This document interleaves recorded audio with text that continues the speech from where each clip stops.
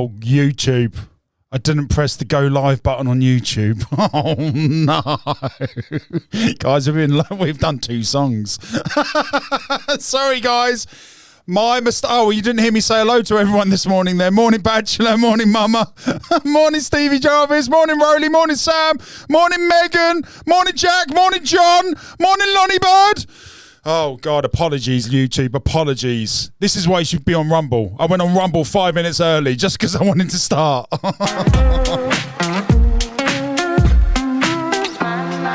Homie is the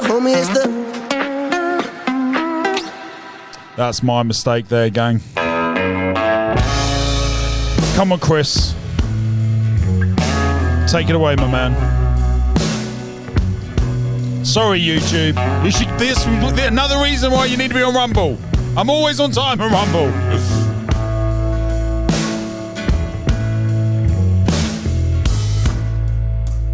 Used to spend my nights out in ballroom.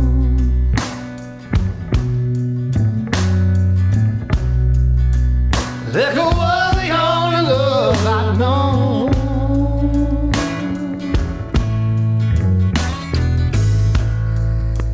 But you rescued me from reaching for the bottom and brought me back to being too far gone. You're as smooth as Tennessee whiskey. You're as sweet as strawberry wine. You're as warm I'm reaching for as a glass of brandy. And honey, I stay strong on your. Right then, YouTube, you didn't hear. We had 30 people in here. Give us a cheeky share. I'd appreciate it. Today's live is going to be a fucking banger.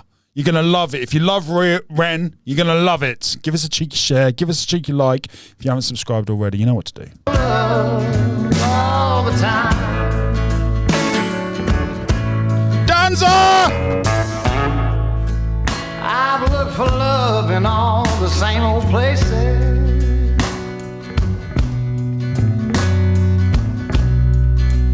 Found the bottom of the bottle's always dry.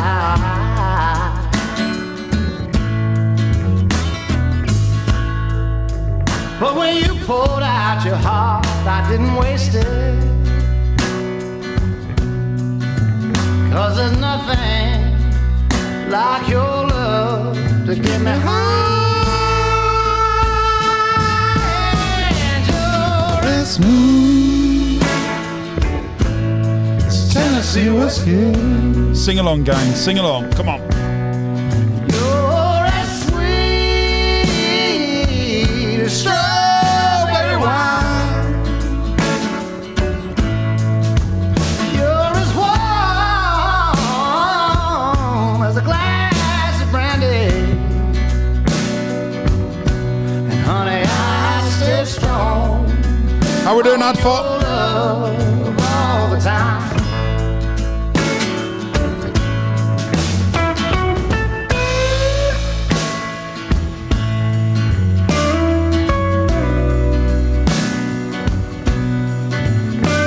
Sam Panther's in the house. How we doing, buddy?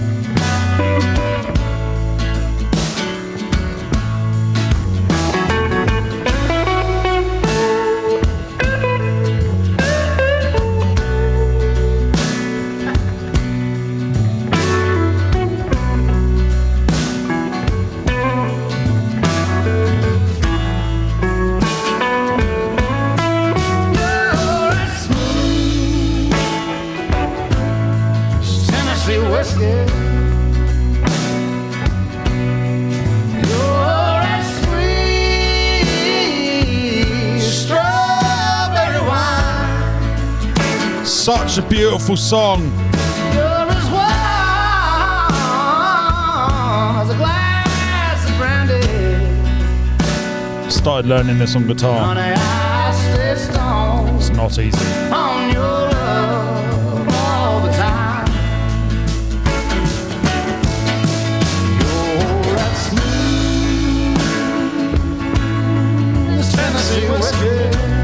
Gang, how many of you got Ren fans as friends? Who of your friends are Ren fans? Tennessee whiskey. Send them the link. Today's going to be special.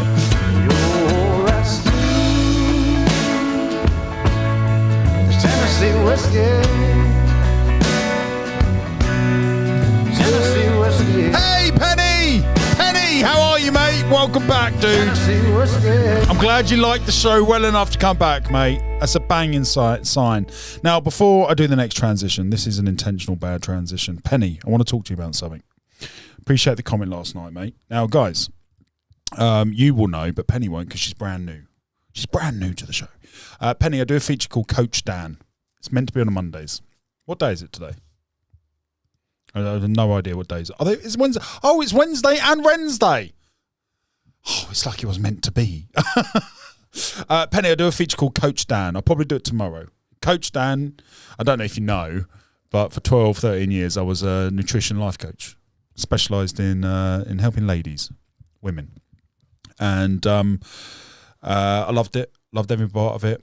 I stopped that just over 2 years ago, changed direction, become a streamer and a comedian and an entertainer and all that shit. And I'm bringing it back because I miss helping people. I miss giving people advice and seeing if I can fix their problems. Not saying I can, but I'm pretty fucking good at it, if I'm honest. I'm just going to float my own boat. I'm really good at it. So Penny, mate, if you want to open up, I know it's difficult to do it when there's lots of strangers, but if you can give me some snippets of the issues that may be presenting themselves, let me know. I might be able to offer some advice. Or if you want it anonymous, if you email wheeler@thedanwheelershow.com, don't do it today because the emails are down. That should be back later. Then I might be able to offer some more advice, mate. But I'm so glad you're here, and I really hope you enjoy the show. Kip Moore, Last Shot. Got one more song after this, gang, and then we are going to officially start the show.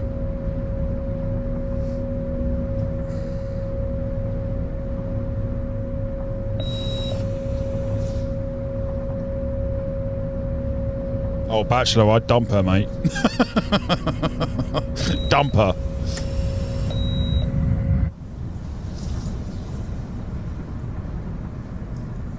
Today is a Rens special, ladies and gents. I have a theory that we're going to see if we can prove or debunk. My theory is Ren has had a spiritual awakening, and I think I can determine when it was. Morning, Dad. Morning, Clevers.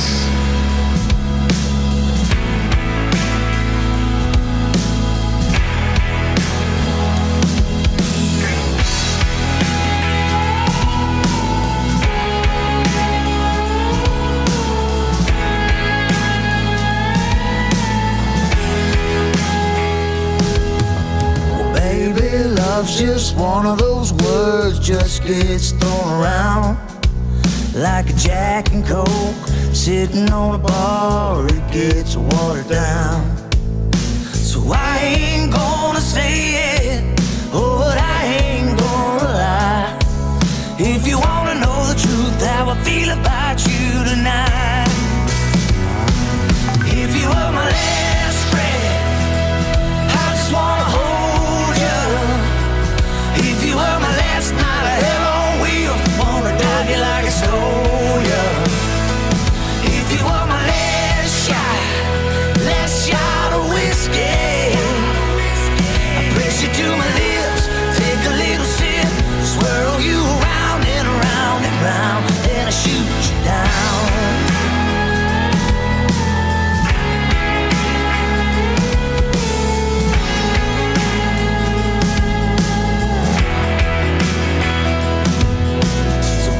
Let me look at you and see just what I got.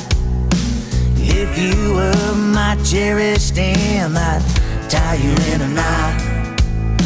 And if I couldn't help you, oh baby, I'd be gone. I'd be floating around high as the Colorado sky, blowing smoke rings all night long. If you were my last breath. Heath! What are you fucking doing, mates? Appreciate you, dude. Thank you, dude. Swedish House Mafia, $10 donation by the Heath, featuring John Martin, Do You Worry Child, and then Bastille, Pompeii. Mate, we're on it. Appreciate you, dude. I just wanna hold you. If you were my last night of hell on wheels, I'm gonna drive you like I stole you. If you were my last shot of whiskey, I press you to my lips, take a little sip, swirl you round and round and round, then I shoot you down. Last call, last chance, last dance I was ever gonna get to take. If you were my last spread, I just wanna hold you. my last night of hell on wheels, wanna drive you like I stole you. If you were my last shot of whiskey, I press you to my lips, take a little sip, swirl you round and around and round, then I shoot you down. Then I shoot you down.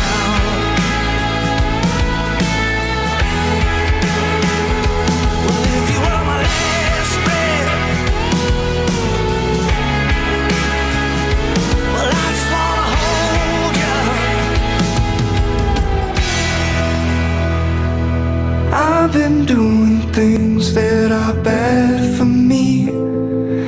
I've been going places I shouldn't be. Last track before we get started. I've been getting high, staying numb for weeks. I've been doing things that are bad for me. Sing along, gang. Am I too far gone? Am I waiting on something that's never gonna be coming? Nothing seems to help. I could be with someone else, but something always. Lonnie Bird says, nobody in my world likes Ren. They don't get my obsession with him, and I don't understand why they don't get it. Thank goodness I can share my Ren appreciation with you beautiful crazies. Yes, you can, and get rid of them. Like, I don't want any friends who don't like Ren. Do you know what I mean? It's just, what is with these fucking glasses? They're so annoying. Day 2, and I already want to give them back. Seems to feel like nothing. But I can see so clearly. I've been doing things that are bad for me. I've been going places I shouldn't be. I've been getting high, staying numb for weeks. I've been doing things that are bad for me. Rebecca Johnson, how are you, Make Gorge? me feel better. Thanks for joining us, mate. To make me feel better. To make me feel better. To make me feel. It would hurt like hell seeing someone else hold you and tell you things I told you. Do you feel the same? Are you in this much pain? Or am I in this alone? I've been doing things that are bad for me. Alright, fuck off, Dad. You look like a newsreader. As long as I don't look like Hugh, that's the main thing. I've been going places I shouldn't be. I've been getting high, staying numb for weeks. Oh, I love it song. I've been doing things that are bad for me. To make me feel better.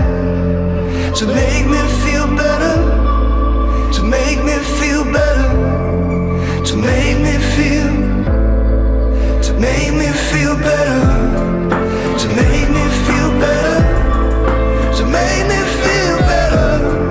To make me feel. I've been doing things that are bad for me. To make me feel better. To make me feel better. To make me feel better. To make me feel. Rebecca Johnson, it's interesting you should say that, mate, because I've only picked up the guitar since, really. I've been faffing around with it. I like to have a little strum every now and then. Ooh, that's what she said. Put it in my hands and I start whacking. Ooh, that's what she said. Is there another one? I grab it by the neck. Doesn't really. Oh, that's what she said.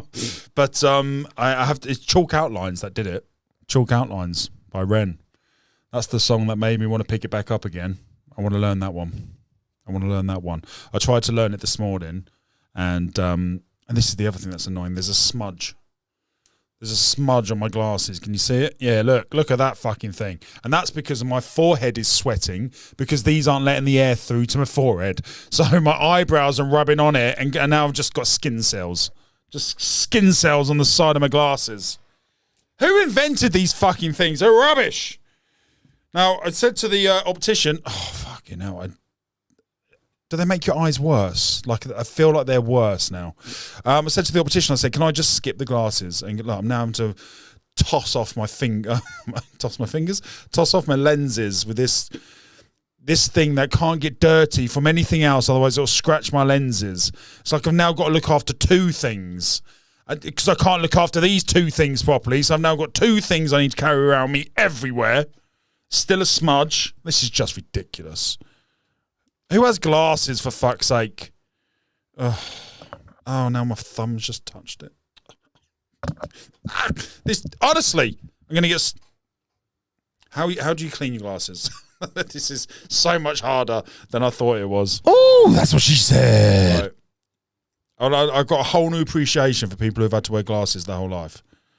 I did a TikTok last night talking about how this is now a brand new movement and brand new behaviour in my life, which I'd never done 37 and a half years on this planet, and not once have I ever had to do this. Just having to start poking my fucking nose and forehead from now on. And if I'm not careful, I'll get my finger smudged on the lens as well. It's just ridiculous. And then this morning, out of nowhere, I'm just doing this. I feel like, oh God, Ricky Gervais did an impression. Oh, just, and they're wonky because I've got one ear bigger than the other. Can you see that? Can you see my ears? Hold on. I've got one ear bigger than the other. It's slight, but the glasses make it exceedingly more obvious. So, gang, welcome back to the show. It's just so annoying. They're rubbish. Gang, today we got a special show, so I'm going to do an intro straight off the back. I need to do an intro. I have the fucking glasses on for my intro. Welcome back to the Dan Wheeler Show. I've got a banger for you today, baby. Thank you, Timmy. Are you a Ren fan? Are you a Ren Gill fan? Of course you are. That's why you clicked on this. I have got a theory. I'm going through a spiritual awakening myself, and I think Ren has also been through it. Way before me, which is slightly annoying because he's younger than me. It's another thing to be annoyed by him. His genius, his creativity, his annoying good looks, his confidence. The list goes on, fucking bloke. Do I leave that in? I don't know. I hope he doesn't take that negatively. I have a theory. I believe, this is my theory, and a few of you are backing me up in the chat. I believe he had a spiritual awakening after Crutch, or sometime around there, because there was a shift in his music, noticeable now that I've kind of looked at it. His music was beautiful beforehand. I don't want to take anything away from that. I love Freckled Angels. I love the songs before and after. Trick the Fox, fantastic. I love all of it. We've listened to it over and over and over on the show. But there was a change after Crutch. There was a change. There was a gap because he got ill, obviously. But then there was a change. Now, a few of you have mentioned he went into intensive care at one point. And I'm just wondering whether he had a near-death experience or whether that was enough trauma for his third eye to open or whatever's going on. Still new to the spiritual world. But it's knocking on my door. It's banged the door. It's busted the door down, if I'm honest. So I think Ren has been through it and experiencing the beauty of it, and I think it's shown in his music. So Megan, long-time original monster, an OG of the Monster Crew. That's the name of the community we have here over at Rumble and YouTube and Twitter and Instagram and TikTok and all that jazz. The Dan Wheeler Show. Megan, the little legend, she has put together an official PDF, which I will put as a downloadable link in the description to this clip. It's a lovely little formatted thing she's created for us, and she's put the songs in date order. So what I thought we would do is go through a couple of songs before I believe he had a spiritual awakening, and then we'll do 10, 15 songs after it. Compare the differences, and then also analyse the lyrics and analyse the music to see whether or not the theory stands up. So come and join me. Put the kettle on. This will be a long video. Put the kettle on. Put your feet up. Call your Ren mates. Tell them about the show. Tell them about this clip. Share it with a friend and all that shit. Give us a cheeky like and a subscribe if you haven't done already. But if you like Ren and you're intrigued into this theory, sit back, relax, and I hope you enjoy. Oh, I think that could have been my best intro yet. It felt good anyway. Right. It's going to be a bit weird now when people watch the intro and then I've all of a sudden got glasses on. If you're wondering why, I've recently gone blind as well.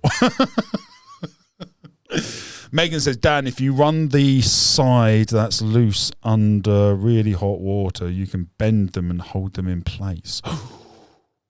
Thank you for the glasses tip, Megan. Appreciate that. Right, gang, we've got the usual suspects in here. We're all in the chat. I'm loving it. Keep the chat buzzing today, gang. And spread the knowledge. Andrew Wallace is in the house. How we doing, mate?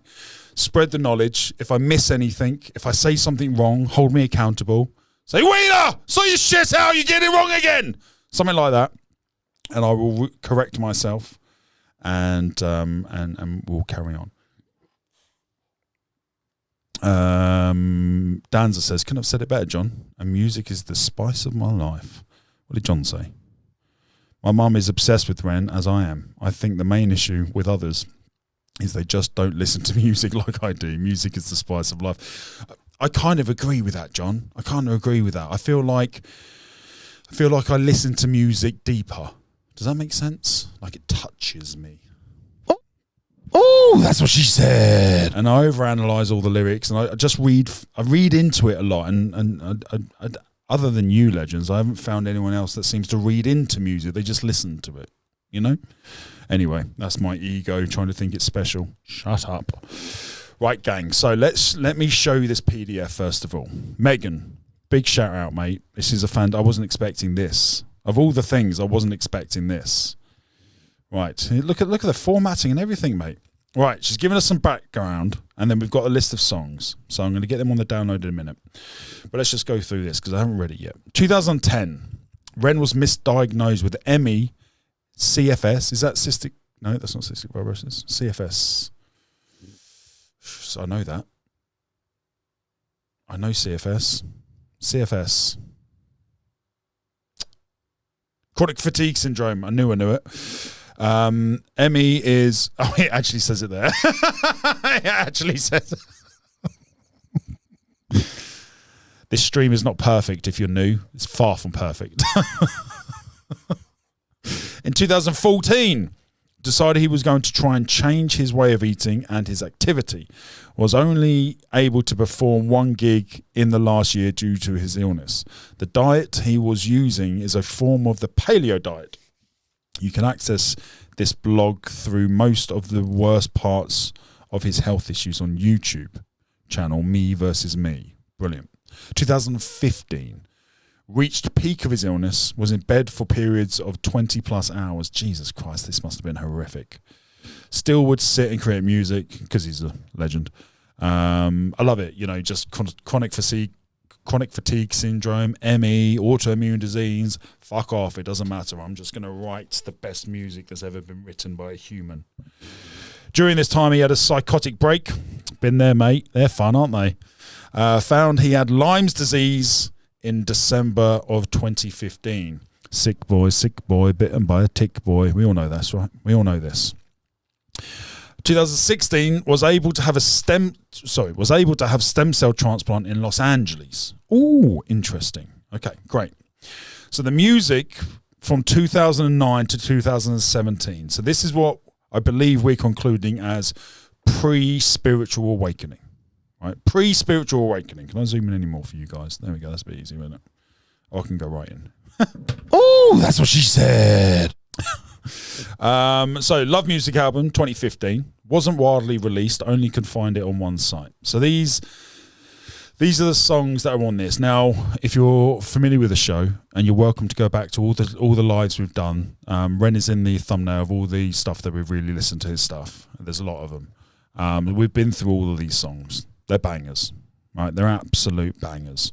Oh, Jenny's Tale was on this one, was it? Interesting. Okay, we found a small hurdle in the theory.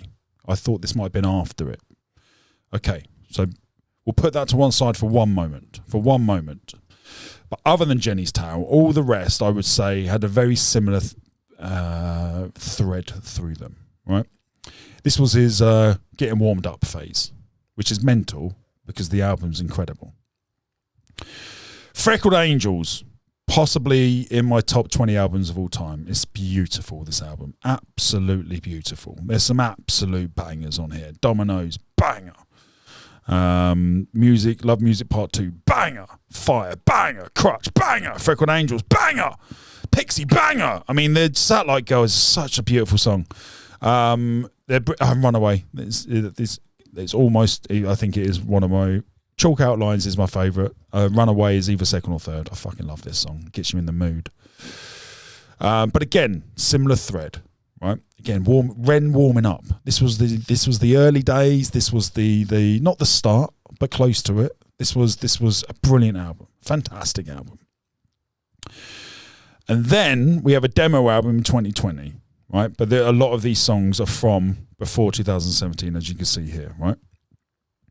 And then we go songs before / during the psychotic break. So these are the ones that we want to focus on. The 4 elements: Lost Boy, Can't Stop Me, Hold On, Dear God. Right, so here we have the first sign of a potential spiritual awakening. Potentially. Pocket Full of Pain, again, very relevant. Heretic, very biblical. If I Leave Tonight, Okay in the Morning, and then Crutch. So, was Crutch on 2 albums then? Yes, it was. Interesting. And then we have After the Psychotic Break. So these are the ones that we really are going to pay attention. These are the ones that I believe were after the spiritual awakening. Well, maybe it's not. Maybe it actually started around here. Maybe my dates are off. Maybe it was during. That would make sense. It would make sense. So I'm going to correct myself. My theory is around the time of the psychotic break, things started to shift. And I believe that shift is very, very significantly seen in this list of songs here, particularly Genesis, particularly High Ren, particularly How to Be Me, particularly Chalk Outlines, all of them. All of them. Every single one of them, I believe, is part of his awakening. Awakening. Jesus, I'll be really careful. Ren is not out here wanking and making music. I just want to make that obliterately clear. Okay, that's not what I'm suggesting. If I see anyone tweet it, that's not what I'm suggesting. We are ranking Ren's catalogue based on his spiritual awakening. That's easy for me to say. And then what I thought we'd do, out of these 10 songs here, what I thought we'd do is then rank them. Rank them in order of our favourites. Bit of fun. I know this is going to be almost an impossible job, to be honest. But if I had to give my 2 pennies, Chalk Outlines would be at the top. It's got an emotional connection. It's just such a beautiful song as well. And then I think it would have to be High Ren. I'll do my top 3 out of this list. And then it probably How to Be Me or Genesis. Oh no, Children of the Moon is amazing as well. Oh, so is Depression. So is Ocean. So is Desperate. Oh, I don't know. Humble. Okay, I can only do top 2. I can only do top 2. So gang, this is what we're going to do. We're going to go through that list. We're going to go through, I'm going to whack a track on now. We're going to put on, I need to do the Shield signing. Right, we'll do that. We'll do that. Gonna whack a song on. We're going to do the Shield signing, and then we will. Well's not in today. Mama, would you mind if we waited till Laura's here as well? I believe she's coming in either later today or back tomorrow. it's not a problem, I can do it today. Just wondering if it's an issue. We got Loretta Lynn, Coal Miners, coming up next. Now, was this the lady I said I'd never heard of? I think it is. Megan, was this donated from yourself? It was Megan, right? Okay, this is the lady that I haven't heard of yet. I don't think I've heard of it. I may have heard the song, but I don't recognise it to the point. Then that usually means I haven't listened to enough. So what we'll do is we'll check this out. I'll get the other songs on the download, and then we'll get cracking, gang.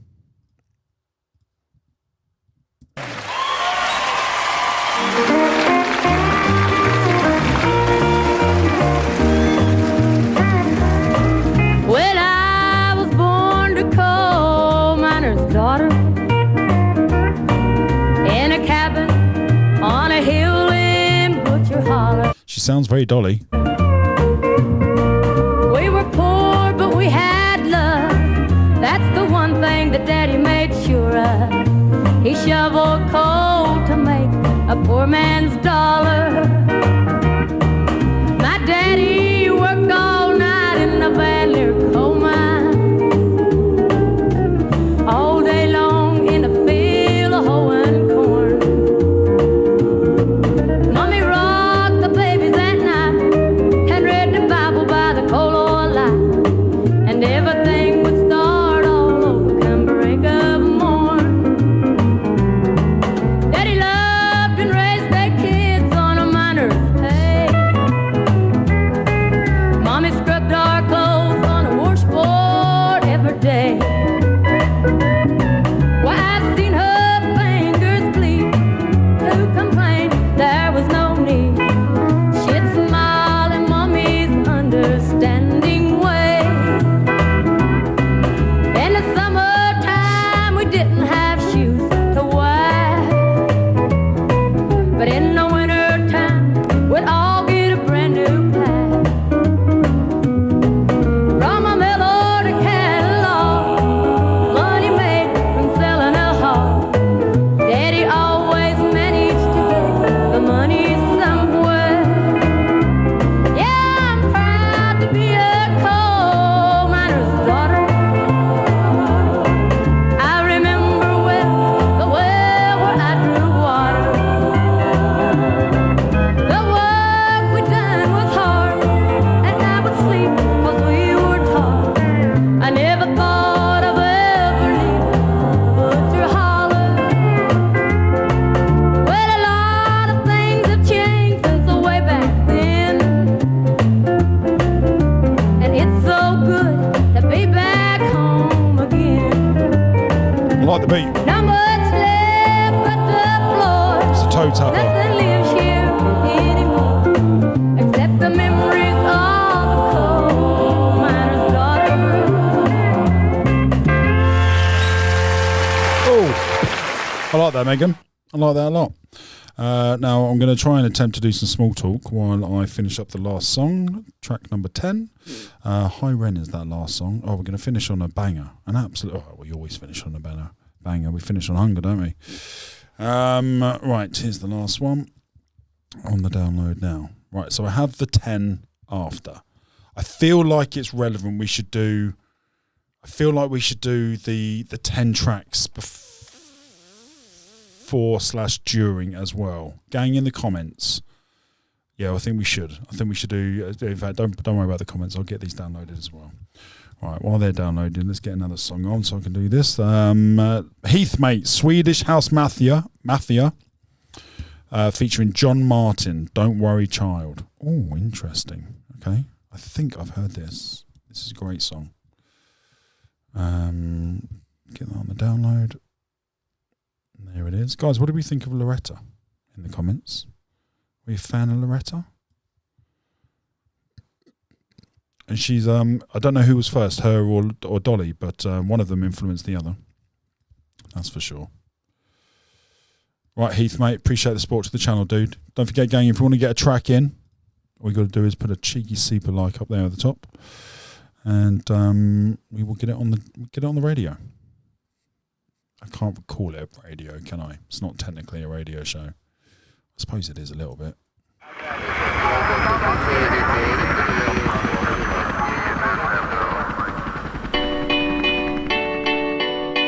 Sist nås vi av nyheten att det svenska succébandet Swedish House Mafia lägger ner. Medlemmarna som arbetat tillsammans sedan 2005. There was a time Oh, this is a banger. I used to look into my father's eyes. In a happy home, I was a king, I had a golden throne. Those days are gone, now the memories on the wall. I hear the songs from the places where I was born. Upon a hill across the blue lake, that's where I had my first heartbreak. I still remember how it all changed. My mama said, don't you worry, child. See, heaven's got a plan for you. Oh, well done, Heath. Don't you worry now. Clever little fuck.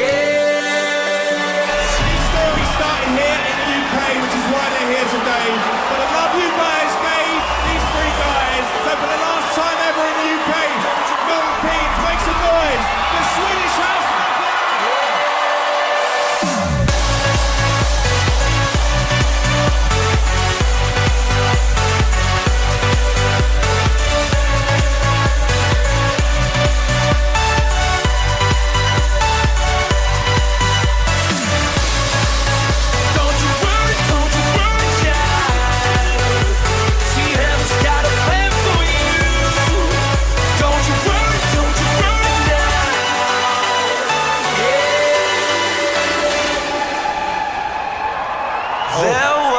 time, such a banger. A girl of a different kind.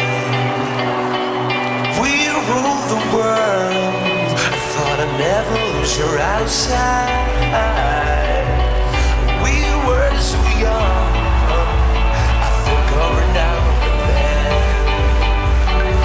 I still hear the songs reminding me of a friend.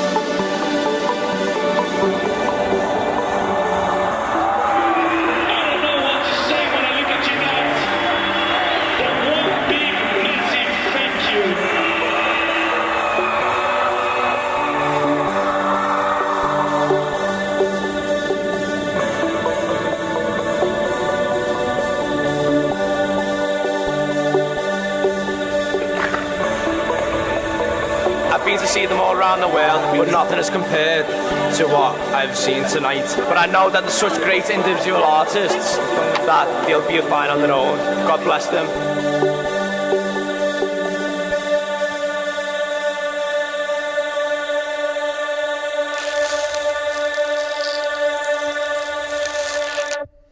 Oh, such a banger. Such a banger, that track.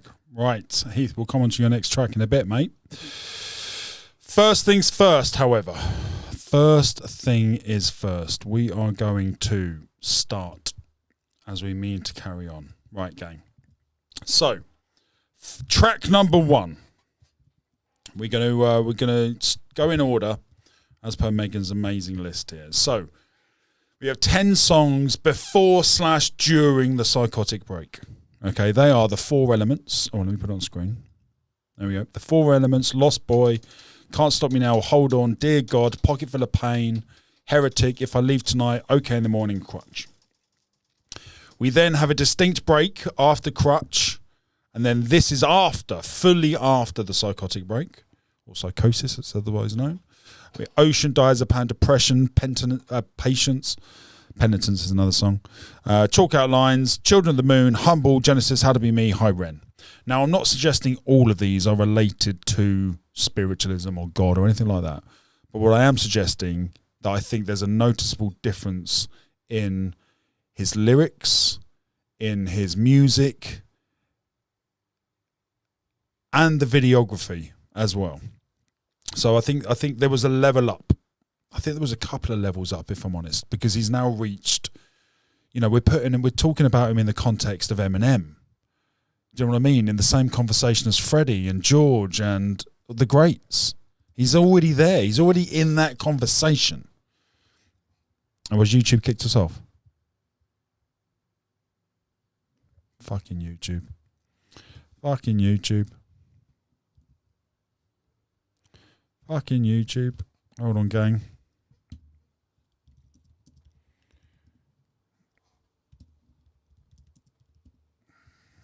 Right, let me just check the stream, because it might come back on in a second. Oh, fucking YouTube. They're such dicks, mate. But I'm not too worried, because we're on Rumble. Have they kicked us off? It still says we're live.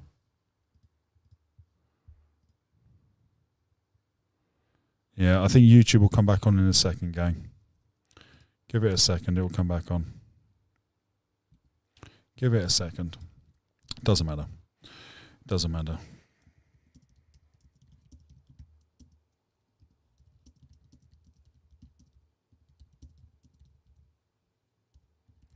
Right, I'm just going to give it the guys to come back over.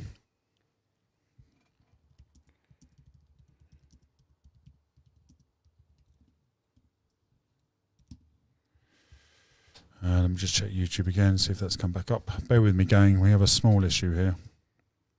That's all she said. I think it might come back in a second. It usually does. Yeah, we're back up. We're back up. Right, YouTubers, I can't promise.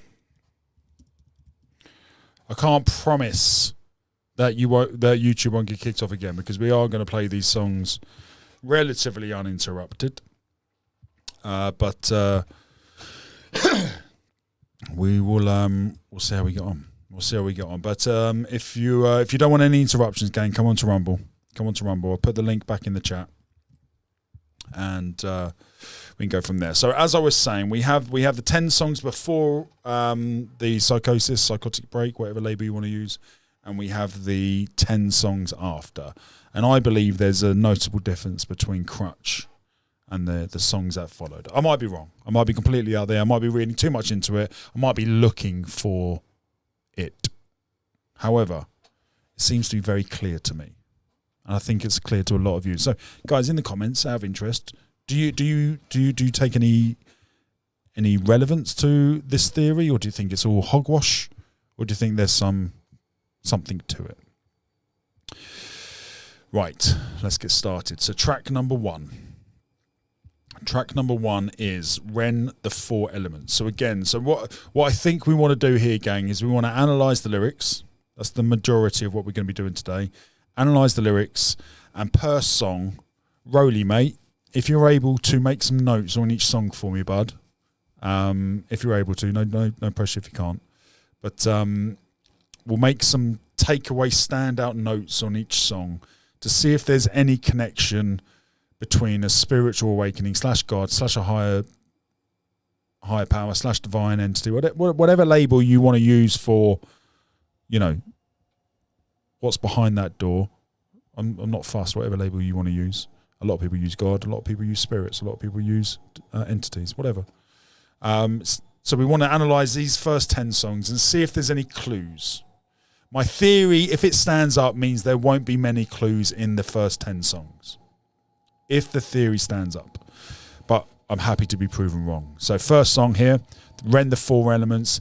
This is the first song prior to the psychosis.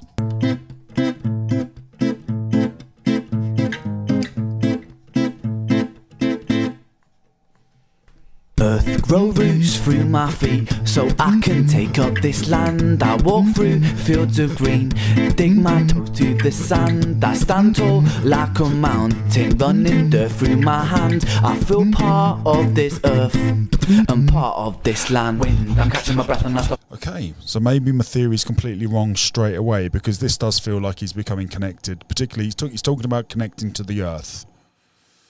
So that's definitely within the mind-body realm. So maybe it's not actually. Maybe under inspection, it's not yet the spiritual side. But sounds like he's becoming aware of his connection to Earth and the planet, which I would argue is the beginning phase. Maybe. I start breathe in, breathing the molecules of the oxygen. Breathe out slowly, I'm floating. I feel less weightless, I'm taking off like wind. When I'm blowing, never slowing, I'm growing, I'm going Gaia Force 9. And you better be knowing that I'll be a gentle breeze, yeah. I can be tame, or I can come with the force of a hurricane.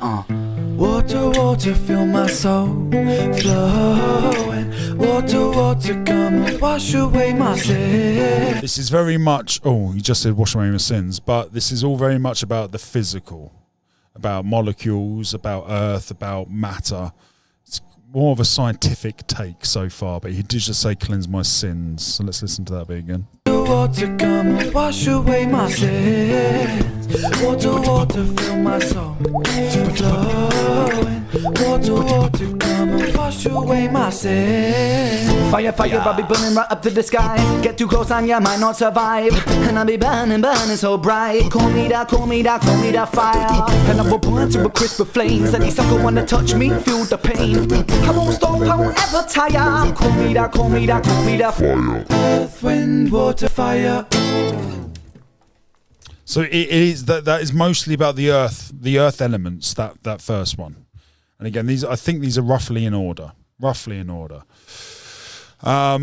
So the theory still stands, I think. I think he's talking more about earth, wind and fire, the elements, but there is a dotted line, because that is the first step, so to speak, is becoming aware of your surroundings, becoming aware of your connection to the earth, etc. So maybe this was the start of it, maybe. Guys, in the comments, what do you think? Next up is Lost Boy, Trick the Fox. This song is fantastic.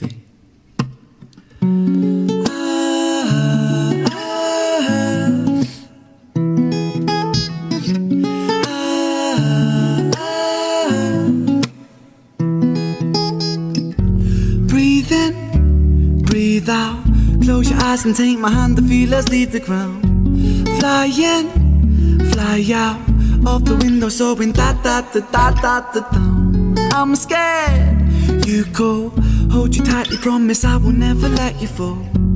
Sit on the clouds and watch the world turning right round. Sit up on the clouds. Let's hear that again. You go, hold you tightly, promise I will never let you fall.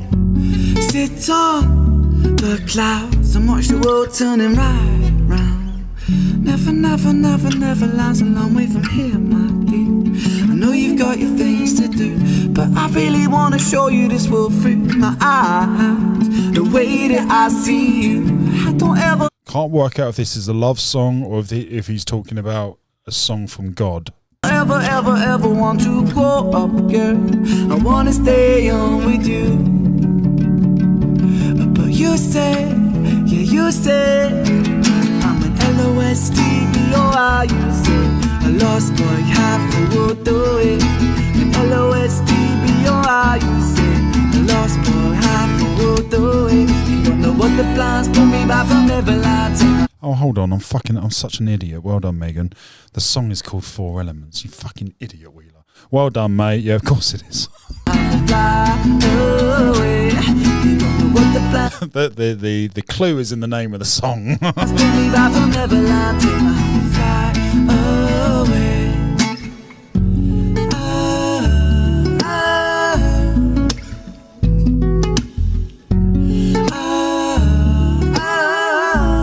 Self-cleaning glasses needs to be an invention. I mean, a little wiper. That would be brilliant. A little electric wiper. Maybe with a little electric fan on the side so I can keep cool as well.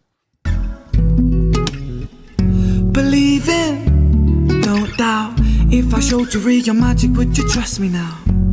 Would you believe if I put 1,000 roses on my hoodie sleeving? I'll be. So I think it's a love song, this one. However, there is elements here because he said he's lost. Right, it's called Lost Boy. So that you could argue the points in where people feel the most lost would be before a big life event. Whether it be an addiction, whether it be a spiritual awakening, whether it be find religion, whether it be whatever it may be. So I'm getting hints that he's feeling lost. But there's also a romantic element here.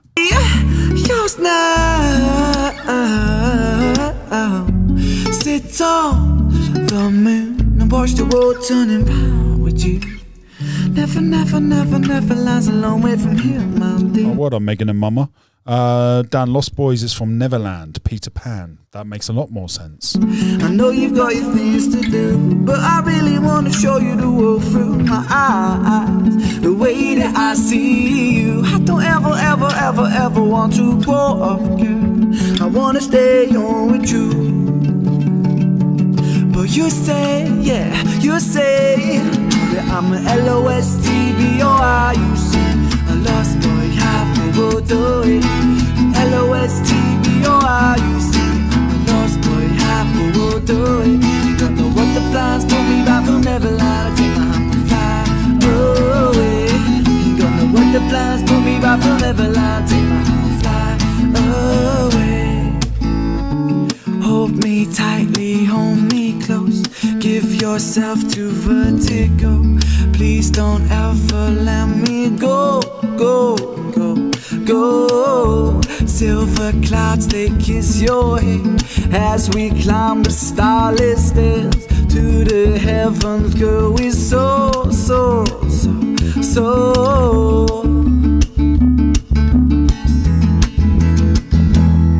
I'm an LOSTBOI, you say. A lost boy, half a world away. An LOSTBOI, you say. Lost boy, half a world away. Ain't gonna know what the plans pull me back from Neverland. Take my hand, we'll fly away. Ain't gonna know what the plans pull me back from Neverland. Take my hand, we'll fly away. Love Beats Fear. Heath says awakening is born from questioning. Ooh, that's deep. Ooh, that's what she said. Right, gang. So we're two down. Again, before the psychosis, before it all kicked up, before or during. The next song is Ren, Can't Stop Me. So again, I think what I'm getting from the first two songs is there's hints. There's hints like he's connecting to something, but still lost. That's what I'm getting. Assuming these are in dates order, that's the story I'm developing so far. Ren, next up, Can't Stop Me. Not even the world can stop. Not even the world can stop me. So in all three songs, he's talking about the world. That's very noticeable as well. Not even the world can stop me. It's a trick the box thing. Yeah. Only vibes, case on crimson skies to echo. So brief from my southern tide. Bigger emerge right out the mist like a demon from the flame with a smile. Sword in this fist, it was evil in the fullest form. Walking up into ashes, I clench my palm. I face the demon's darkness. Oh, Mama says these songs are him writing songs about a young life. Good analysis. Fight for the fight, I fight for the life. This is it, I hold my breath and talk with full mind. This is my struggle, in this world I see evil, so I raise my face and call on the people. This is my struggle, in this world I see evil, so I raise my face and call on the people. This is my struggle, in this world I see evil, so I raise my face and call on the people. This is my struggle, in this world I see evil, so I raise my face and call on the people. Not even the world can stop me. Not even the world can stop me. It's time to make a change and live properly. Not even the world can stop me. Not even the world, not even the world can stop me.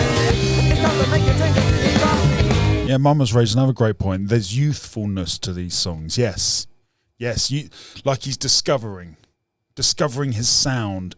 Lots of different mixes of sounds in these songs and the songs to follow. Variety of different sounds, and I get the impression he was experimenting with all of them to find his voice. Do you know what I mean? And then maybe the spiritual awakening happened and he found his voice. That's my theory. Not even the world can stop me. Not even the world can stop me now. Now check this out. Face to face with a demon, I try with full feeling. Face to face with a demon. Interesting. Again, another hint. Effort to run vain and he strikes back, I'm bleeding. He strikes again, I'm feeling. Pain to see succeeding. What was that? Face to face with a demon, I try with full feeling. Effort to run vain and he strikes back, I'm bleeding. He strikes again, I'm feeling. Pain to see succeeding. I'm shocked to the floor and my heart stops beating. And as I lie still and ready for death, I hear the sound of an army of... Again, in his body. Right, he's talking about his heart, his feelings. He's talking about his body. Dying breath, my legacy 10,000 men fueled by light. Tool on the demon and then charge with full mind. This is my struggle, in this world I see evil, so I raise my face and call on the people. This is my struggle, in this world I see evil, so I raise my face and call on the people. This is my struggle, in this world I see evil, so I raise my face and call on the people. This is my struggle, in this world I see evil, so I raise my face and call on the people. Not even the world can stop me. Not even the world can stop me. It's time to make a change and do this properly. Not even the world can stop me. Not even the world, not even the world can stop me. It's time to make a change and do this properly. Not even the world can stop me. This is a great song. I love it. It's a toe tapper. I could listen to that over and over. I'm feeling barbecue vibes. I'm feeling beach vibes. I'm feeling with my mates. I'm having a smoky smoke vibes. Such a toe tapper. It's a great song. It's a great song. Right, next up, gang. Ren, Hold On. So this is the next track. So again, we've got the four elements. We've got feeling lost like Peter Pan. Again, in the world. And then we've got You Can't Stop Me Now. And again, it's talking about the world can't stop me. He's in his body. Again, this is all very physical. All those four songs about his physical lostness. The physical elements. The physical world can't stop him. He's gaining a bit of confidence. So, and now we move into Hold On by Ren.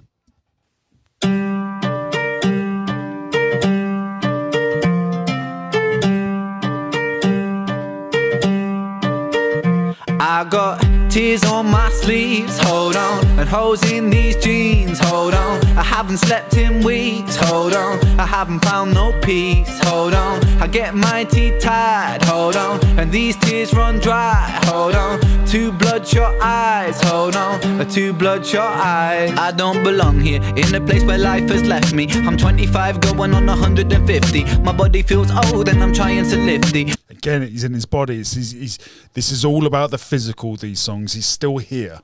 He's still in here and in here. Weight from my soul, but it's moving against me. I've emptied out my tear ducts, I lift my middle finger up, I'm screaming fuck you to all the demons here that keep me stuck. The pain is sharp like paper cuts, I hate too much, but yes I trust. I must combust, I must blow up, I must have all this courage up. Boom, sparks fill the room, I'm feeling the rhythm I move. My soul is more worn than the soles in my shoes. Nike trainer blues, a man with none to lose. I think I lost my sanity, calamity in shoes. Oh, well done, Penny. In the Justin Hawkins, did he have an interview, Justin Hawkins? Oh, this is so fucking weird. Last night I was going through YouTube and I saw Justin Hawkins, the guy from Darkness, yeah? He's got a YouTube channel, a reaction channel, and I've got it in my notes. Look, I'll show you. Let me bring my notes up. Got it in my notes. Browser, hold on. Notes. There it is. These are my notes for the show. If I ever get bored, this is what I refer to. Justin Hawk's reaction channel. See, look at that. I want to talk about The Alchemist today as well. It's interesting. You should bring that up, mate. I didn't realise he did an interview with Justin. Oh, I'm going to have to watch that.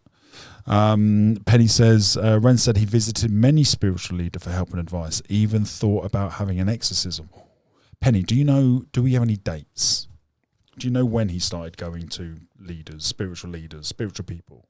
Poor choice maker, I rip out the pages of fate, then I roll them up like bizzle of paper. Taker, lung full of destiny, a man with no part, it's a very strange entity.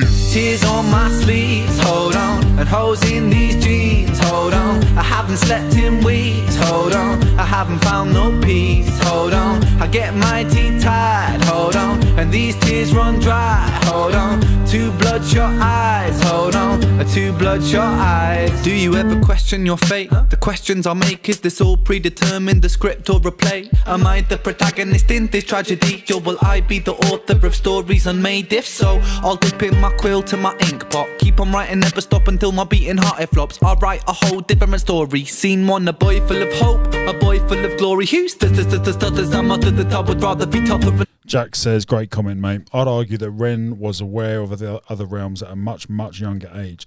He'd written on his community page of another's voice in his head when he was a child. Hello. And that at some point he mentally screamed. And that at some point he mentally screamed at the intruder, and it was removed from his head. Interesting. Live is smoothie like butter, but not so bitter and cut up. And so I sit up and shut up. It's like a lid up and struck up the coverage, never to fuck up. And now I'm feeling the ruckus. Oh, there's a noticeable difference in cadence and enunciation all of a sudden. Noticeable difference. In the static, and now I'm feeling the flames, and now I'm feeling the strength inside the ring with my pain. My boxing gloves and my hope that I trust to bust an uppercut, cut my demons up. Boom like a tsunami. Demons again. So we've got a hint. We've got a hint that something might be happening. Like a punani, bend the birds like origami, Salvador, I be the Dolly, only love like Bob Marley, golden ticket, call me Charlie, riding Harley's Bengali, Tiger Star, call me Arnie. I'll be back. And I cut the slack, track your facts, relax, you're in the beast, and then seek your inner peace, and I'll reach the canopies, and yes, we climbing, building a brave new world inside a whole new design. And with all this fire, we burn like the sun. Build a whole new world in this design. So again, hints, right? It's like part of him is connecting small connections so far. New dawn is rising, a new dawn it comes. Yeah, diggity down with all this corporation. They burn up the land for the greed that they run. Run sleep with their roots, but their roots can be lifted. I'll be a renegade, yes, I make a fist kid. Try to seek truth in the kingdom of lies. A boy so lost with two bloodshot eyes.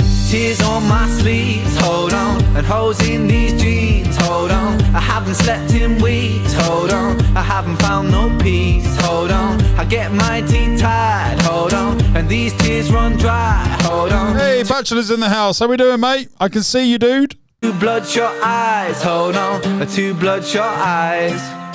Ha, ha, ha. Hold on. Hold on. Ha, ha, ha. Hold on. Hold on. Two bloodshot eyes. Hold on. Hold on. Two bloodshot eyes. I'd like to know when he first experimented with drugs as well. I'd like to know the answer to that, particularly if he did mushrooms, LSD, or DMT. I don't get huge DMT vibes, but I get big LSD vibes. Big LSD vibes. Or mushrooms. LSD comes from mushrooms. Magic mushrooms. Right, gang, so again, we're in the physical, but we're hearing hints, right? He's talking about climbing a ladder. He's talking about demons. He's talking about... those are two I can remember. But again, he's still in his body. He's still focusing on the physical. Next up, we've got some great comments here. Penny says, when he was sick, a year in, if I remember. Right, when did he... It's in this sheet. It says when he was ill.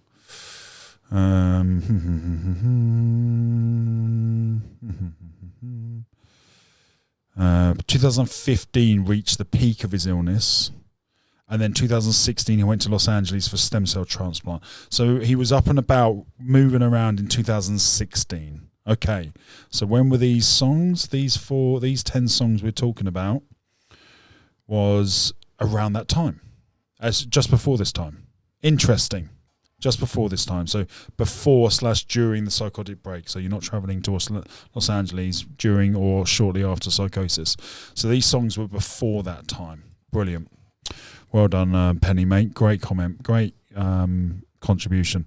Jack says, I'd argue that Ren is aware of other realms as much. Oh, I've done that one. Have I done that one? Yeah, I did do that one. It was after he released Freckled Angels that he went into deepest psychosis. Yeah, again, so that was 2015, 14, 15, right? Gets really ill, goes psychosis slightly before the diagnosis, I would imagine.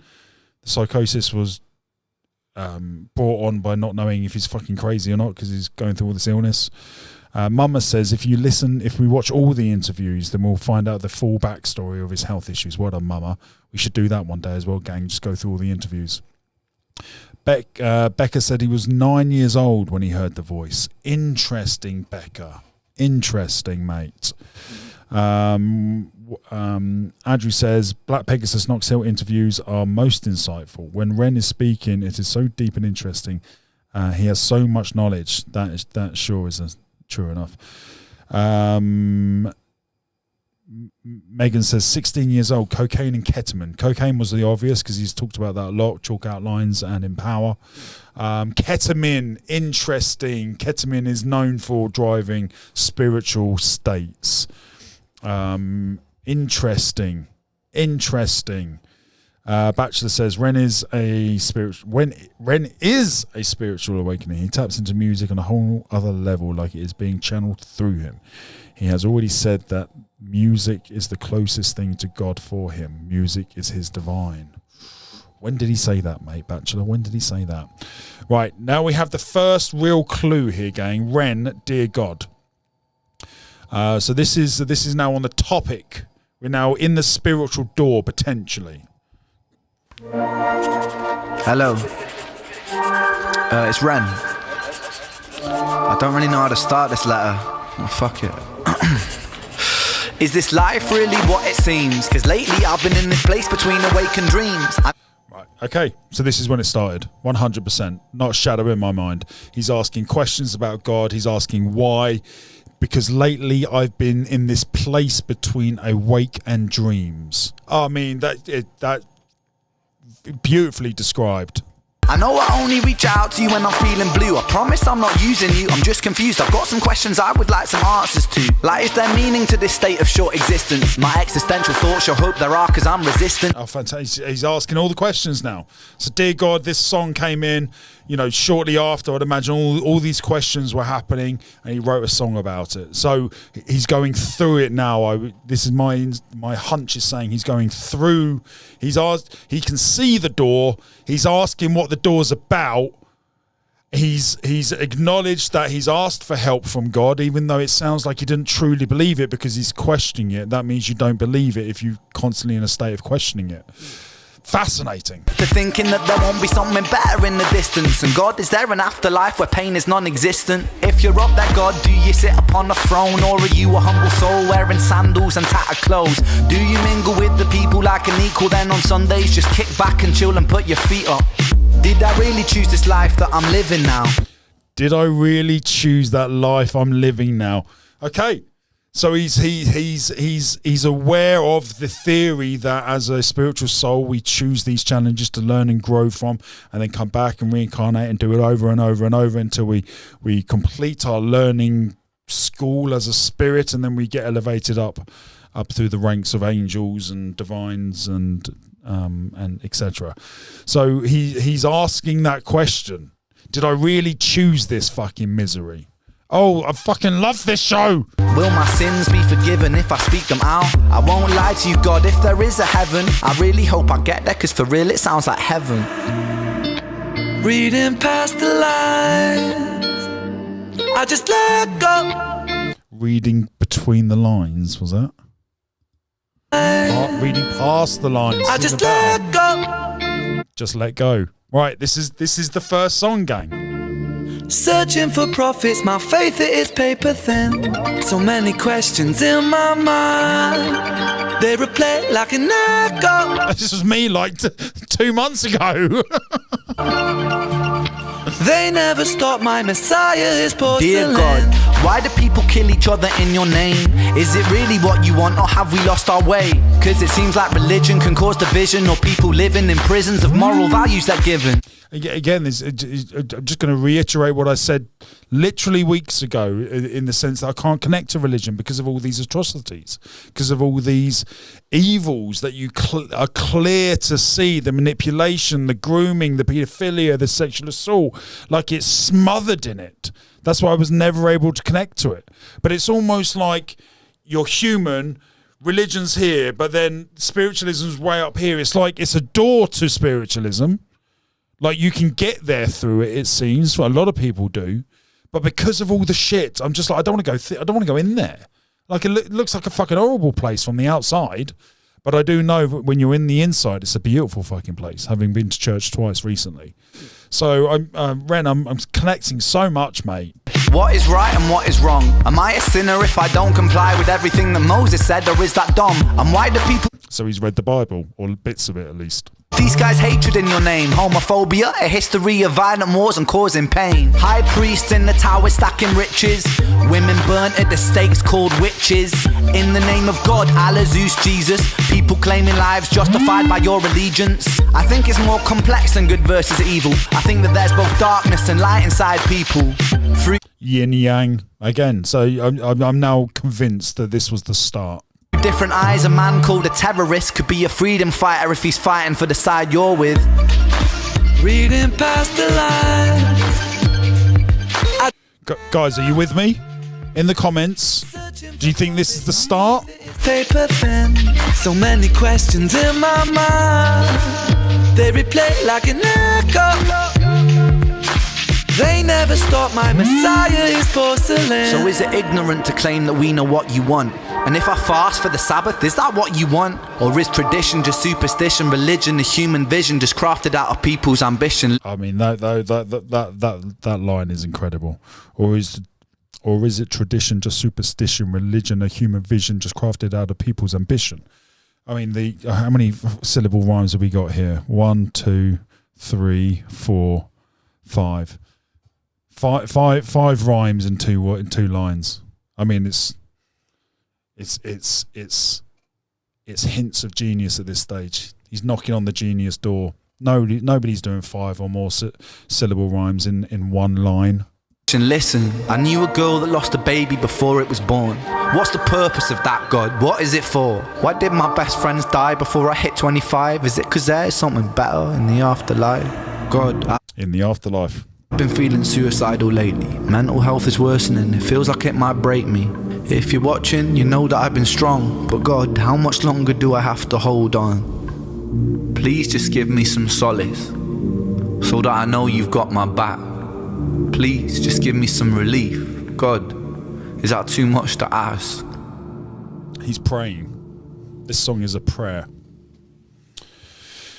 Oh, I'm loving this journey, guys. I'm loving this journey. I'm fucking loving this journey. So insightful. I love the analysis. Right, gang, we're going to get Heath's track up next. We're going to take a small break. So if you're here for this particular topic, I hope you're not, but if you are, then be sure to go and put the kettle on. Go and have a pee break. But if you like great music, I can tell you for certain, Heath only gives us Heath and Zach are in the DJ booth. They're co-DJ creators, and I can almost guarantee this will be a banger. Bastille Pompeii, that is coming up right now. YouTube is fucked. They're such fuckers, aren't they? They're such fuckers. I mean, why does anyone use YouTube anymore? Do you know what I mean? I mean, it's so frustrating. It's like, do they want me to create content for the platform or not? Do you know what I mean? Like, do you want me to create content for your advert so you can make money, you greedy fucks? Obviously, the answer is no. Obviously they don't. Obviously. Thousands of other creators, they don't want it to happen as well. It makes fucking no logical sense at all why a video hosting platform would penalise the content creators that create the videos that platform earns its entire revenue from. Make it make sense. I'm not going down this road again, but they're fucking cunts. It makes no sense at all. If you're watching this back on the clip, I don't like YouTube. Come and check our Rumble out. The Dan Wheeler Show on Rumble. It's fucking YouTube. Fantastic song, Heath, mate. Right, let's see if Rumble comes up. YouTube comes up. Oh, I don't know. I'm not even going to give him any time. Right, gang, we are about to progress. So we're back on the Ren. I think it's Pocket Full of Pain. We're back on the Ren tracks. So Jack had a fantastic comment over on YouTube. Jack's comment was, there it is. So I'm kind of reading, he got through religion into the spiritual, like you said. It's a great comment, mate. Yeah, for me and you. I think maybe that's it. Maybe that's it. But I think maybe the answer is he couldn't connect to religion. That's why he was asking these questions. And then maybe he found another road. I think maybe it might have been ketamine. I think maybe it might have been psychedelics of some kind. You know, he's into his raves. He's into the scene. He's been open about his drug use. He's been open about his self-medicating. So I think maybe that's had a part to play, as it does almost with everybody.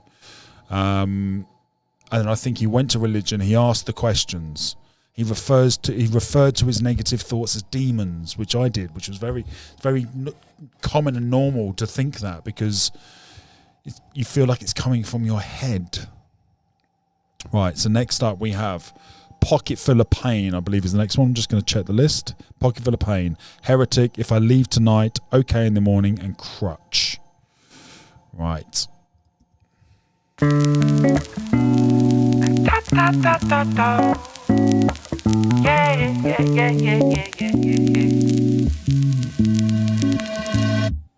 I watch the sun when it rises, when it's climbing the sky. I see you with Mama, appreciate the donation, dude. Thank you for the $5. Icona Pop, I don't care. Coming up, mate. Pocket full of pain. I've got tears in my juice, in my mind there's a noose, but my hope makes me cling to the day.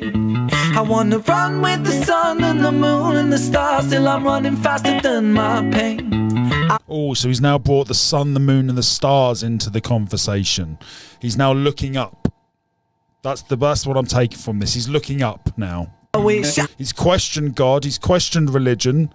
He's now talking about the universe. He's now looking up there. Where will that lead? Could breathe out this fear, this doubt, send it into the Milky Way. I got my finger on the trigger of a Magnum 44, but survival instinct won't let me bleed. I wanna put a bullet straight at my cerebral tissues place, but my index finger won't let me squeeze. I wanna skate down my vein with the blade till the blood runs thicker than the thoughts in my head. But don't ask me why, this is not my goodbye, it's a suicide failure attempt.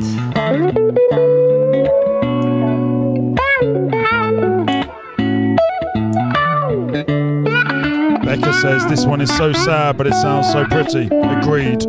I choose life, I choose life, I choose living. Put the bottles and the pills down, I stand up, I breathe with precision. Calm washes over me like a break in the storm. I close my eyes for a minute, then my troubles transform, and I travel deep into the corners of my mind. I remember the first time I felt hopeless. Again, he's back in his head, right? I think I was 5, cause at the hands of this bully, the lessons that I learned is that this world is not so beautiful. Sometimes it can be burnt by the fires of evil that are living inside the common people. common people just like you and like I. Again, connecting back to evil, so he's back in the religion questioning. We'll all strive to survive and we all climb to the top over our brothers and sisters, whether we mean to or not. And we get lost in the tide of insecurities and power seeking fooleries, but happiness don't live inside no jewelleries. In an age of distraction, we would rather tap on our iPhones than stop a war from happening.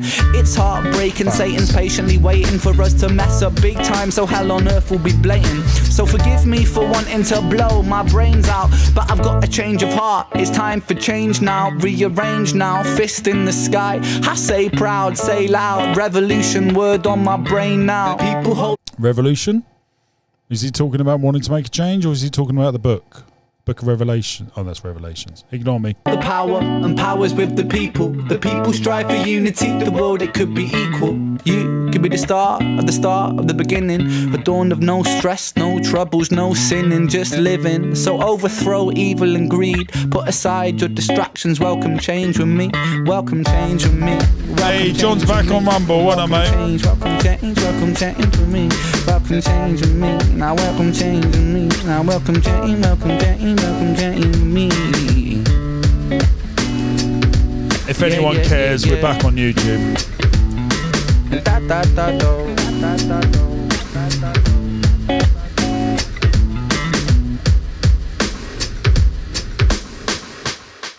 Right. Okay. So the storyline seems to be holding up so far, gang. The storyline seems to be holding up so far.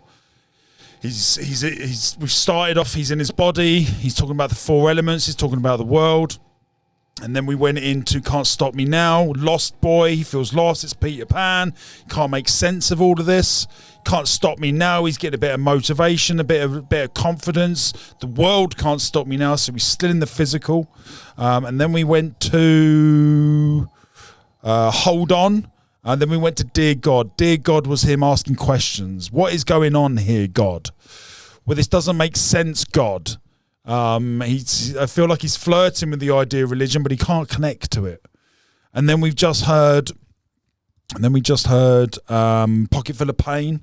And again, so there's hints. He's talking about the devil. There's hints there that he's now looking up at the universe. He started off talking about the stars and the sun and the moon. He's looking up now. He's asked questions. He's now looking up. Where will this lead? Now, this is one of my favourite Ren songs. This is Heretic. Now, I know this song very well. So let's now listen and apply the storyline theory to this. It's such a perfect day to be washed away. I went and sat by the shore and I counted the waves. I counted 108 reasons I want to escape, but then the reasons they crash upon the shore and they break. I don't think I've got the stamina for this anymore. I'm not sure, that's why I'm here by the shore, but I'm sure that I'm so tired of searching for messiahs, asking why. I'm so tired for searching for messiahs. So he's tired of looking for answers in religion. That's what that meant. He's tired. He's going through a real rough time. You can hear it in his voice. You can hear it in the tone of the song. He's in a lot of pain and agony. He's gone to the beach to list all the reasons to kill himself. He's washed away his sins, hopefully in the sea, and he's tired of looking for answers in religion. Tired of searching for messiahs, asking why must I battle this Goliath? I'm a force of nature, don't you know I'm aware of it? I'm a force of nature, don't you know I'm aware of it? Oh, he's on the road now, boys and girls. He's on the road. He's now aware. He's now aware that he's a force. I'm so very sick of feeling so very sick. I'm tortured by the gods. I guess that I'm tortured by the gods. A heretic. Life keeps on fucking me. I wish that life was celibate. That's a brilliant line. My problems keep on peaking like the Everest. The elephant in the room is that my room is in the elephant. Becoming evident that we make fear president. When fear trumps love, that's when the soul becomes irrelevant. Oh, we have the first note of the soul. He's now talking about his spirit. president. When fear trumps love, that's when the soul becomes irrelevant. So if you focus on the fear, then you won't be able to focus on your spirit, your soul. Your soul will be drowned by the fear if you put your awareness in the fear. Oh, gang, we've opened up a whole new chapter.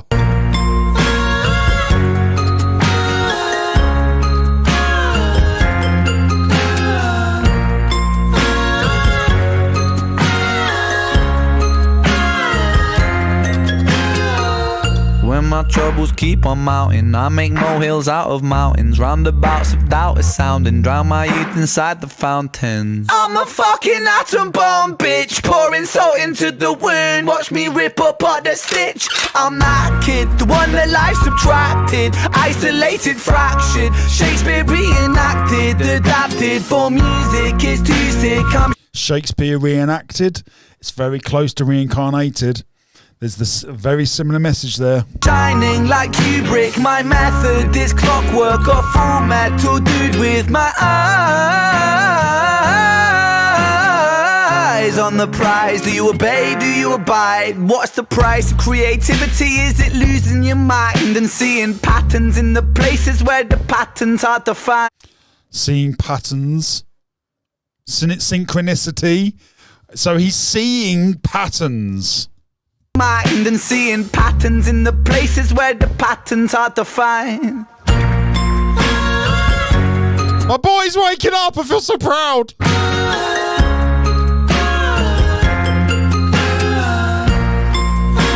How about it, chappers? Chappers, YouTube has been very temperamental today. Come over to Rumble, mate.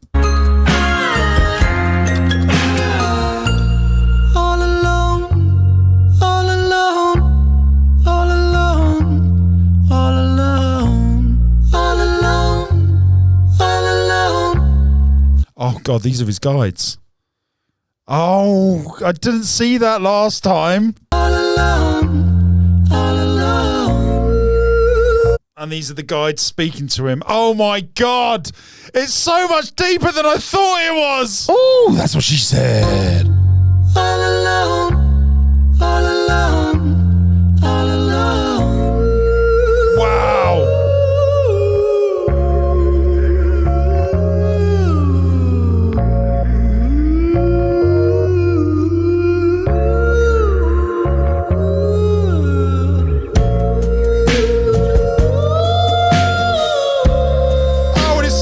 Left his body. Right. He's awake.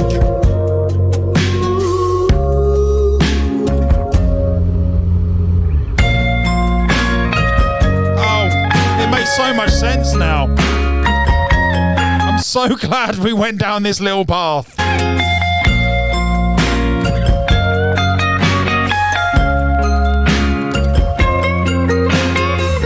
Still looks like a tree trunk with an erection. Sorry, Ren.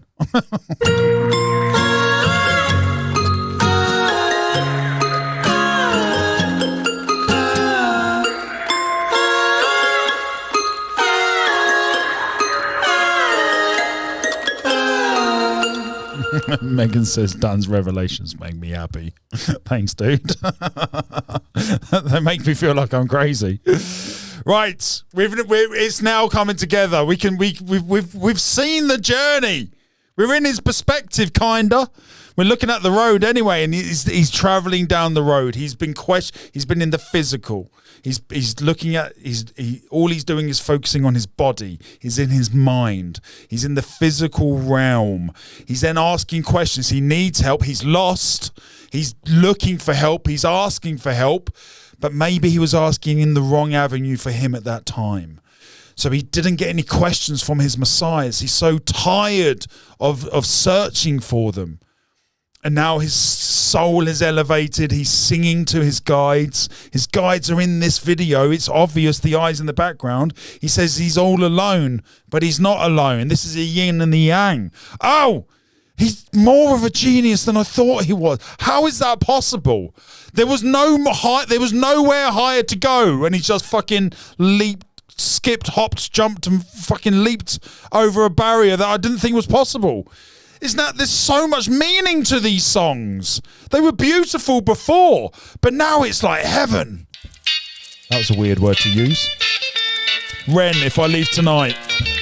So my theory's wrong. I thought it was after Crutch. It's before Crutch. It's Dear God seems to be where it all kicked off.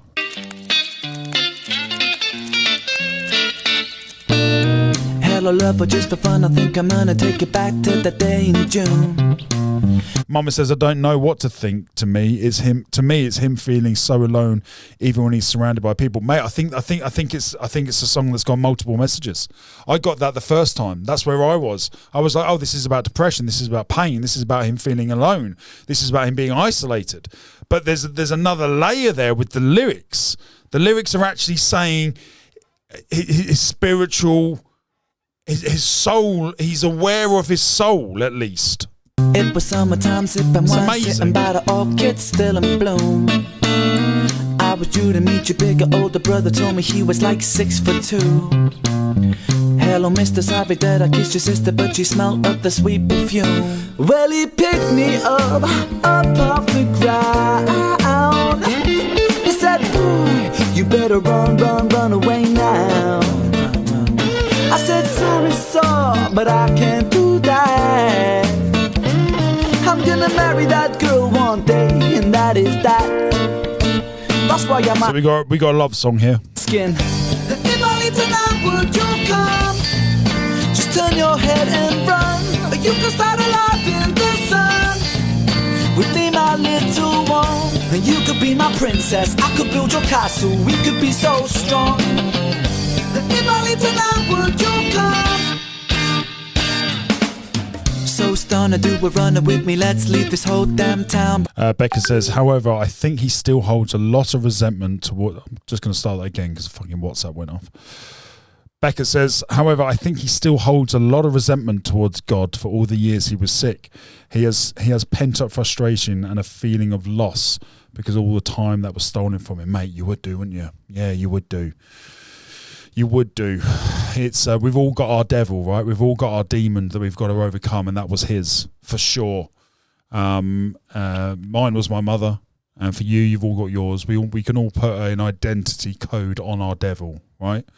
But what I'm learning now, and I can only assume Ren has also learned, because again, there's a noticeable difference between.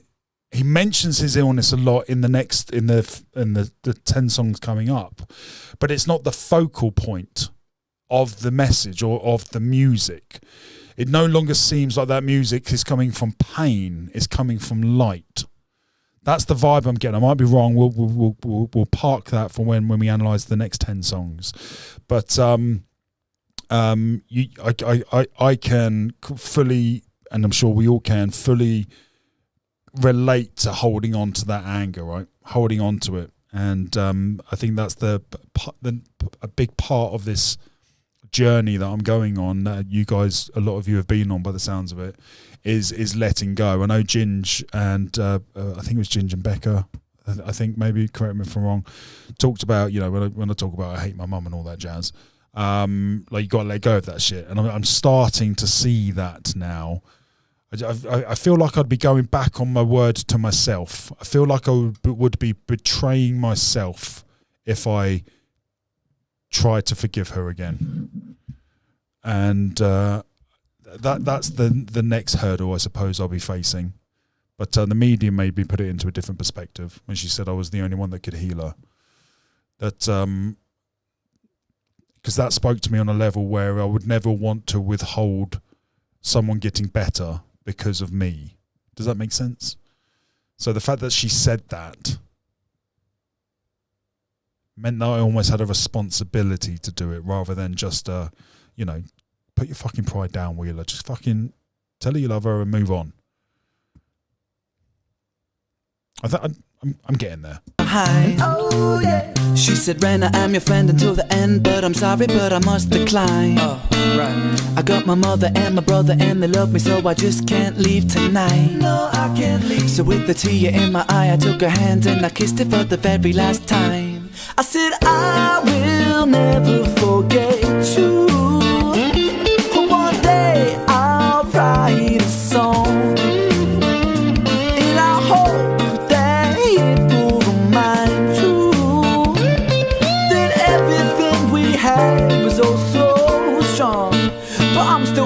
singing. If I great leave song. tonight, would you come? Just turn your head and run. Or you can start a life in the sun. With me, my little one. And you could be my princess. I could. Ginge, I love you, mate. I appreciate you, buddy. She says your mother went through pain to birth you. Yes, she did. She did, and I really fucking hope it hurts. But nowhere near the amount of pain, mate. I mean, I've never had a child. I never will. But I can't imagine it's as painful as being whipped and beaten. I just... Build your castle, we could be so strong. If I leave tonight, would you come? Oh!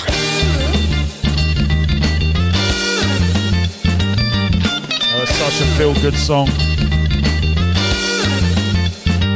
But with a dark message.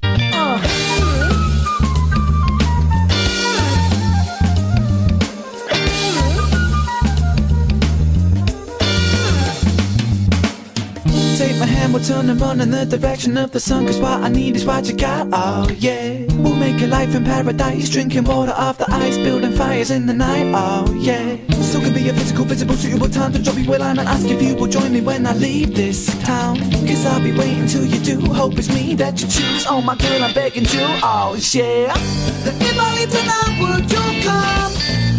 Just turn your head and run. Or you can start a life in the sun.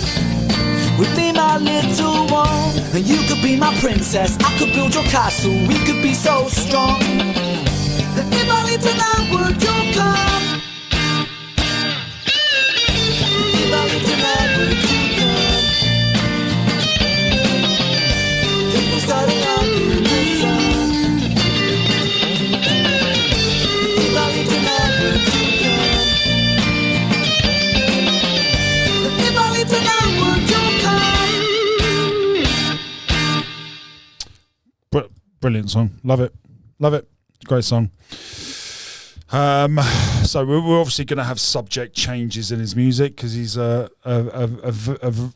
a variety of topics. But there's a connection with all of them. Of course, there would be, and the connection's Ren. But in particular, the ones where he's asking questions and talking about the topic, those are the ones where I really want to put our focus on. All right. Next up, Ren. Okay in the morning.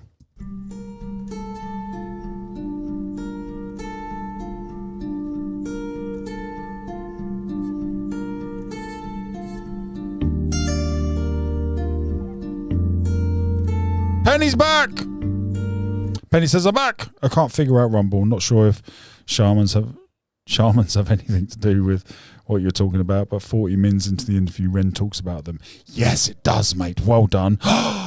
He's done Iron Ashqua. Oh, my boy. Oh, yes.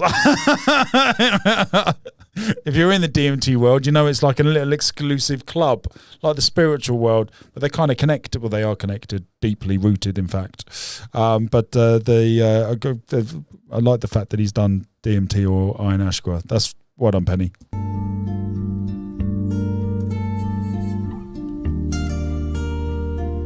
My boy's proper open-minded. Gotta be right. Mr. David Batchelor, there is something going on with your chat, sir. You keep asking hello. We can hear you, mate. We can see you, but I think from your side you're not seeing our comments. So, mate, you might have to give it a little refresh. Don't use the Rumble app yet. They're updating at the moment. It's a bit clunky, but if you use browser, Safari, Chrome, Firefox, it should work fine, mate. You should be able to log in and comment just fine.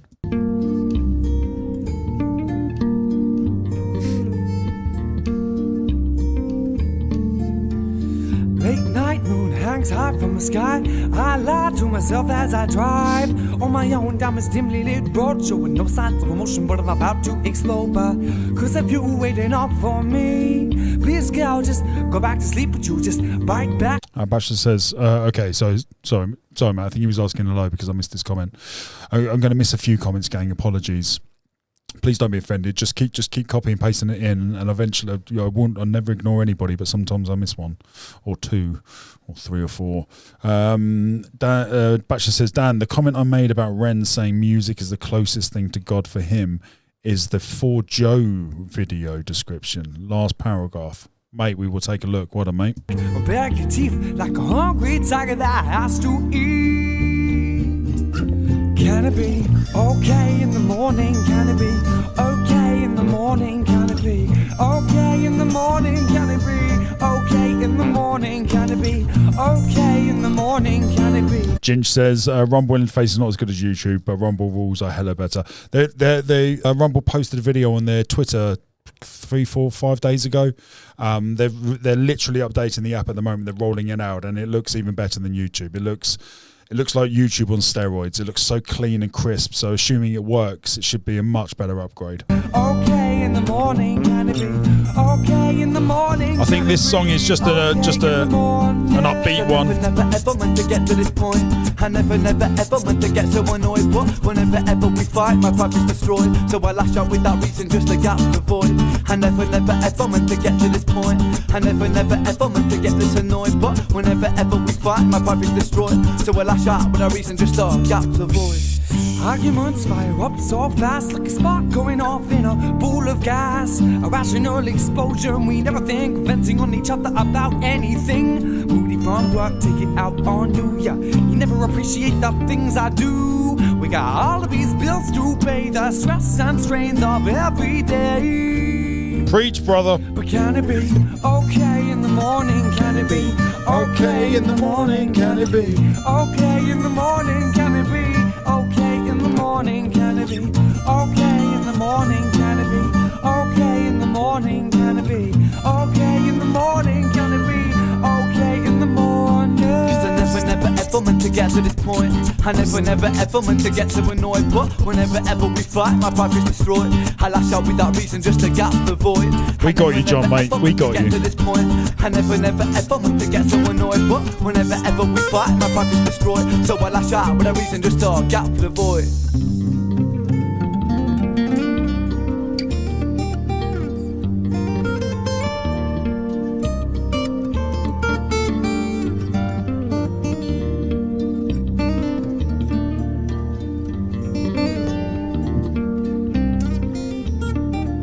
I feel I've said too much, I've overblown the situation. Making a mountain out of a molehill only adds to complication. Never say what's on my mind, just constant hesitation. Cause on the thought of losing you, don't want that situation. So I'm so sorry, I apologise. Will you take me in your arms tonight? Cause whenever you do, girl, I feel like I'm soaring. So please, can it be okay in the morning? Okay in the morning, can it be okay in the morning? Can it be okay in the morning? Can it be okay in the morning? Can it be okay in the morning? Can it be okay in the morning? Can it be okay in the morning? Can it be okay in the morning? Cause I never ever meant to get to this point.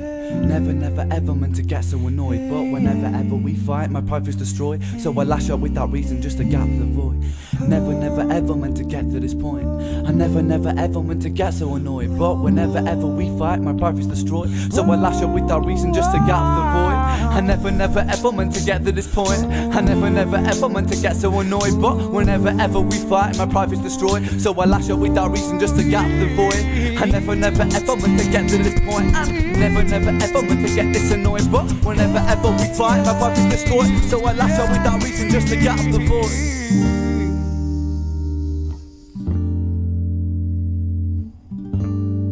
I'm so fucking ADHD. I'm sat here listening to music, reading the comments, spinning my thingy, having a vape, and tapping my feet.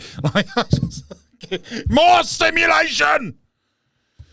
Has anyone tried ADHD medication? I haven't. And I'm just toying whether the idea might help. But then again, it's just going to be more drugs in my system to drown out the noise, and I don't want to drown out the noise at the moment. I'm comfortable with the noise. That's a new revelation. I'm comfortable with the noise now.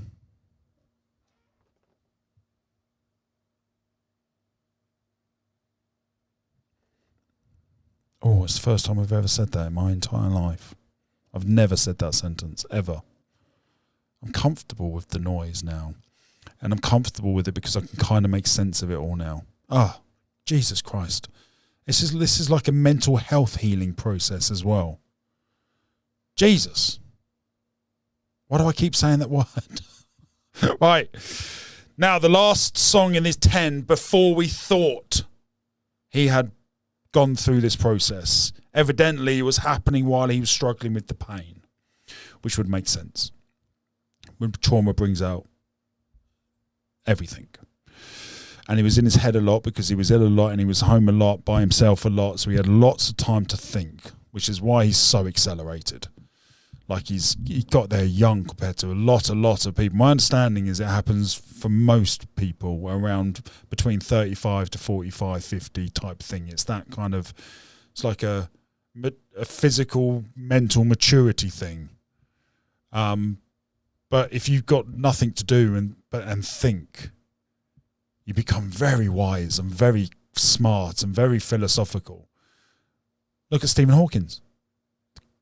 Brightest mind on the planet, and bless his little soul, he was trapped in his chair for I can't remember how old he was. I think it was 20, 21, 22. All he could do was think. All he could do was think, and that trauma allowed him to become the most intelligent man on the planet. I don't think anyone argues with that statement. Don't think anyone argues with that statement. Who would you even put in the conversation to say who was smarter than... I'm just trying to think. Who's smarter than Stephen Hawking? No one.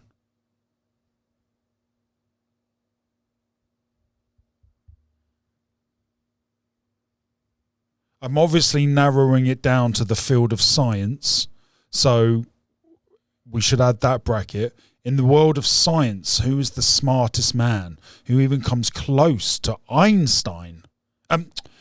Hawkins. Einstein would, but he's dead. Well, so is Hawkins, but only recently dead. Who is there around, alive at the moment, who if we didn't limit the bracket, I'd put Elon in that from an engineering. Elon is the brightest mind in engineering, without shadow of a doubt. But that involves physics and maths. So you've got to put Elon in that discussion. But I don't think you got Hawkins.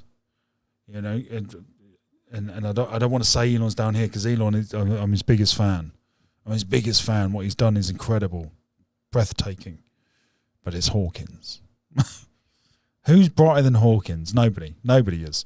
So my point being there, like, if you're trapped in your body for a period of time, all you can do is think, and that leads to discoveries.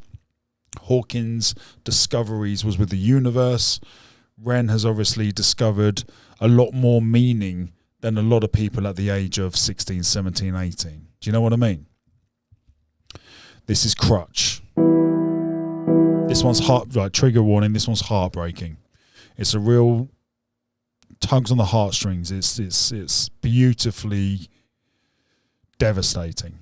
It's an amazing song, and this was when he was really, really, really ill, and you can see it.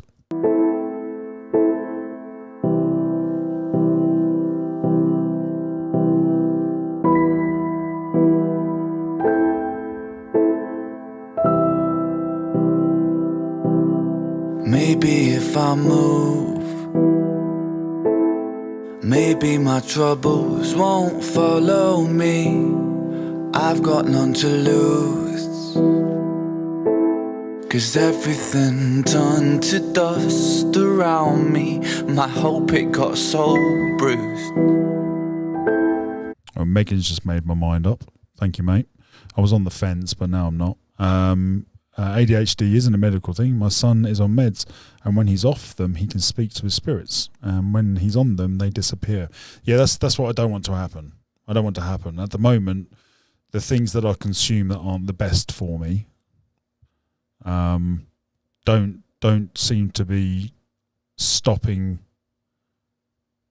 The thing that's, I said to Sam yesterday, the last 36 hours now, well, no, it'd be 48 hours today.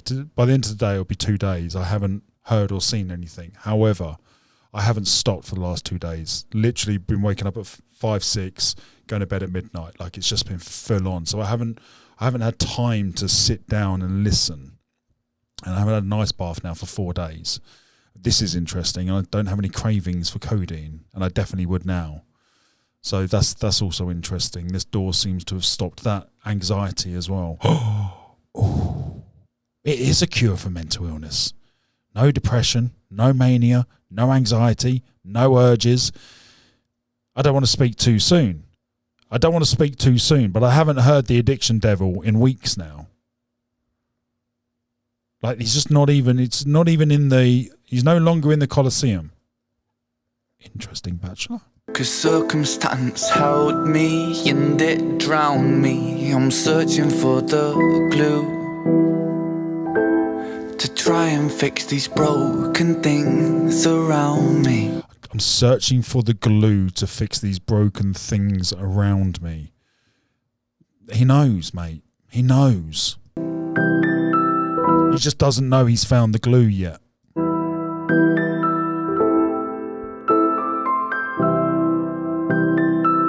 My nose is itching. My nose has never itched up here. Fucking glasses. My love, if I lose. Like, do you know what the other thing about this video, which is heartbreaking, is back there with the when you saw just how frail he looks. I mean, Jesus fucking Christ, man. It must have been utter hell. I feel for him so bad.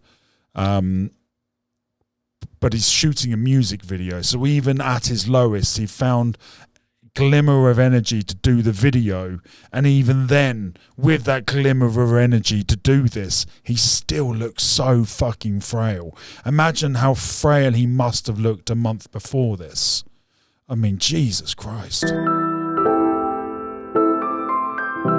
It's so motivating to see somebody through the other side where he is now and see them in this state. I mean, it's incredibly motivating and inspiring. Like, I mean, Jesus Christ, Lyme's disease. I mean, as bad as the things come, that's in there. That's right at the top. If you were to list the being born with or experiencing from a young age, you know, the top 5 most horrific things, sexual abuse and rape would be probably number 1. Like losing your entire family, again, joint 1. Then autoimmune disease, cancers, some form of physical disability of some kind, like a major disability. That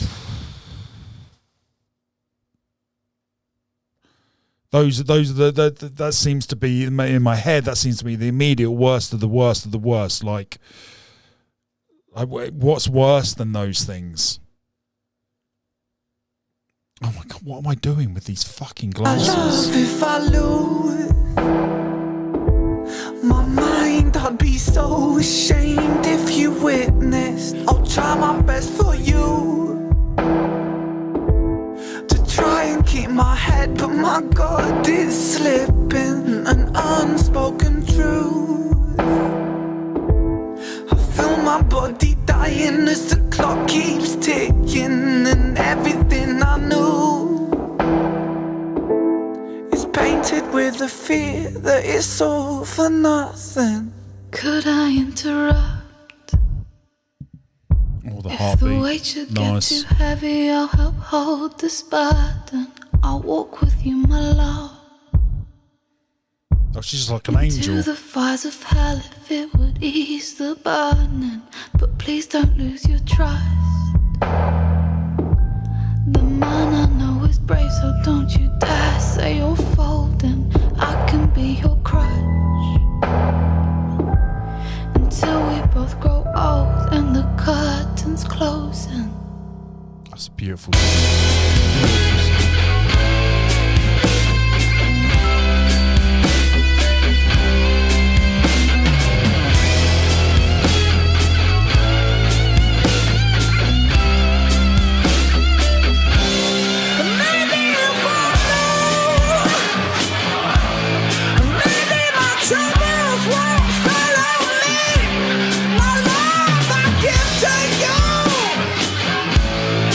Every single inch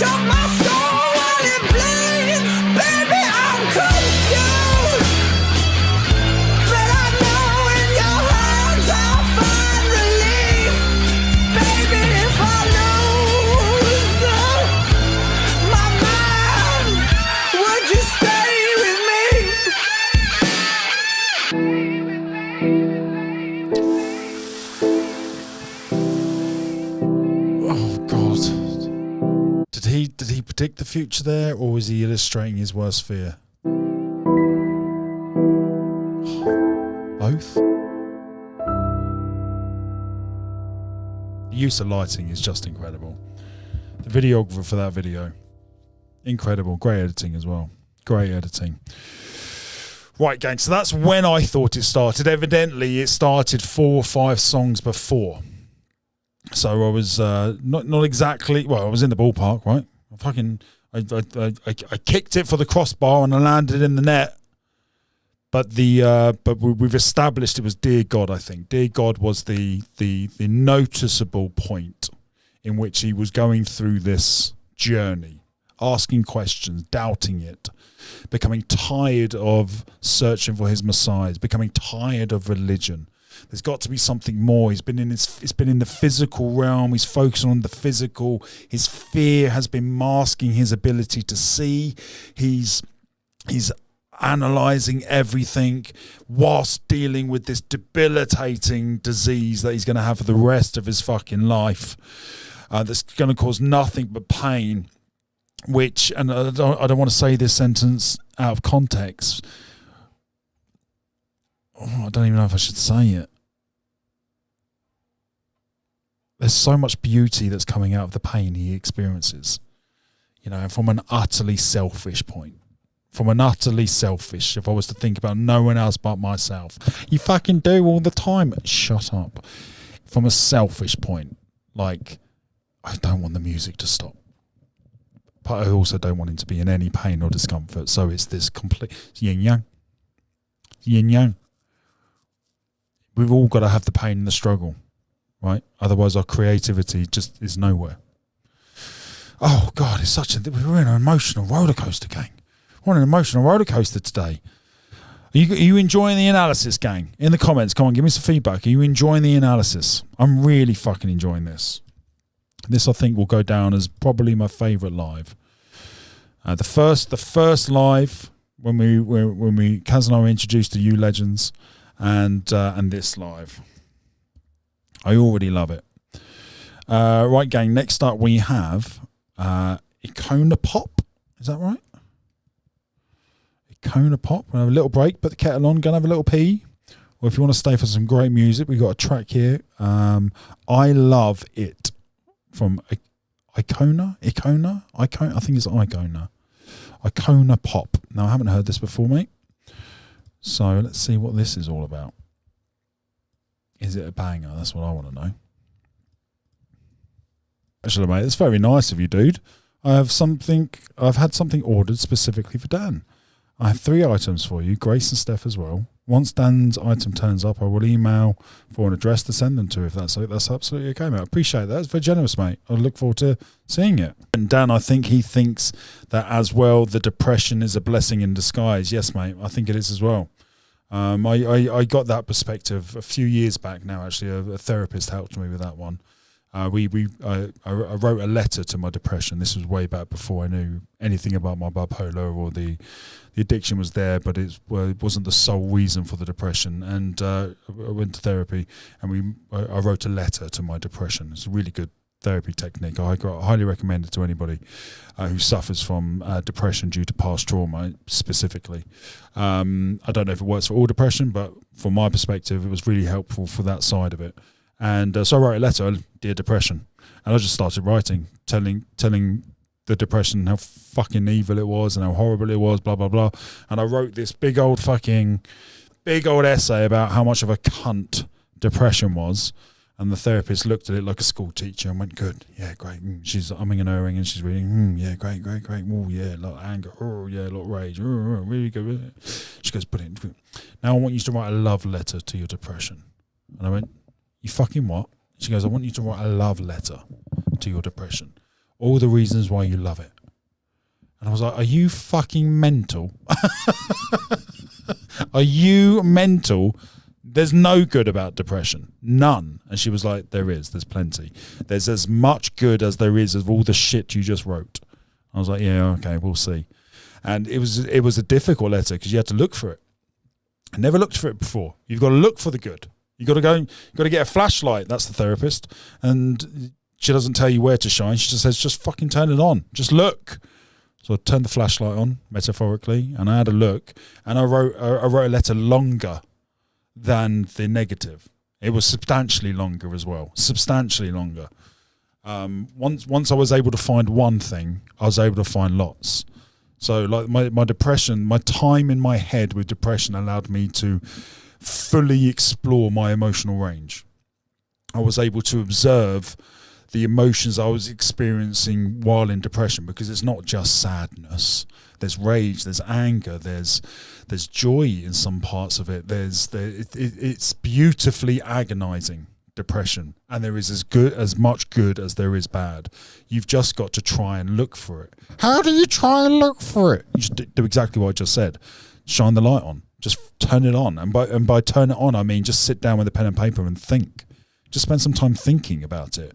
What are all the benefits that come from depression? What are all the good things that come with it?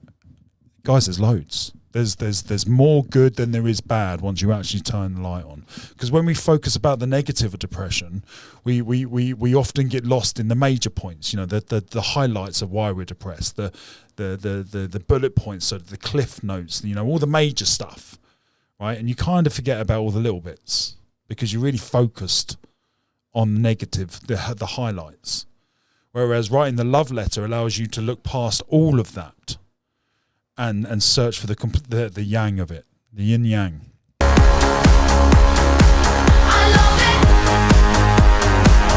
Mama McLean, thank you very much for the donation, mate.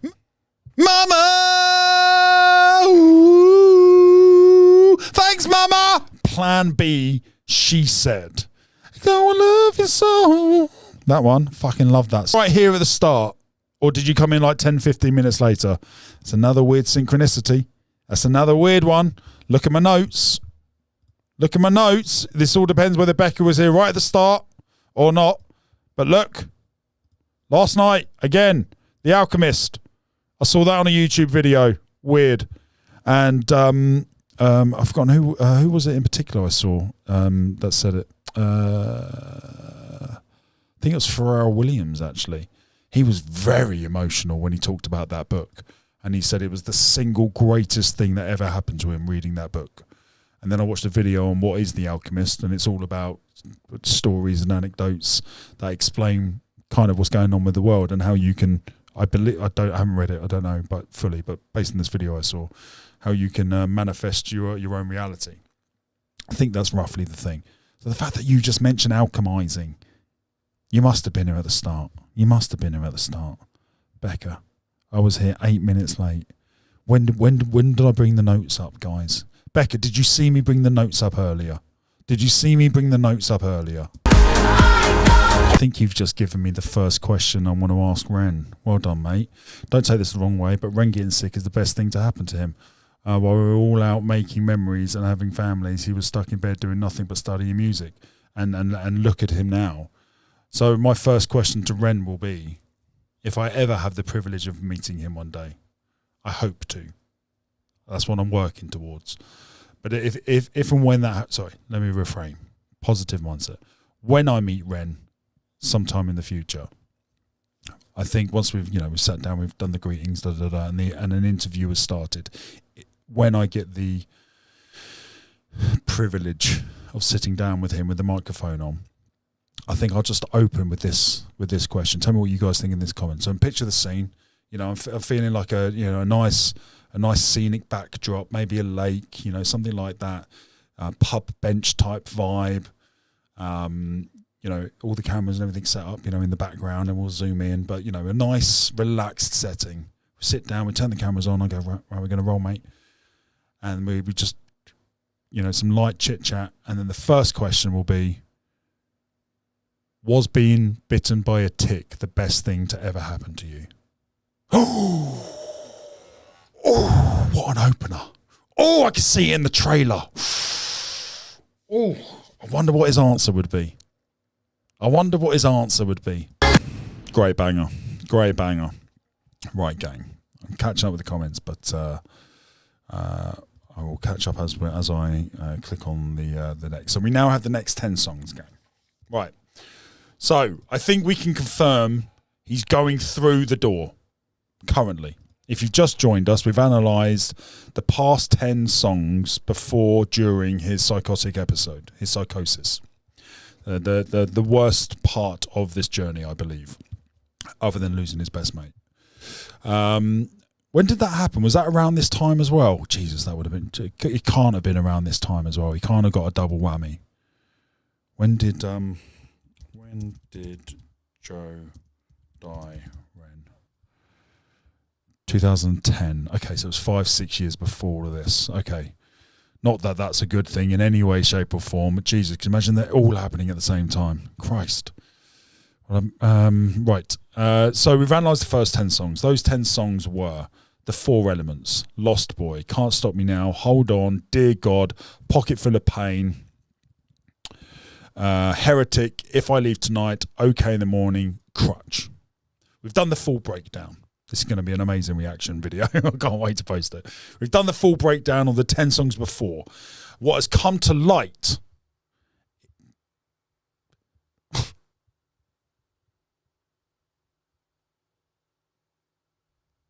I wouldn't usually use that phrase. What has come to light is that Dear God, the song Dear God, which was midway between this list, number 5 in our list. Dear God is when it all seemed to change. Dear God was a noticeable shift in his use of words and the direction of his music to asking questions about religion, getting tired of trying to find answers with religion, not getting anywhere with religion, but yet starting to become aware of his soul and his spirit leaving, starting to look up into the cosmos, starting to connect to the sun and the moon and the stars in his own words. That seemed to be the first... Dear God, Pocket Full of Pain and Heretic, those 3 songs in particular were heavily related to guides, to soul, to lack of answers with religion, to coming out of his mind and body and being aware in his own words. Those 3 songs seem to be the chapter. So my second question to Ren, when I have the privilege of interviewing him someday in the future, my second question, first question, was being bitten by a tick the best thing to ever happen to you? The second question was, when do you believe, at what song do you believe your spiritual awakening really started? And I think his answer will be Dear God, based on the analysis, but I would love to hear his perspective. Would love to hear his perspective. So the next 10 songs that we're going to analyse. So again, he's going through the door of his spiritual awakening, it seems like. And then we have Ocean, Diazepam, Depression, Patience, Chalk Outlines, Children of the Moon, Humble, Genesis, How to Be Me, High Ren. Now, I know, because we've listened to these songs over and over, and I know all of these songs very, very well now. Well, not very, very well, but well. Chalk Outlines and Diazepam and Depression, I believe, are mostly around the use of drugs and how drugs have impacted him. However, there may be more messages in there that with this lens we will now see. But Patience, Children of the Moon, Genesis, How to Be Me and High Ren, they are all, if I put this lens on, those songs are all very connected to this topic of conversation. So I've got them downloaded, I've got them ready to go. I just need to open them up. So I'm going to get these all queued up and ready to go while we listen to Plan B. Mama, appreciate the support, dude. Plan B, She Said. This is a banger. Now, last time we played this, the YouTube came off. So YouTube, I'm warning you, anyone listening on YouTube, the stream may disappear, but don't panic. It might come back. Although if it happens again, they might block the stream and take it off. Why? I don't know. I don't fucking know. But if you get lost on YouTube, please don't panic.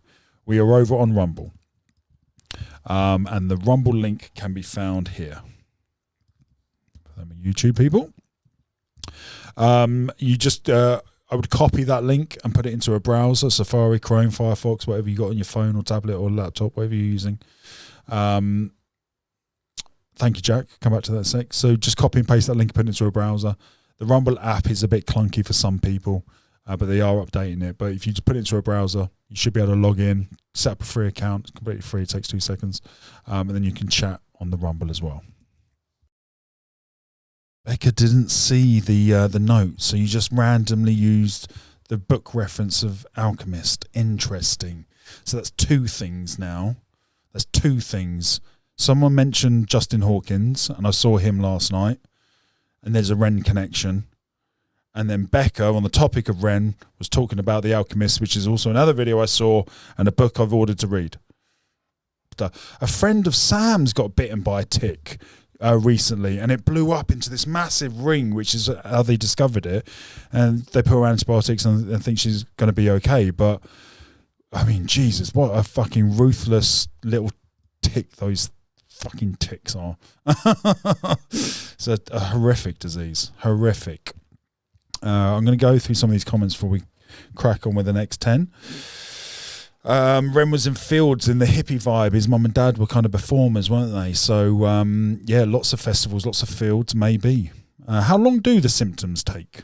Megan says, I think Mama asked that. Megan says you get bit, it might itch, and then it may be 10 years before your body becomes attacked. Oh my God. So it could have happened any time in his childhood. Jesus. Jesus. I used to do a lot of camping out of everything outside. Ticks scare me the most. Yeah. And they're everywhere as well. That's the thing. They're fucking everywhere. I mean, we don't really have any deadly animals in the UK, but we've got plenty of fucking ticks. Beck says, I've thought about that actually. He started getting sick around the same time Joe died. He said he had started feeling bad around 1920. Joe died when he was 20. I don't know what that means. Interesting, Becca. Great contribution, mate. Batcher says another connection to Ren with the artist is the man who signed Ren to Sony also helped work on the album as well as Daniel Bedingfield. What? Daniel Bedingfield worked on... There's no fucking way. Daniel Bedingfield worked on that album. Bachelor, I need you to reply instantly. Oh, I've got 55 comments to go through. Did Daniel Bedingfield work with Ren? Let me reread that. Another connection to Ren with this artist is the man who signed Ren to Sony also helped work on this album as well as Daniel Bedingfield. Right, Bachelor, I'm scrolling down to the bottom, mate. I'll be going back up. I'm waiting for your response. Megan says 2010 is when Joe passed. That mental trauma could have kicked it off. Well, of course, right? Of course. Hurry up, Bachelor! Jesus! True, he always looks young thanks to stem cell treatment, says Mama. Where's Bachelor gone? He's just fucked off. Do you know what I mean? Earlier he's like, hello, can anyone hear me? And now I've heard, and now he's no reply. Dan, yeah, he's just replied. Sorry, Bachelor. The man who signed Ren worked with Plan B and Daniel Bedingfield, from what I can remember. Okay, that would have freaked me the fuck out if Daniel Bedingfield had worked with Ren. And I'll tell you why it would have freaked me out. Because Danny, the DMT guy, his best mate is Daniel Bedingfield. God, that would have been too weird. Thank fuck it's not that. I probably would have left the room if that was that's why I was so like, tell me the answer, Bachelor. I'm glad. Gee, that would have been really weird. But still a weird connection there. Right, gang, let's move on. I'll be coming back to the comments. I'm scrolling back up. Don't panic. Where was I?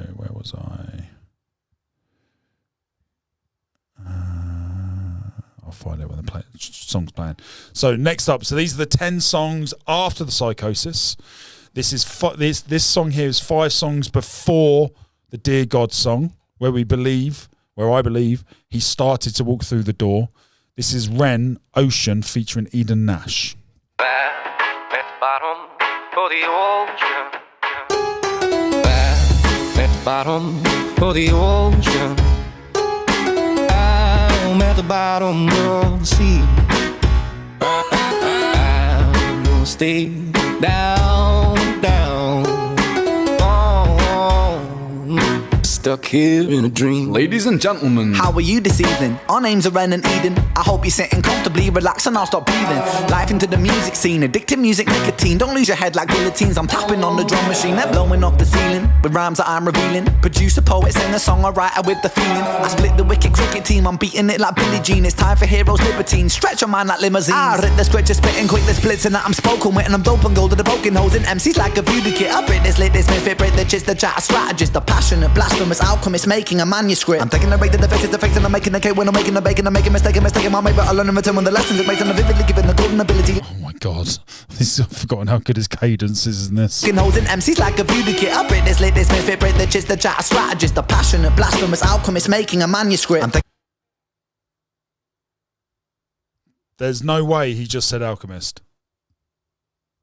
Break this, lit this, myth, break the gist, the chat, strategist, the passionate, blasphemous alchemist making a manuscript.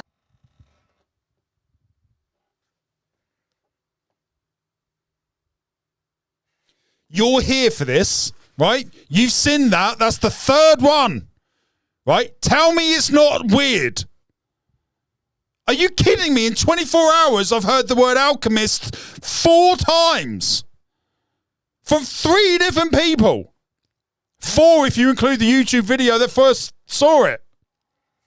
That's weird, right? That's really weird. The chat strategist, the passionate, blasphemous alchemist making a manuscript. I'm taking the rate to the faces, the fakes, and I'm making the cake when I'm making the bacon. I'm making mistake, my mate, but I learn in return when the lessons it makes, and I'm vividly given the golden ability, literally killing the complex officially. Oh, bro, you know I show flow agility. Back at the bottom of the ocean. Oh, well done. Mama says, Dan, watch the interviews. We will. We'll do that. Should we do that tomorrow, gang? Should we do the interviews tomorrow? Megan, you little fucking angel. Dan, I'm collecting the URLs for the interviews and emailing them to you. Well done, Megan. Oh, we'll do that journey as well. I wonder how much more we'll discover. I'm at the bottom of the sea. Oh, it's so exciting. I'm gonna stay down, down. Yeah, what was Dotter thinking, John? Stuck here in a dream. Oh, at the bottom of the sea, I rise to the top with these vibes that I drop, and ain't nobody stopping me. Yeah, I spilled my soul on the sheet of paper. Brain is my source, and my tongue creates the tongue twist, kiss your lips, can't resist. Yeah, Becky, you might be right. You're right. Ren does use the word. I've heard him say alchemist in a couple of songs. Actually, I think Genesis. I think he used it. I think. So maybe I'm just hyper aware of it now. So I'm hearing it more often. So I'm finding the connections. But still, it's weird, isn't it? In one day. That my rhymes flow like the sea. Out on my own, down by the sea. Walk to the waves, dip in my feet. Carry my hurt, carry my pain. Give me new life. Baptize me, carry me so far away. Oh, carry my soul so far away. Carry my hurt, carry my pain, give me new life. Baptize me, carry me so far away. A place where my dreams become night and day. A place where I know I can achieve. Ocean, ocean, help me believe. Sure. So he's talking about it as well here, but it's subtly. No more, I'm a free man. Trouble no more, I'm a free man. Shackles gonna fall off his feet and Shackles gonna fall off his feet and fall to the floor, you know I'll rebound. Fall to the floor, you know I'll rebound. King of the shore, you know I won't drown. King of the shore, you know I won't drown. Trouble no more, I'm a free man. Trouble no more, I'm a free man. Shackles gonna fall off these feet and Shackles gonna fall off his feet and fall to the floor, you know I'll rebound. Fall to the floor, you know I'll rebound. King of the shore, no I won't drown. At the bottom. Mama says you can't watch all the interviews all at once. They're 2 hours long and there's 4 of them. Sounds like a challenge to me, Mother. An extra long live. An 8-hour live Ren interviews. That could be fun. Maybe a bit much. Maybe we'll do it over 2 days. When did you wake from your recent coma, Dan? 2 months ago. When I met Danny, that's when it all started to noticeably kick off. That's when the after I spoke to Danny, I had a big big relapse. One of the relapses where I was really trying to hurt myself, and the reason for, looking back in hindsight, the reason, my glasses are all fucking dirty again. The reason for that was because almost immediately after I spoke to Danny, and he told me about his discovery, had a few personal things going on at the same time, but very noticeably at that point, the noise went fucking bonkers, and I had no idea.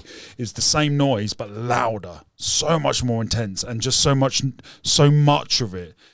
I don't want to use the words like chattering over one another because that sounds weird, but it was like that. It was so much noise. I couldn't think, I couldn't hear, it was so overwhelming. I was like collapsing on the sofa, just trying to calm it down. I had a big old ice bath. I tried to hurt myself in the ice bath, couldn't quieten it down, relapsed. It was a big one, and then it went quiet for a few days. And then shortly after that, I met Mickey, and since Mickey, nothing. Since talking to Mickey, nothing, noticeably. So talking to Danny and talking on the topic of DMT and his discovery about seeing the code of reality, that I think that opened the door. I think I said in the interview, I did say in the interview, I'll see if I can dig it out while we're playing some tracks, but I said in the interview, I'm not going to be able to quote it, but I paraphrase here. I said something like, if I open that door, my mind will explode, because what is the fucking point of the reality? And actually analysing that with that context, I can now answer that and say that maybe asking that question out loud, because typically it's in my head, asking that particular question, I've been given an answer. Oh, ask and you shall receive.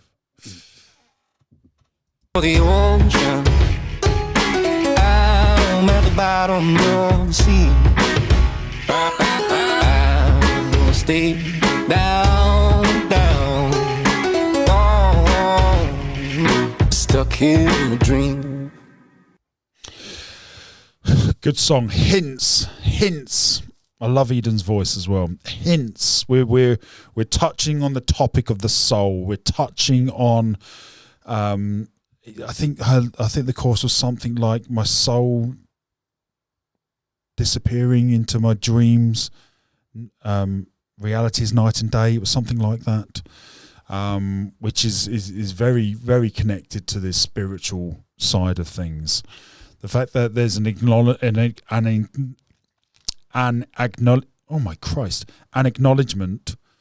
of the difference between being awake and being in a dream state, night and day, literally, and connecting the soul to it. You know, they're aware. He's becoming aware of much more. He's becoming aware a lot more past his mind and body. That's the vibe I'm getting from that song. Heath, what are you doing, mate? Appreciate you, dude. £5 dono. Muse Uprising. I'm on it, mate. I'm on it. Becca says, I was thinking, Dan has been saying that his awakening he's going through began 2 months ago. Well, the reaction for High Ren was 2 months ago, but also so was the DMT video. So it could be either, possibly. Good analysis, mate. Almost bang on the money. The High Ren was shortly after, I think.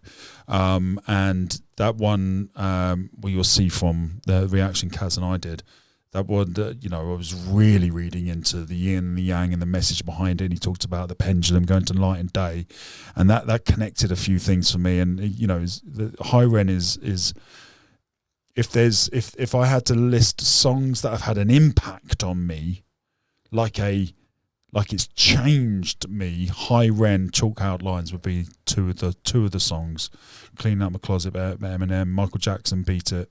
Those songs had a significant Elton John, Daniel. I don't know if any of you have heard that song. It's a beautiful song. I'd never heard it up until I reconnected with my dad. And it's his favourite song, coincidentally. I think it's because it's about, obviously, the name Daniel. And but the story of Daniel, which is so weird, the story of Daniel from Elton John was best mate or his brother or something. I think it's his best mate, who was a cocaine addict and died too soon. And just before I met my dad, I was really struggling with my addiction, really struggling. My dad came in, just illuminated everything in my life and made it so much easier. Since meeting my dad, it's got a lot easier. Certainly wasn't the cure as much as I would have loved to have been. It filled a huge, ginormous void in my life, a gigantic void that was filled. And then the other void obviously has been this spiritual side of things that I've just been ignoring. Great analysis, Beck. Great analysis, mate. If you don't mind me asking, Dan, what is a relapse for you? Good question, mate. I should be specific. So a relapse for me is a moment when I self-medicate to the point of self-harm. That's what I define as a relapse. The whole sobriety conversation is a tricky one to navigate because it's very personal to the individual. But from a society point of view, when people say sober, the society immediately expects you to no drink, no nicotine, no caffeine. You know,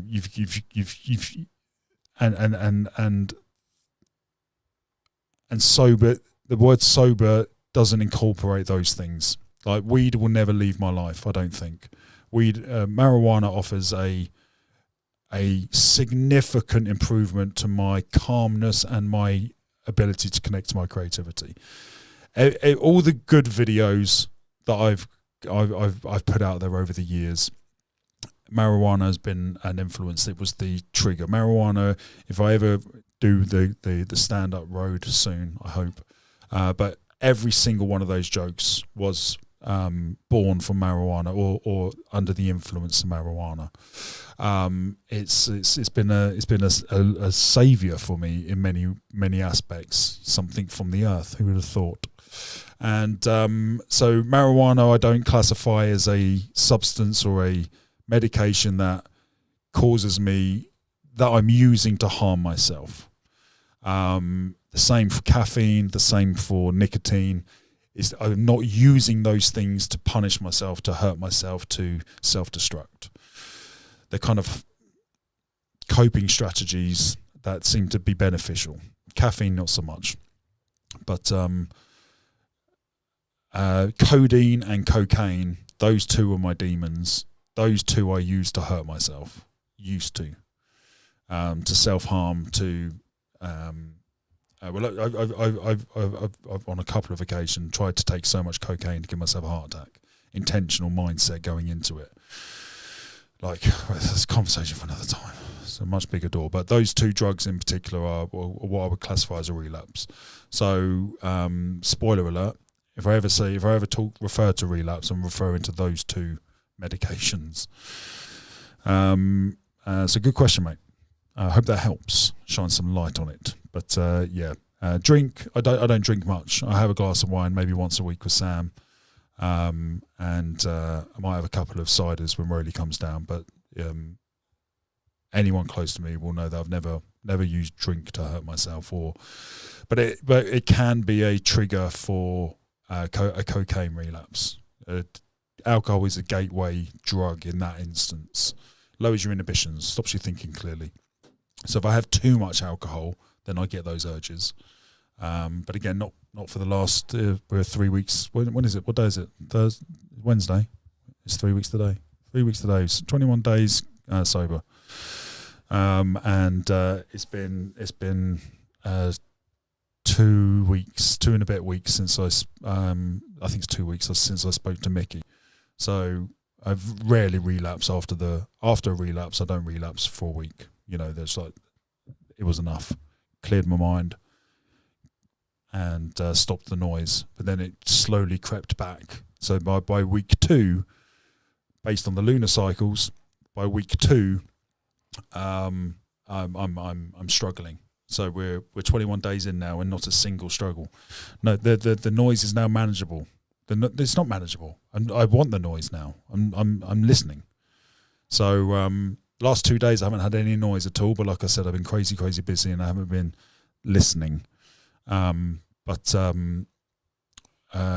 thankfully I did all my editing this morning I was up at 5 this morning, so I did a load of editing this morning for tonight and tomorrow, so I can actually chill after I get off the call. And I'm just going to chill all afternoon, have an ice bath, chill with the fam, refuel, get an early night, and then tomorrow morning I'm going to meditate and see what happens. See what happens. Megan says, email sent. Thanks, mate. Where are we? But there is a downside to weed. I've seen in it a lot with people around me, says Mama. Couldn't agree more. Couldn't agree more. You can use marijuana to self-abuse. You can, 100%. I've also seen it. I've had times when I've struggled with marijuana because particularly when I've been really low in depression, marijuana can take you further down. Now, I feel like I need to put some education out there because I know a bit about marijuana now. I've been consuming it daily for 4 years. 3.5 years. I know it very well as a substance. I know it very well in terms of what I've read up and researched about it, but also my personal experience with it. So what I can tell you from my experience is that when I'm really low, marijuana can take me a little bit further down. However, my perspective in that moment is, well, I'm already down, right? If I go a couple of levels further down, it doesn't really matter. I'm already down. Right, so what marijuana does in that moment for me is take some of the physical pain that comes with depression. Now, depression doesn't cause a physical pain as such, but there's a discomfort within my body that I don't like when I'm depressed. I don't move around as much. My circulation's not as good. I eat more shit. So there is a physical. I'm aware that there's a physical effect to the depression. And marijuana takes that edge off. So although I'm sacrificing going down a couple more levels, although I'm already down, what it's doing for me in that moment as well is taking the edge off the physical side of it. Emotionally, I don't mind going further down. Physically, I don't want to go any further down. Having a physical down and an emotional down, a mental down is that combo is fucking awful. It's fucking as you all know, it's fucking awful. But there's also two types of marijuana, and this needs to be an education that needs to get out there more and more because they're different strains of the same chemical plant.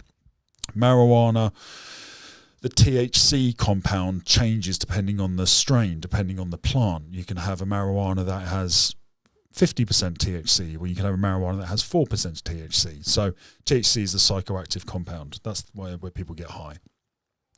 And but there are different strains, different tastes, different flavors, if you like. You have indica and you have sativa. Indica is very known for sending you down. Indica is a calmer. Indica will make you drowsy. Indica is what typically someone would medicate with before bed. If you have autoimmune or cancers and things like that, the doctors would typically prescribe an indica version of marijuana. It has a completely specific, measurable effect on the human mind and body. It alleviates pain. It's a downer, so to speak. That's indica. Sativa is the upper. Now, it's not a stimulant, but it brings your mood up. I'm not familiar with the serotonin connection, but I would imagine there's a significant serotonin connection there. It's a better experience. It's more joyful. It's creative. So sativa is where you get the creativity from, in my experience. And sativa is very expensive because the sativa strains are harder to grow. They require a different climate than the indica. And would you believe it? Indica is the cheapest one to manufacture. So that's the one that's the most widely spread. So particularly those who are impoverished or struggle with income or, get their weed from the guy on the street, that is almost certainly going to be an indica strain, which means when someone's already going through some shit, they're taking it down as well. That's when it becomes a cocktail for disaster, particularly if you're a young individual as well. When your mind hasn't fully developed and you're taking a cheap indica while going through a stressful time, it's just a cocktail for shit. So that's why I think a lot of people have got a real negative connection with marijuana because they think marijuana and they think about monging out and they think about stoned and they think about people not doing much and they think about the lazy side of weed because it's the cheapest and most readily available weed on the street. Whereas if you read up and you research and you open your mind up a bit to the sativa side of it, it's more expensive and therefore it's typically reserved to people who've got their disposable income. You use it completely differently. It's an upper, but it's not a stimulant. It's a creative turbo. If I'm down at the pub, I'll have a sativa over a pint all day long. Anyway, I've rambled on. Right. Next up, we have diazepam. Right, we know where we are on the journey. We've had a little segue. I'll edit this all out for the video, so don't panic. We now have diazepam by Ren. Now, diazepam, obviously, for those that don't know, Valium, the street name. Valium diazepam is a muscle relaxant and a neurorelaxant as well. I think so. Don't quote me on that one. But it's a muscle relaxant. Helps you go to sleep. Stops fidgety leg syndromes. Really good for people who've got muscle cramps, that type of thing. It's a downer. It's a real downer. Stops the anxiety. And if you're a cocaine addict, like I am, as Ren has talked about significantly, a lot of people who are in that world, when they run out of coke and it's the end of the night, diazepam will allow you to sleep.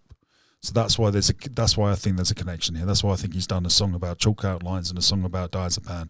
I think he was also using the two together because there's nothing worse than having a night on it and not being able to sleep for the rest of the night, and then the next day just becomes dreadful. So there's an urge to want to sleep. This is what we refer to as functional addicts, where you're able to have the up and the down chemically so you can function the next day. I don't recommend it.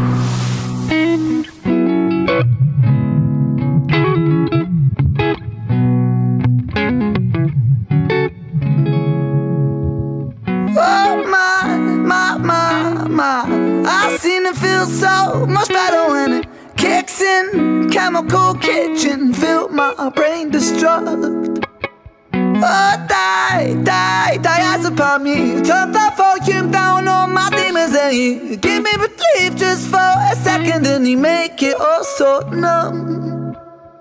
Oh, why diazepam do you make me feel like everything's not dissolving? Spinning doors are evolving. Swallow a tablet, I'm overindulging. I've tried diazepam. I was talking to Sam about Valium and diazepam came up the other day. I can't remember what we were talking about. And I haven't had a near-death experience. I can't relate to any of that. I've had a DMT experience, which is, I believe, to be very, very, very similar. Because when we die, DMT is released in an obscene large dose. But I did try to top myself on diazepam on 2 occasions, and the first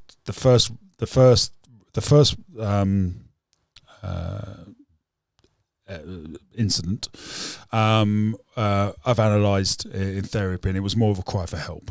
I took 10 diazepam 10 milligram tablets, and got drowsy, went to sleep, woke up, and caused a lot of pain for the people that I loved that were close to me at the time.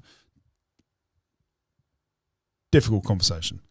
But the second time, I was going for it. I was like, right, okay, 10 don't work. 10 doesn't work, let's do 40. So I did 2 packs, right? It was had loads of shit going on at the time. Loads of shit. As when these thoughts come on, no one has them just walking down the road. Like, these thoughts manifest from the pit of destruction and despair. And I just lost my business. Me and my ex-wife at the time were going through a difficult patch, and some other bits and bobs were going on with my family, and it was just like, and I was served the notice for my business to close, and so I lost all the income, and then from a man's perspective, when you have this desire to provide and protect, and you're not able to provide, it's gut wrenching. It's one of the worst feelings you can have as a man, I believe, is not being able to provide. So that feeling sent me straight down. So made a bad decision, regrettable decision, but I learned lots in the process. So I took 2 packs, 40 tablets, 400 milligrams. Now, for those that don't know, 400 milligrams is enough to kill a horse. Google it. It kills a horse. It sedates a horse down. It will stop a horse heart from beating, and it will kill a horse. And after I took the tablets, went to sleep. Thankfully, someone phoned the ambulance and the police, and I was taken to hospital. But I woke up as the police came into my room, and I remember looking at them going, "Oh, for fuck's sake!" Right? I was annoyed that I woke up, and angry, and in this horrible place. And anyway, the paramedics put me in the ambulance and they gave me an IV drip. Got to hospital and they said, "We're going to have to pump your stomach. We're going to have to go through this." And I was like, "Mate, I feel fine." Like, we're having a conversation. I was completely with it, completely conscious, completely with it. Embarrassed, ashamed, and depressed still. But embarrassment and shame were the 2 real emotions on that morning after. And I remember being in the hospital and just this gut-wrenching heartache of a feeling of, what the fuck did I just do? You know, and then seeing the effect on everyone around me, you know, it was devastating. Enough to change you mentally. And I remember having this conversation with the nurse going, I don't need a stomach pump. She goes, "Look, you are disorientated. You've taken a lot of drugs. You know, I need to bring the doctor in." And this other doctor came in, and I had a full-blown, conscious, completely intact conversation with him. And he had to check the medical paper to see how much I had taken. And I remember him going, 400 milligrams, and looking at me in the eyes and going, 400 milligrams. And I went, "Yeah, 2 packs. And he went, "You shouldn't be alive, mate." And I remember, like, he was stunned. I remember him being shocked. Like, there's no way you should be alive after 400 milligrams of diazepam. Thought no more of it. Thought nothing of it. In fact, afterwards, I just put it down to being a big guy and having a lot of muscle, which changes the metabolism of how you process drugs. So I just put it down to that. But I now I'm in this phase. I mean, we're talking, that was what, 10 years ago. So we're talking in this phase now with 10 years added life experience and a bit more wisdom and a bit more knowledge, but now with this spiritual lens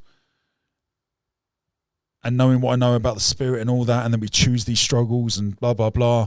Like, I'm kind of thinking it was never going to happen anyway.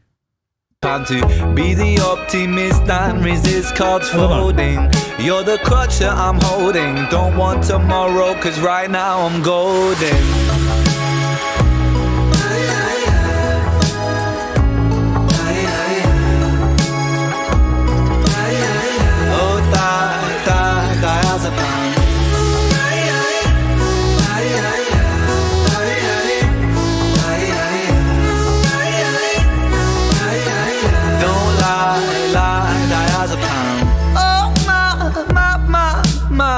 When you leave, why can't I breathe like you've stolen my very essence, my coding? Went for a swim and then drowned in your ocean. Don't lie, diazepam. You promised me the world, but now I'm rotting and molding. In my face it feels swollen. Anesthetic, I block that emotion.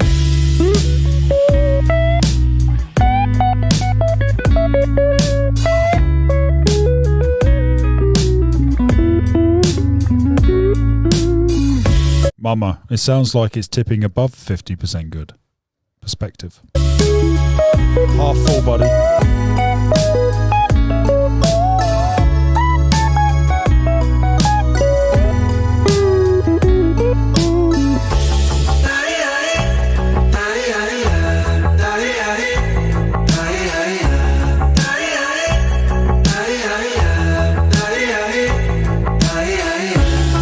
Anesthetic dreaming, I'm carried away. Anesthetic bleeding, a place for the pain. Self-destructive healing is one and the same. Oh, diazepam. Synesthetic dreaming, I'm carried away. Anesthetic bleeding, a place for the pain. Self-destructive healing is one and the same. Don't lie, diazepam.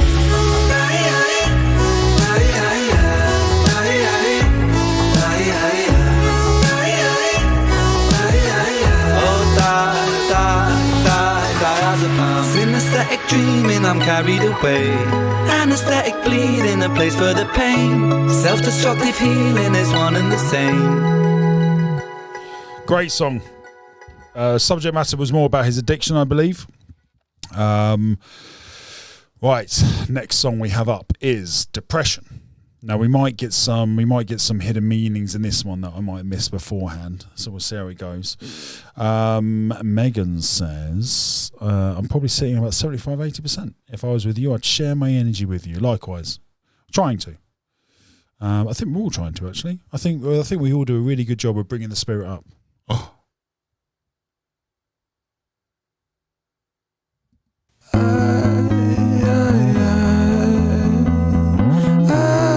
Ren, Depression.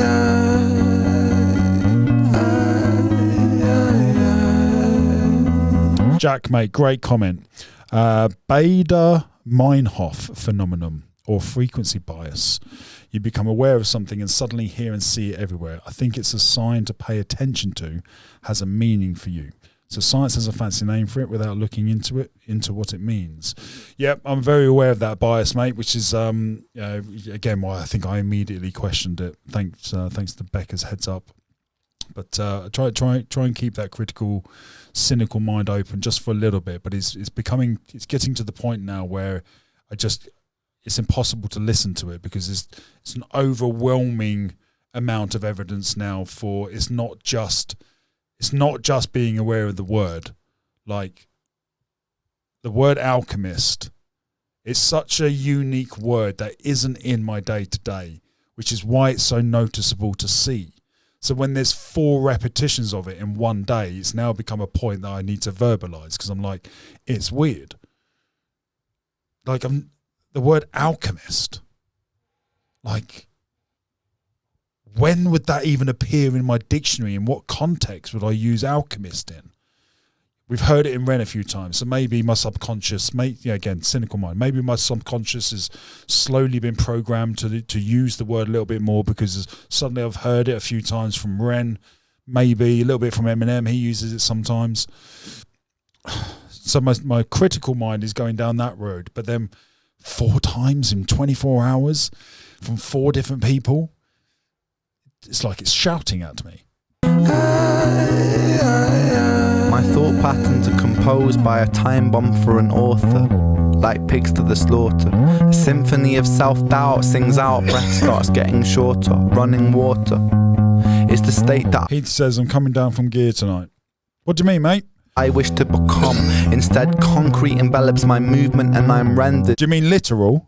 Deaf and dumb, unable to heed the advice of others. Don't tell me things will get better, cause so far things haven't gotten better. I've got the sweater, poster child, bipolar, ADHD, therapist, wet dream. I don't wanna talk haven't gotten better. I've got the sweater, poster child, bipolar, ADHD, therapist, wet dream.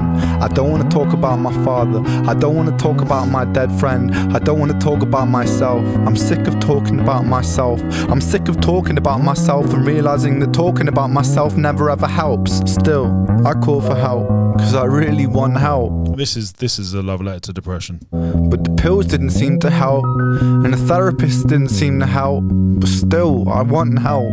I've danced with the devil in hell. I've sat in a prisonless cell, and here I always dwell, in this prison in myself. I do this thing where my mind travels back to the golden age. You know those times where you were carefree and everything was golden. So this is one of the things with depression, right? You spend time thinking, right? And you think about the past a lot. And we typically think of the negative side of the past. But what he's doing here is he's thinking about the positive side of the past, which was the gift from depression. He's able to spend time thinking about the golden age, when those times where you were carefree and everything was golden. So he's highlighting the positive aspect of depression. Without the depression, he wouldn't have the time to stop and think and go down that road. So here's another really good example of a positive depression. The golden age, you know those times where everything was golden, where you were carefree and everything was golden. The hardest thing I ever had to do was come to terms with the fact that that time never really existed. I've always felt so fucking detached and broken, bruised and mismatched. So he's if I had to bet some money, I would say this was an old song he wrote, and now he's recording it in the present of this time. But I'm hearing he's feeling disconnected. He's feeling battered and bruised. He's feeling. He's asking why again. He's so distraught with the feeling of being distraught. He doesn't know where to turn. He's lost. He's looking for guidance. He's looking for answers. This is a letter to depression. Find it hard to relax, living under the cracks. Tried to fill it. Living under the cracks. I bet that's a double fucking meaning there. I bet that's a double meaning. As in crack cocaine. Living under the cocaine. The cracks. Tried to fill in the gaps. Lying here on my back. It is about cocaine. Trying to fill the gaps. As in... And then lying here on lying here on my back. Lying. That's what I took from it. On my back, still I can't find it. Sense of peace in my mind declined it. Pulse increase and my sweat combines with a feeling so deep I fall inside it. Depression, I hate you, depression. Your constant oppression. Respond with aggression. They say depression brings you lessons. Constant stressing conceals blessings. You will grow in broken settings. Fuck those lessons, fuck depression. I've been living in your shadow for so long that I forgot how I can shine. How I can find a refuge in my mind. He's talking about it. I don't think he knows he's talking about it. But I've been living in your shadow for so long I forgot how to shine. Shine, light, soul. For so long that I forgot how I can shine. How I can find a refuge in my mind. How am I meant to sit here and unwind? The planets align. I feel like I'm cursed. Feel like I'm cursed to just be here to hurt. The planets aligned again. Astronomy. He's looking up. I feel like I'm cursed to just be here to bleed, but my demons been feeling this way. So demons, religion. Again, he's in this tussle still. Depression, I hate you. Depression, I hate you. Depression, I hate you. Depression, I hate you. Depression, I hate you. Depression, I hate you. Depression. That's a tough bit at the end there, isn't it? That's tough to hear that. Right, gang. Next up, we can do a bit of comments now. Next up, we have REN patients. He said, a couple of days on speed. My brother, I feel you, mate. Thank you for sharing, dude. Thanks for opening up, mate. Safe place here, dude. We got you, mate. We got you. It's going to be tough next few days, mate. But you know the drill. You know the routine. You know the fucking cycle. You have a bit of clarity now. Recharge, rest, and refuel. Get that sleep, mate. You're going to need lots of sleep. Get that sleep. And you'll feel like a different person in a couple of days, mate. You know the drill. Don't make permanent plans based on short-term emotions. It's a fantastic quote. Bachelor says, Dan, you have been alchemizing and adapting to your own changes and new information, way of thinking about things and adapting to them, accepting things from one point of view to another and connecting the dots and relevance to you. Interesting, Bachelor. Interesting. This one is so sad. Too soon, not yet. Tough one, mate. Yeah. Sounds good. I will visualise this tomorrow, says Mama. Just a juggling game, but it helps, says Megan. Tomorrow when you wake up, sit with yourself for 10 to 30 minutes to gauge. Good advice. Meditation, Mama. Meditation. I found a lot of comfort in meditation. Don't know whether it's the right time for you to explore that, but I'd recommend it. The thing I found with meditation, gang, is I used to think it was this complex thing you had to do, and there was something you had to do in here that allowed you to be in the meditative state. Now, my further understanding of meditation is there is something you can eventually do, but that's using the meditation tool to get there. The act of meditation is actually just sitting and being aware of your body and mind. It's sitting still, it's sitting calmly, it's breathing deeply and exhaling deeply, repetitively, and you focus on that rhythm, you focus on your breath. As Buddha said, it's all about the breath. All you have to do is sit there still, ideally in a quiet environment, breathe in through your nose, out through your mouth, slowly but firmly, constantly, and just focus on the breath. And then when the thought comes in, back to the breath. When a thought comes in, back to the breath. Just keep focusing on that rhythm, that routine of breathing. And all the time you're focusing on that breath, you're not focusing on anything in here, so it gives this a rest. So you keep bringing your awareness back to your breath.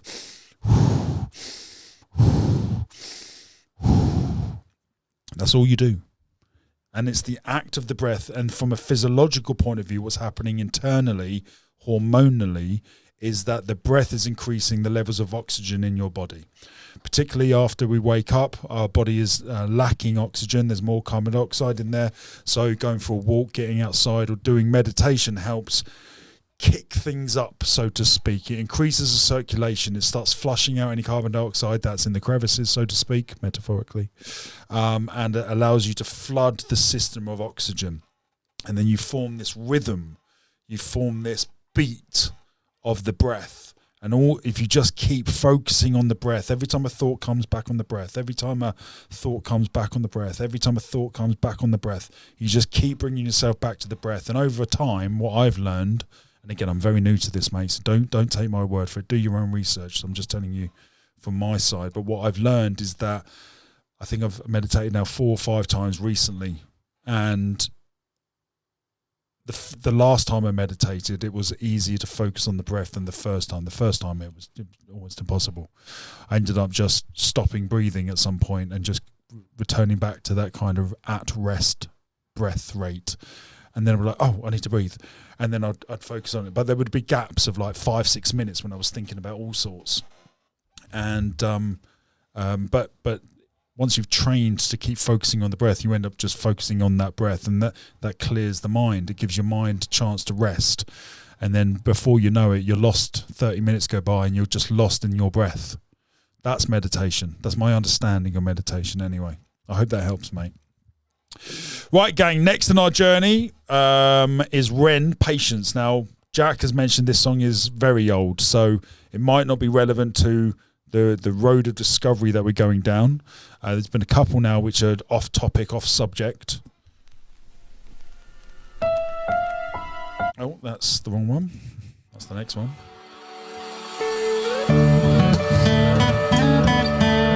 Oh, beautiful guitar.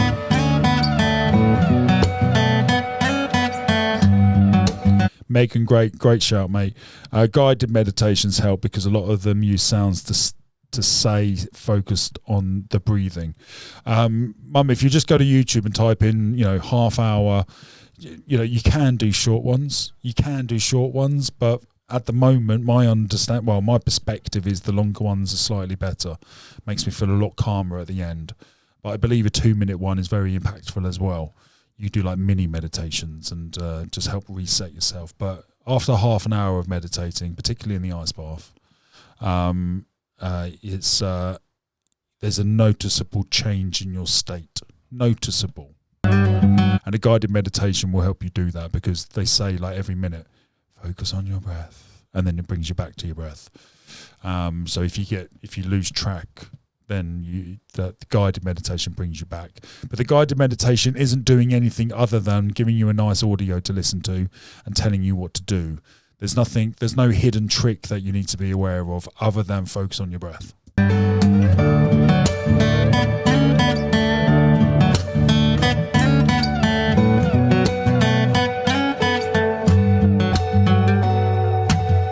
It's alright, it's okay. Feeling brave, gonna face this day. It's okay, it's alright. No tears will kiss my cheeks tonight. And it's so good, and I'm just fine. My words ring out like hollow shells. Just slow down, it takes time. But time moves slow, I know this well. My heart breaks 1,000 times a day. For every hope that dies, another one takes its place. Because I've got the strength of a mountain, I've got the courage of the deep blue sea, I have the heart of a lion, and the stars burn bright inside of me. And although you test me, my God, I stand so proudly, can't you see? I've got the strength. And although you test me, my God, Stars burn bright inside of me, and although you the stars shine bright inside me. Okay, it's Jack. Do we know when this was written? Was it written just before these songs? Like these songs, I believe, are in date order. But do you know if Patience was written? Help me out here, Jack. Me, my God, I stand so proudly, can't you see? I've got the strength of a mountain, and I'll take all you throw at me. He's talking to God.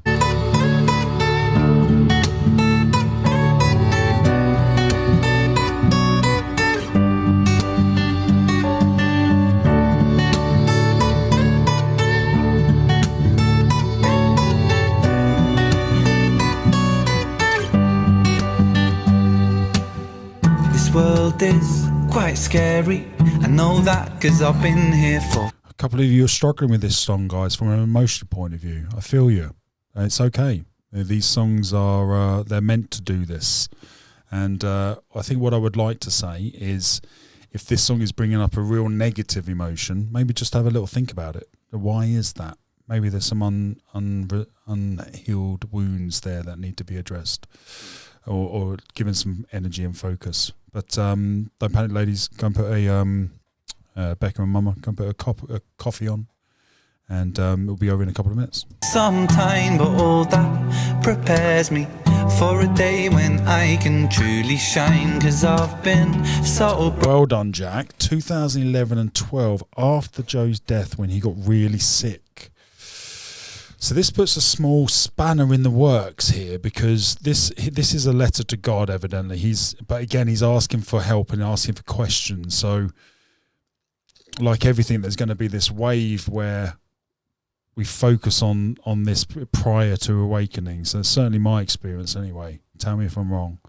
But so maybe he went through something. Well, obviously, he went through something after Joe died. Makes perfect sense why he would be asking God questions. Makes perfect sense why he'd be writing a letter to God after you lose one of the deepest connections you could ever form. Like a best friend is a brother and sister. Do you know what I mean? They're it's not a physical bond. It's a emotional. I was going to say emotional and spiritual bond. I suppose it is, actually. I suppose it is a spiritual bond. You're just not aware of the spiritual bond of it, but you can feel it. You can feel it. So then it would make perfect sense. Your mind would go into this abyss of asking questions and wanting to find answers. Like, why is this happening to me? Why have I just lost someone I love so much? Like, that's what this song is. I'm picking up fragments of myself, I'll glue them back together. Oh, Becca, Mum, I want to give you a big hug. A big hug, mate. Virtual hug, buddies. Virtual hug. Virtual hug. So I can stand at the edge of this world and yell. My heart breaks 1,000 times a day.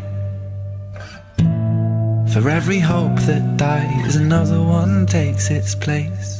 Because I've got the strength of a mountain, I've got the courage of the deep blue sea, I have the heart of a lion, and the stars, they burn bright inside of me. Megan said 2017 is when it came out, but he wrote it in 2012.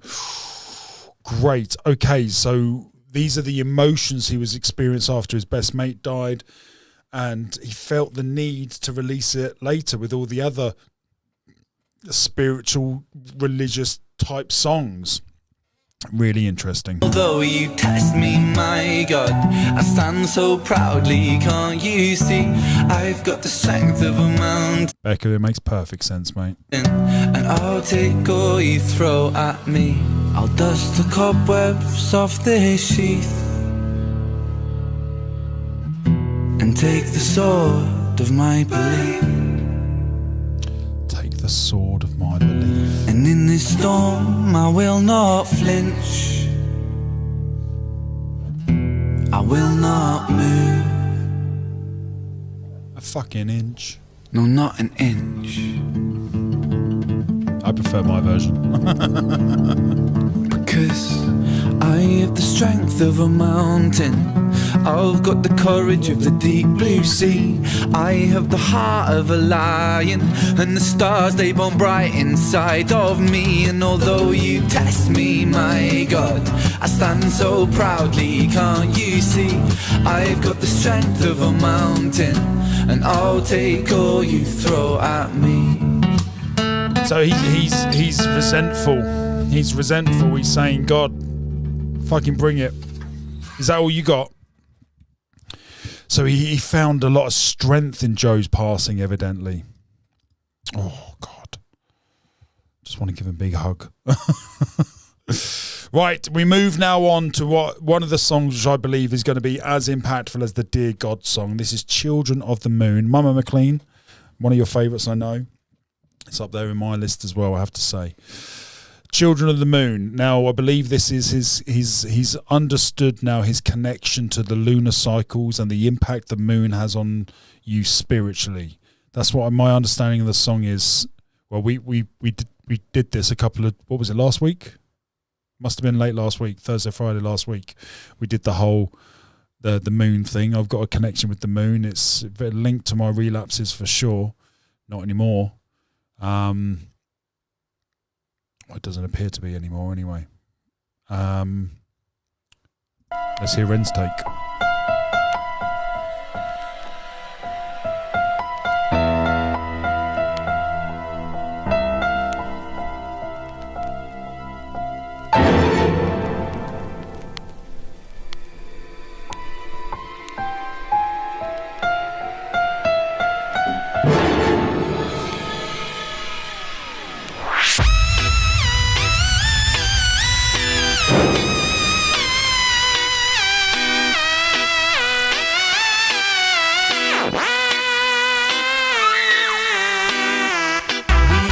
Children that worship the moon. We live in the shadows and we never see the sun.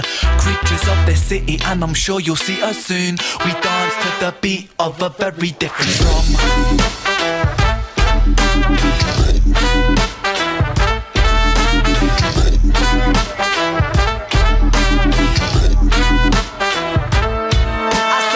Can I get that rhythm that sends shivers down your spine? In the sewers of the city we will wait until the night. When the night's black ink holds the moon in the sky, we will take to these streets where we beast move with pride. So this is a very different side of Ren. We're now in a completely different music category.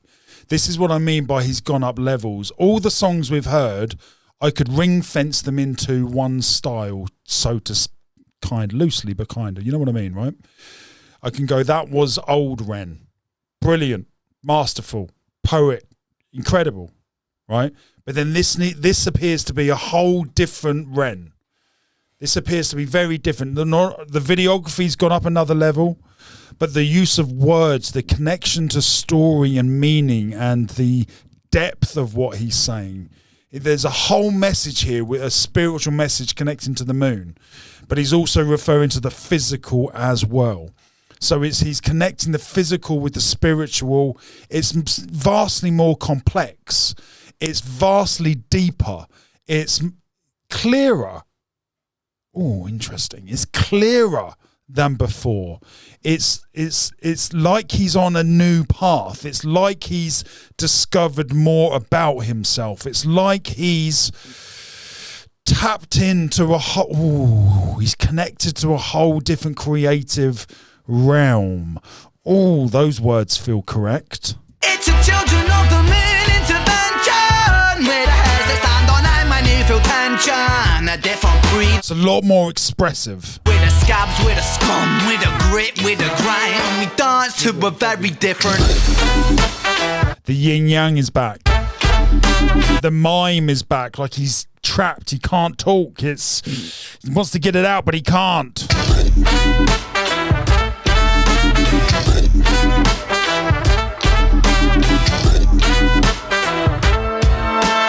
Once upon a time that was not long ago, there lived a little boy infected by the evils of... If I had to guess, I'd say this was the song that he wrote directly when he became clearer after the psychosis. This feels psychotic. This feels crazy, chaotic. Sorry, I meant chaotic, not psychotic. This feels a little bit psychotic. It feels chaotic. It feels like chaotic yet calm. Chaotic yet clear. Like he's getting clarity all of a sudden. Like he's experienced something. He's seen something. He's been through something that he now has clarity.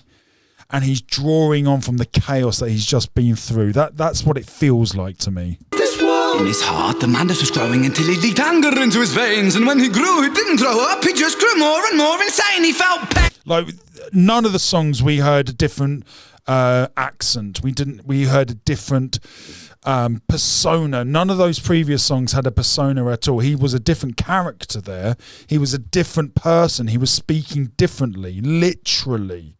Metaphorically and literally. His heart, the madness was growing. It's like the first time the mime has spoken. He leaked anger into his veins, and when he grew, he didn't grow up. He just grew more and more insane. He felt pain in his brain, flames, blisters, bloodstains, bipolar hurricanes. Tried to remain sane. No, but it's in vain. Burning up in flames. Oh, what fun, fun dance to the drum, drum, drum.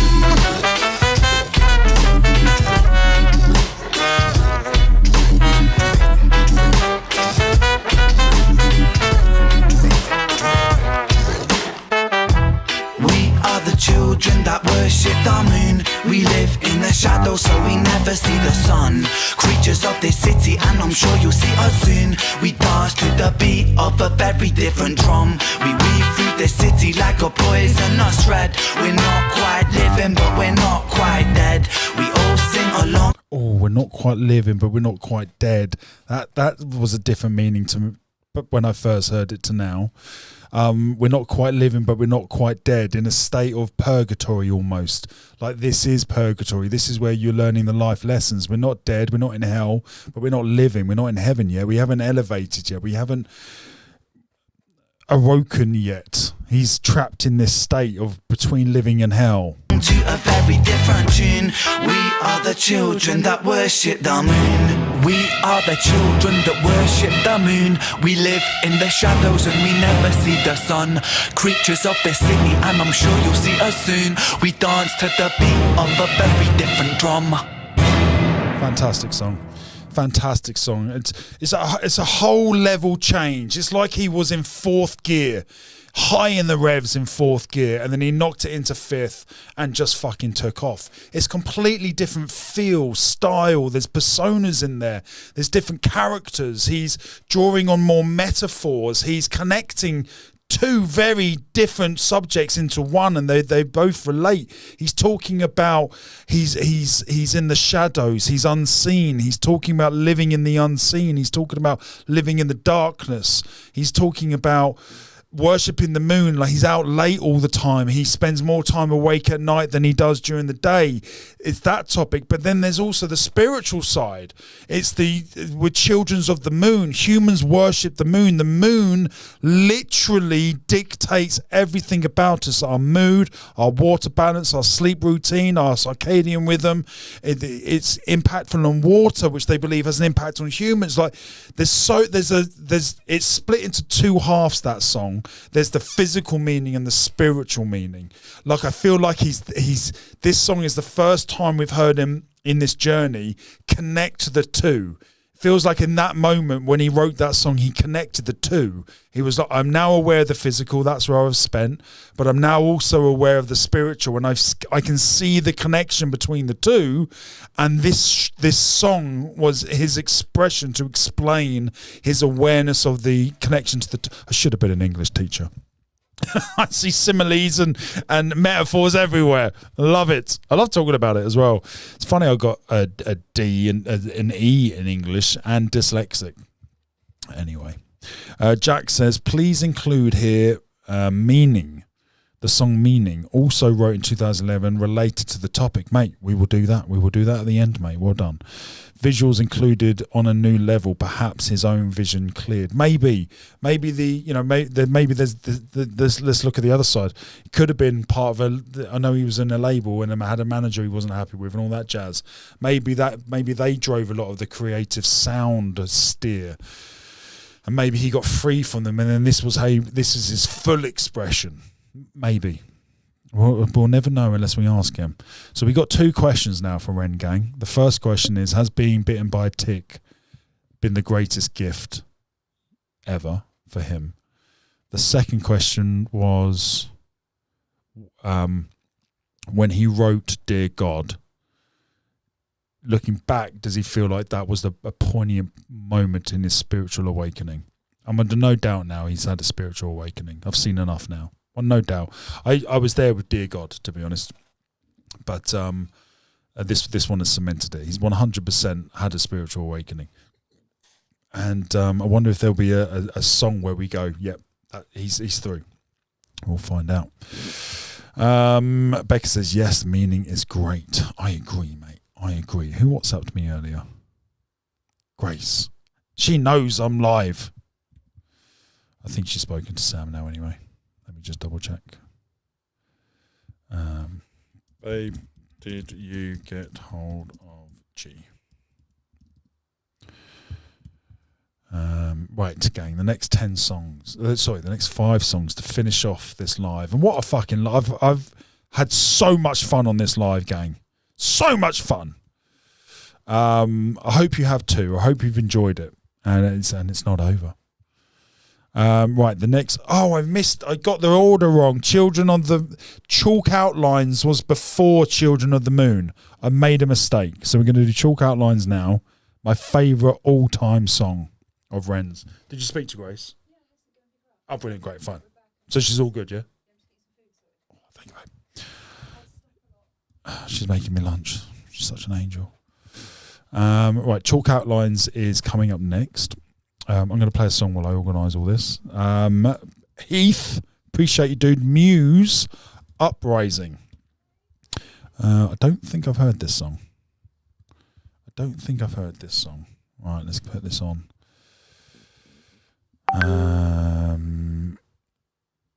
Who's WhatsApping me now? Usually I have it turned off because my dad's WhatsApping me now. Dad, I'm fucking live. You know I'm live, Dad. Do you know what? I'm going to play his message out loud. I'll teach him. Right, gang. Here we go. Bit of Muse. Uprising. Thanks, Heath, mate. Appreciate the support on the channel, dude. As always. Right, gang. Here we go. Chalk Up Lines is up next. I fucking love this song. It's my favourite song.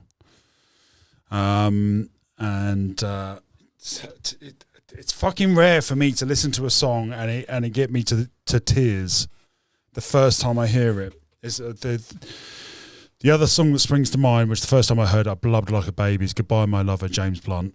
I literally can't listen to that one. It gets me every fucking time. Thankfully, this one doesn't get me every time now because I played it over and over and over and over and over. Like 4 days after I heard this on the live, I just had it on repeat. It's such a great song. It's just perfectly put together. It's a perfect song. There aren't many perfect songs, but this is one of them. I'm trying to learn it on guitar at the moment. It's very difficult, as you'd expect, because it's fucking Ren. It's beautifully complex, and the sound he gets is directly linked to how complex his music is written. So this was meant to be before the one we just heard, which I've forgotten what day is now. My memory's so bad. This one was before Children of the Moon. So I messed the order up. So ignore the analysis we just did on Children of the Moon. He might have connected it here, assuming these are in order. But I know this song is specifically about cocaine. So let's see if there's any links here, gang. Let's see if there's any gems. Chords so gorgeous. I'm still here in this bed that I crawled in.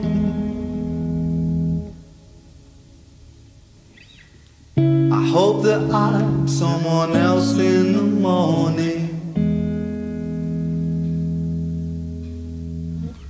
So take this one, wash it down and you'll be fine. Then walk around in the floating chalk outlines. So Mama says not cocaine but medication.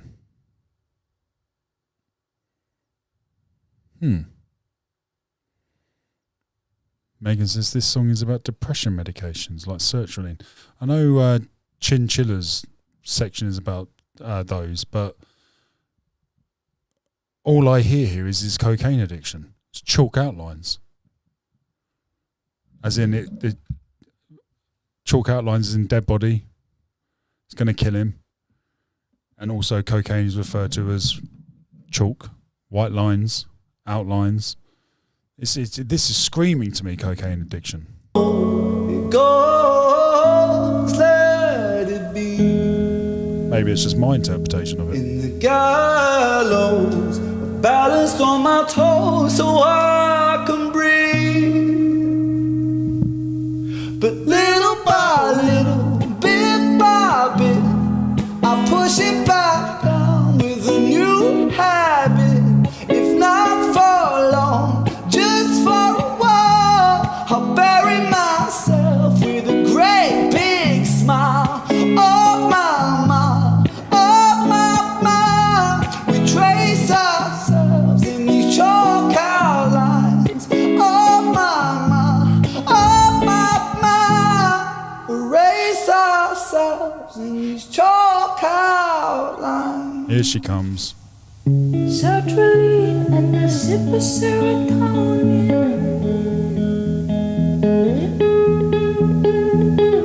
Don't Is Chinchilla Ren's angel? cry, 'cause there's a pill for everything. Take this one, wash it down and you'll be fine. There's so many meanings here. It's connecting to you, to everyone on a different level. Megan thinks it's about depression medication. Becca thinks it's the chalk outline is about walking around like you're feeling dead. Zombies due to depression medication. I can see exactly what you're saying, gang. There is that connection, 100%. Yeah. Wash it down, you'll be fine. Take a new pill just in case. Yeah, 100% about that. It is 100% about that. Yeah. I'm also getting cocaine addiction vibes. Maybe that's just a personal thing to me, but I obviously know he's a coke addict as well, or ex in recovery, sobriety, whatever stage it is. So it just instantly spoke to me about that. The feeling goes and you draw a chalk outline. So it goes, let it be.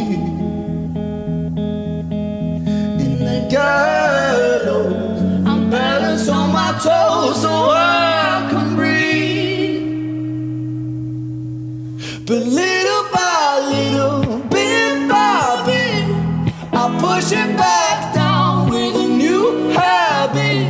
If not for long, just for a while, I'll bury myself with a great big smile. Oh, So they said they're referring there to drowning out about taking. Oh, what was it about bad habit? little by little, bit by bit, I push it back down with a new habit. With a new habit. So, guys, I think it's both. I think Ren's talking about bad habits, and she's talking about taking something else instead of a bad habit, medication, self-medicating. I'm hearing both. If not for long, just for a while, I'll bury myself with a great big smile. Oh my, we trace ourselves in these chalk outlines. Oh, Becca says, I don't think he was addicted to coke, was he? He talks about it a lot, mate. He talks about it a lot. There's a few songs where he talks about it. Oh, gang, I'm being spoiled again. Look at this. Look at this. Look at this game. Homemade. Turn the video off a sec. Homemade bread, sriracha, pastrami, gherkins, mayonnaise. Look at that. This is just out of the oven. This is hot. Look at this. Oh, she's an artist. Oh, there we go. Let me get really close. Look at that. God, this is a good camera. Look at that gorgeous thing. Also, look at the sandwich. Mama, oh mama, erase us.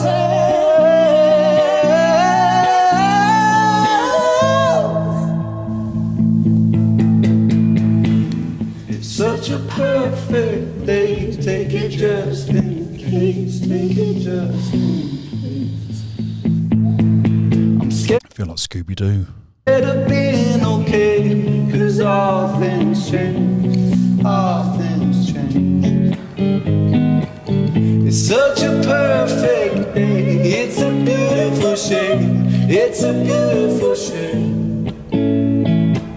I'm scared of being okay, 'cause all things change. But little by little, bit by bit, I'll push it back down with a new habit. If not for long, just for a while, I'll bury myself with a great This is my favourite bit. big smile. Oh mama, we trace ourselves. Bury myself with a great big smile. Oh mama, we bury myself with a great big smile. Oh mama, we trace ourselves in Her voice is someone else. these chalk outlines. Oh mama, erase ourselves in these chalk outlines.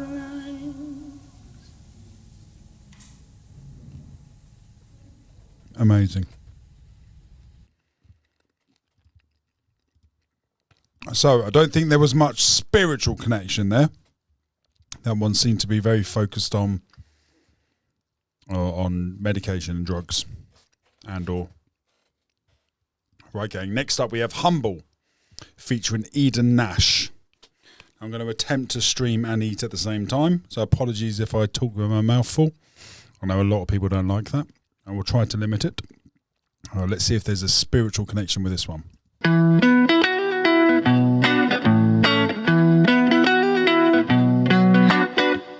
As I walk through this life, I might fall, I might stumble.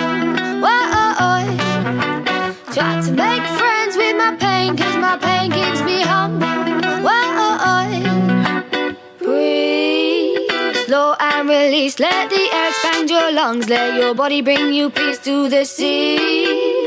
To the sea I will speak, down my troubles to the waves as they wash my soul clean. Won't you purge me, here as I stand.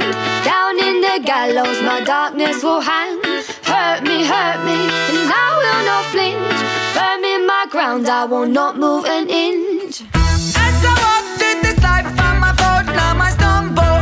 Whoa, I try to make friends with my pain, 'cause my pain it keeps me humble. Whoa, when I wake up in the morning, sometimes I feel so blue, like a guitar with a broken string that can't hold the tune. 'Cause there are some real bricks around me, bursting my balloon. And I really need some healing, 'cause I find out the breathing and I'm breathing all my feelings to you. Because I'm so down, but like a roundabout, I'm about to turn it back around. Flip it like a kick, flip a switch, I'll flip my. Do you guys want to meet Thea? Do you guys want to meet Thea in the comments, yes or no? Coming with the style that's rude. As I walk through this life, I might fall, I might stumble. Whoa, I try to make friends with my pain, 'cause my pain it keeps me humble. Whoa,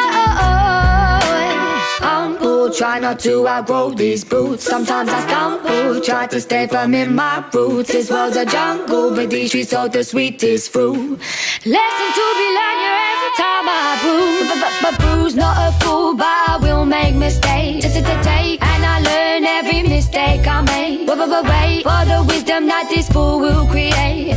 No one in this world but me decides my fate. Taking control of the reins of being the lord in the land of my brain. And I loosen the chains that are causing the pain. Put a stain on my name with the flames. Let me say, make it rain down the rain, down the rain, down the chains. And I rise to the top like a bubble champagne. It's so hard to explain, need to use my left brain. I am switching, the lane's gonna change. Closure on this roller coaster. I'm a poster child bipolar. Loner with the smoking motor. Soldier with the broken holster. You all said yes. We'll do a little pause. Come and say hello to Thea. Thea, you want to go on the internet? Yes, please. Okay.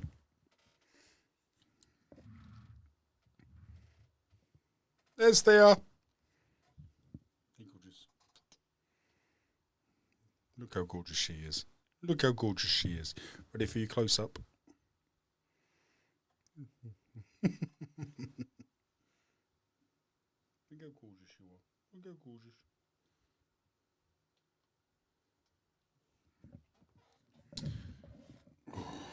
There we go, gang. That's the glue that keeps everyone together. Little Thea, named after the Greek god, of course. Cause don't go down in smoke, then choke on coke and overdose. Just stand your ground, stay humble, proud and lucky like a four-leaf clover. I think this one's about coke. Come on, fall, try to make friends with my pain, pain. As I walk through this life, I might fall, I might stumble. Boy, I try to make friends with my pain, cause my pain keeps me humble. Boy. You won't like this one, mate. It's got sriracha in it. Do you remember the other day? I know you don't like to talk about it, but do you remember what happened? I gave you a bit of sriracha on a sausage. Don't look away. Gave you some sriracha on a sausage. And you then spent about 10 minutes drinking water and then licking the sofa. Do you remember? Don't have to feel embarrassed. It's okay. Excuse me, I was just having a conversation with my dog. We talk regularly. Right, gang, I think this is where we're about to take a new leap.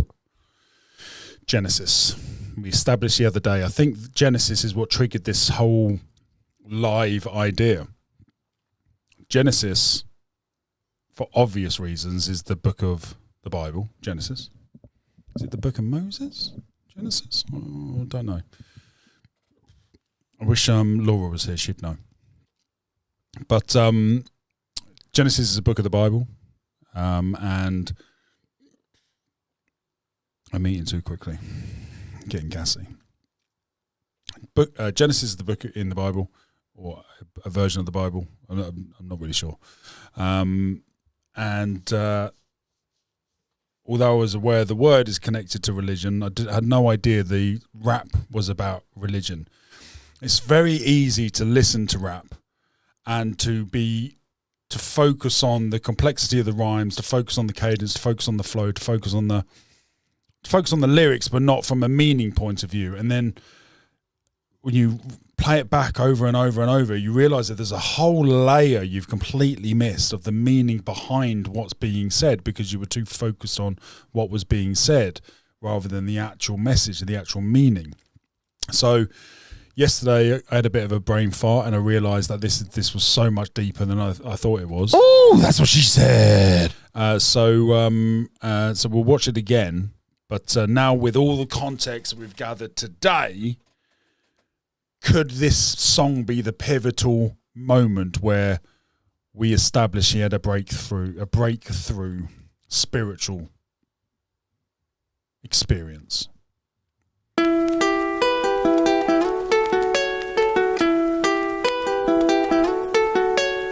When I'm by myself, I find my mind starts drifting somewhere else. It's not inside this dimension, it's definitely somewhere else. I wrestle with my thoughts, constant wrestle with my mental health. I'm put on life support, I've been put upon a higher shelf. My whole life I've been fighting. This cake, it don't have icing. These mantras I'm reciting. Two things. One, I've been there. I sat in the same chair.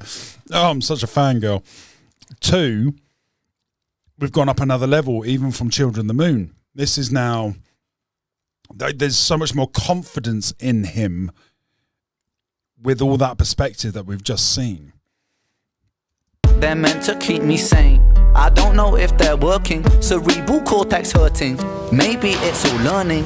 Maybe it's cause life is a lottery. What's an anomaly? Sometimes it's riches and sometimes it's poverty. Sometimes your nerves have been fried by neuropathy, begging the surgeon to have a lobotomy. Honestly, I'ma speak honestly. Life is ironically fucking me chronically. I have been ill in myself and it bothers me. License for killing myself, call me Connery. I'ma be straight with you now. I'ma go straight for the heart. People dilate in the dark. People dilate in the dark. No one was late for the art. No one was late for the art. Genesis rain and it rain with a star. Genesis pain in the art. Genesis aim for the heart. Genesis. He's accepted it. I think this is it, guys. I think this is the song where he was fully in. His arms open, embracing. He literally says, Genesis, come from my heart or something? Genesis. People dilate in the dark. No one was late for the art. No one was late for the art. Genesis rain and it rain with a star. Genesis pain in the art. Genesis aim for the heart. Genesis. Yeah. He's like, take me. Genesis aim for the heart. That's the message I'm getting. Going. Tell me if you're getting a different message. I want to hear it.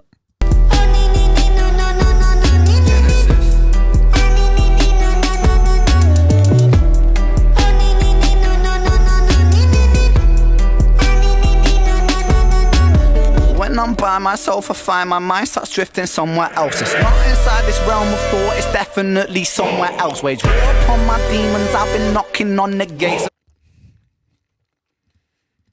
When I'm by myself, I find my mind starts drifting somewhere else.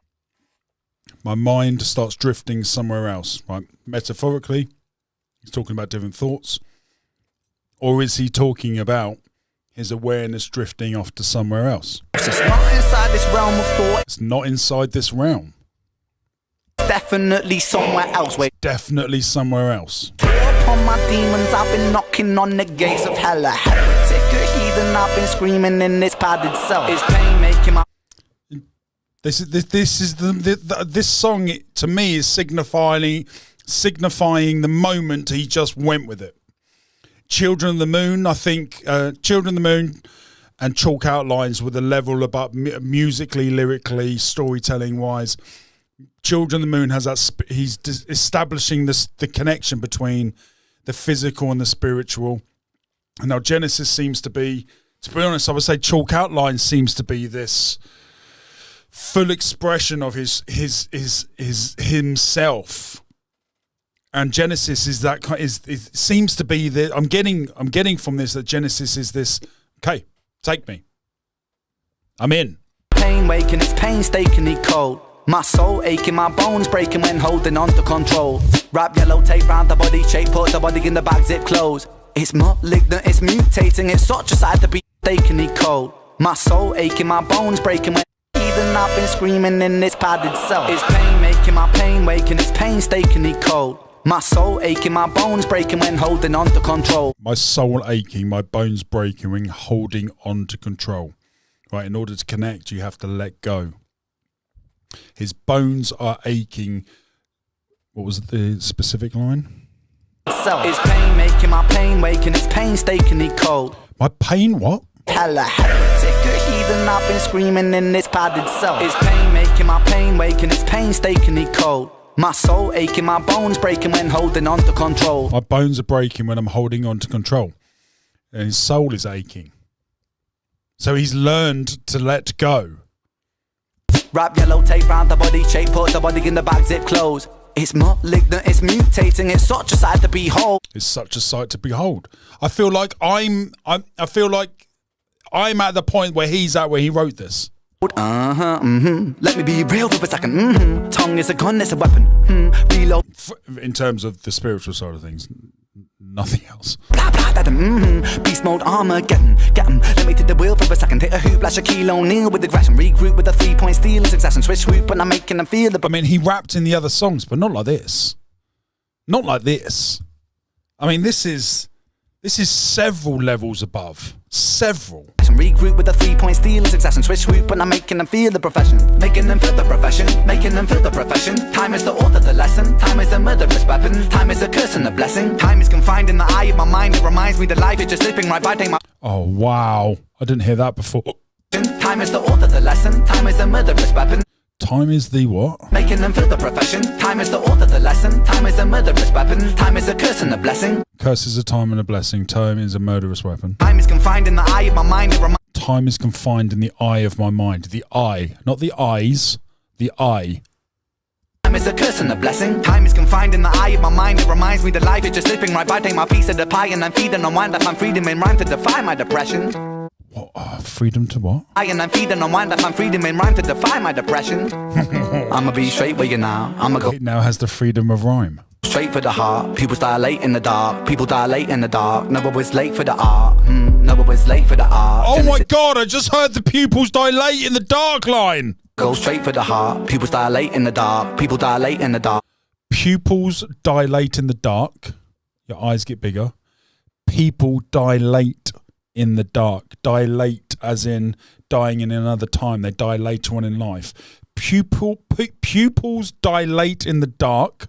You're able to see things more in the dark.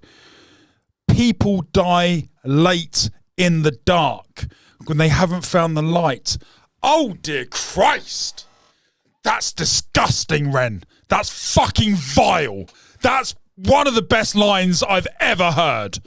And I've listened to this 10 plus times and I've only just heard it. What are you doing? I'ma be straight with you now. I'ma go straight for the heart. People dilate in the dark. People dilate in the dark. Never was late for the art. It's wondrous. People dilate in the dark. People dilate in the dark. Never was. Oh, he's saying people like pupil as well. It's like it's he's using an accent on it. People dilate in the dark. People dilate in the dark. With you now. I'ma go straight for the heart. People dilate in the dark. People dilate in the dark. Never was late for the art. Noah was late for the ark. Genesis rain. Noah was late for the ark. Noah was late for the ark. What is that then? Because he's repeated that a few times. Noah was late for the ark. Noah built the ark. Got the message from God to build an ark. Noah's ark. Why was he late? Noah was late for the ark.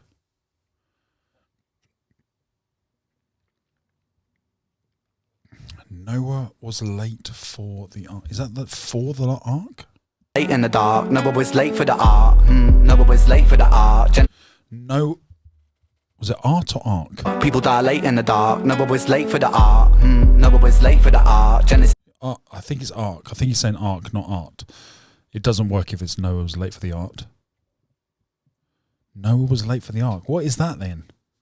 Noah hesitated to build the ark. Yes, he did, didn't he? He did. Noah was late for the ark. He was late for the ark in that context. Well done, mama. Jesus. It's rain in the rain with a star. Genesis, pain in the art. Genesis, aim for the heart. Genesis. It's masterful. Genesis. It's so much more complex and so deeper than all the previous songs. Children of the Moon and this are layered, multiple layers. All the other songs, they were layered in terms of meaning, but they're not like this. I mean, it's a significant elevation in complexity, style, cadence and flow, meaning. And it's just... It's significantly noticeable in this song.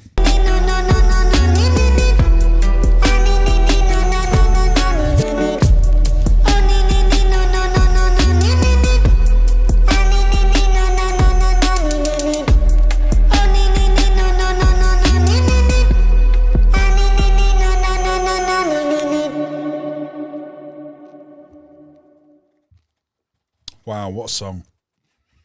What a song. So many meanings behind it. So many messages, so much insight.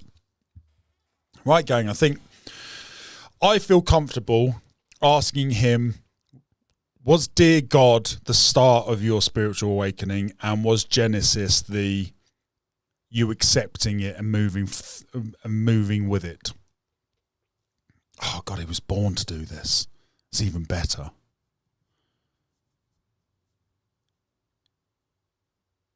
Like it appears like it's easy for him now. Does that make sense? He's let go of the resistance. Literally. He's going with the flow, and it's just easy for him. It appears, it's obviously not, because we've got decades of skill and talent. But now it appears effortless. It appears like he's finding the perfect lines to express his current experience, to express how he currently feels. But it's more than feeling. He's identifying multiple connections. Like, this is his true self. This is his true expression. Nothing's holding him back now. He's now accepted it and moving forward. And I can only relate to that in the recently. I was telling Rowley yesterday, like, I haven't officially told you guys yet, but Wolf and I are talking. Wolf is coming on the show. Not only is Wolf and I talking, Wolf watches the show. He told me he saw the King Dotter stuff, laughed his pants off. I mean, I felt all warm and bubbly inside. And when he said that, it was a mutual gushing. But he gushed in the right areas.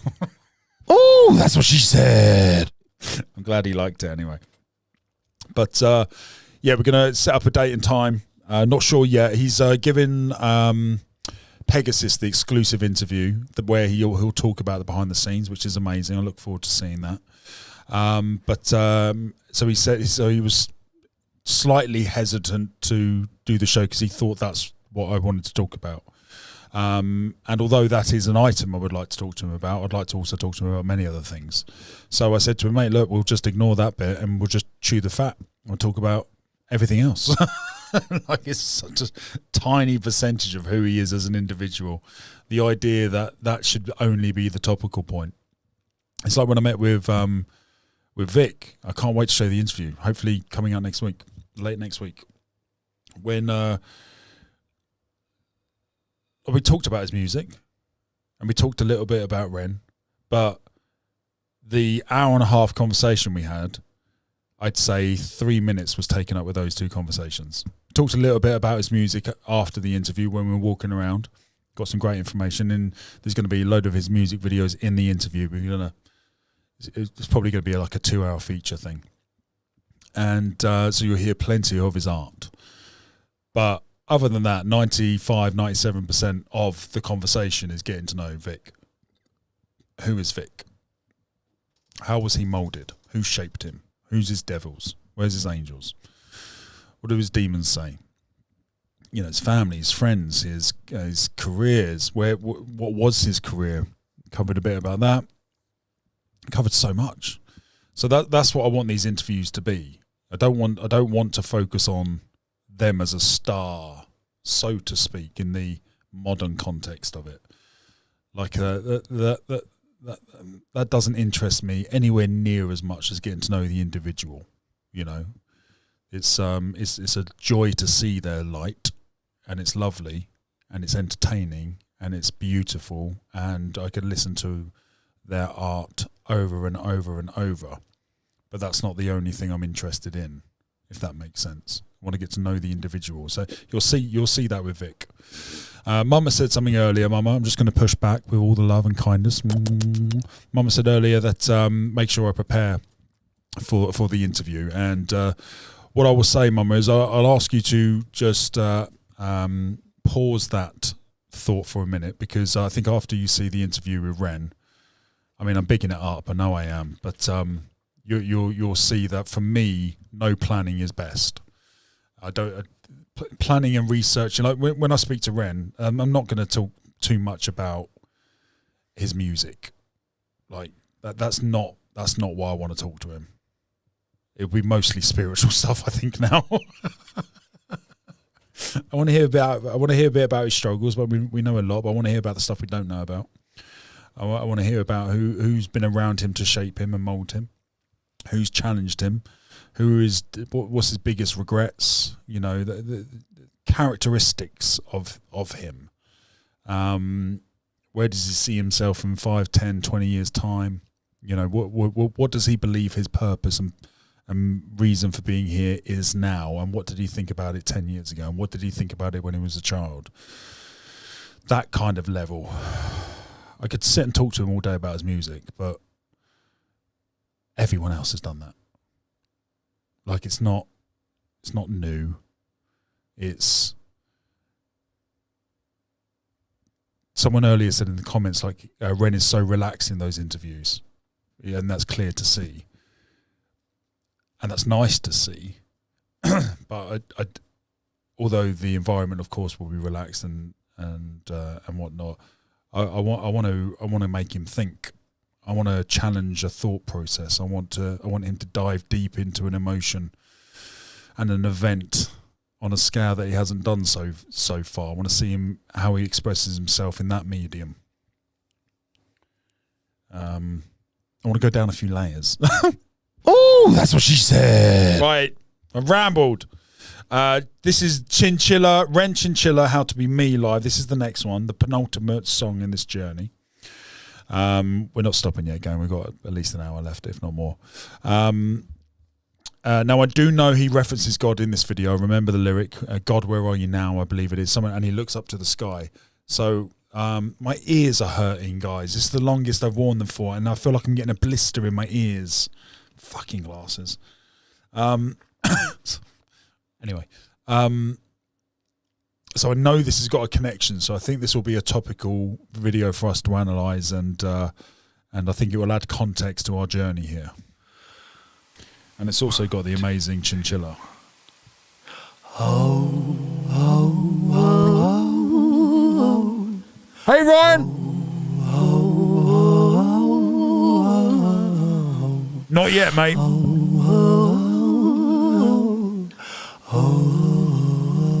Just manifesting it into the universe. How we doing, Danza?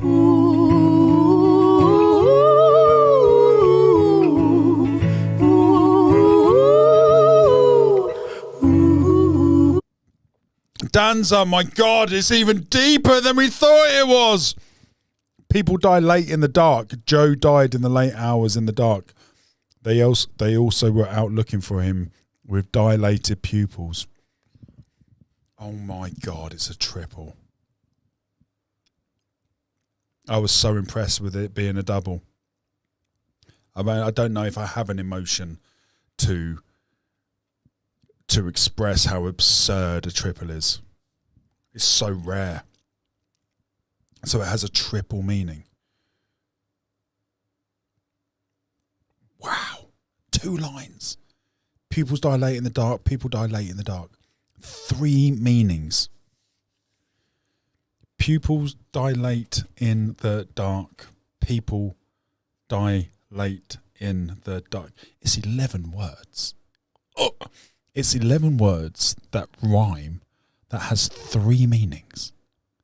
I mean, from a mathematical point of view, do you know how difficult that is? That's fucking absurd. That's outrageous. That's inhuman. It is inhuman. The boss man upstairs helping out, innit? That's again, there's a reason he's sitting at the front of the train with Eminem. Eminem's that level. Eminem does triples like that. Eminem has had a spiritual awakening. Eminem found God 15 years ago. He's remained sober ever since.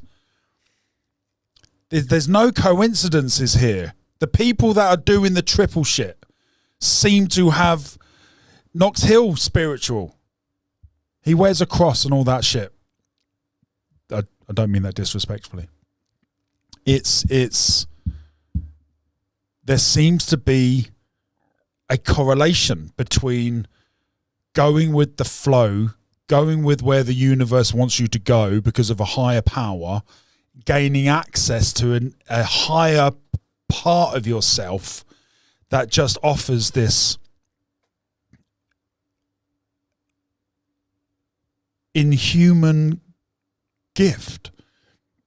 I'm struggling with words, guys. Help me out in the comments. How else can I describe this? That's insane.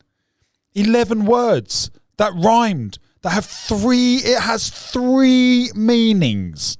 There's 3 different ways you can read those 11 words. That's madness. It's astonishing.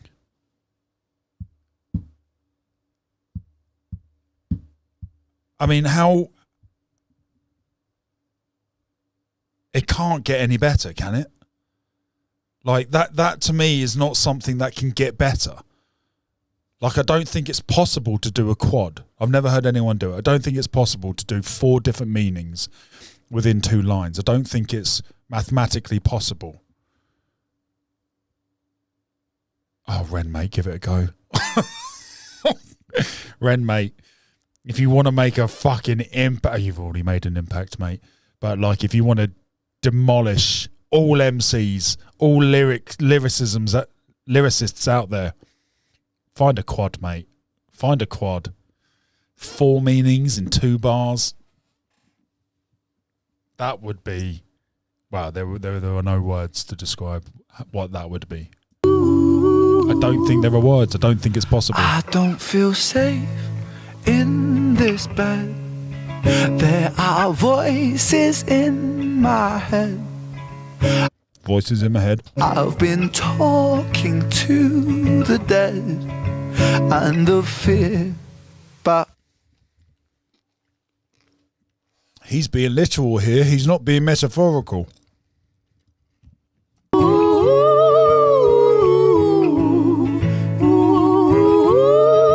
Is Ren a medium?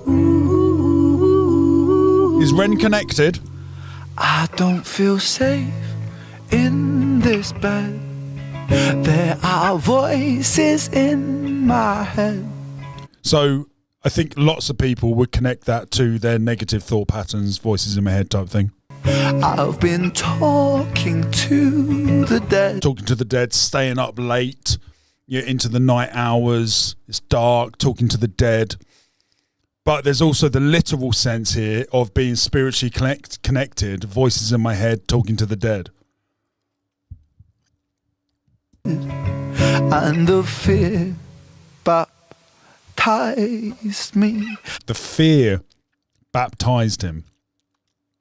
He's connected. My kingdom turned to dust, and I watched all my riches rust. So just to establish, that whole verse was all doubles. The whole verse was all doubles. Not 2 lines, not 2 bars. The whole fucking verse was double meanings. Like, a double is so impressive. It stands out in a song. If somebody can't do doubles and then they throw in a double, it stands out. Everyone stops the track and makes a point. Oh, that relates to this and it also relates to that. It's a poignant moment in a song when someone's able to do a double. I can't think of another an artist that doesn't really do it, but there is a couple. Can't think of one now. But like, that whole verse was doubles. Every line was doubles. That's the level we're now talking about. For everyone else, when they're able to do a double, like, it's a, oh, like, it's a major fucking thing, particularly in rap battles. When someone does a double, the crowd loses their fucking mind, right? That's how Eminem became so great, because it was double after double after double. He was putting, my dick is so hard to put it in. What was the line about apple and cider? Something to do with, I can't remember now, but there was apple cider, stick my dick in there, hard drive. It was something like that. Double after double after double. And that whole verse from Ren was doubles. Let's hear it all again. Every line has a double meaning.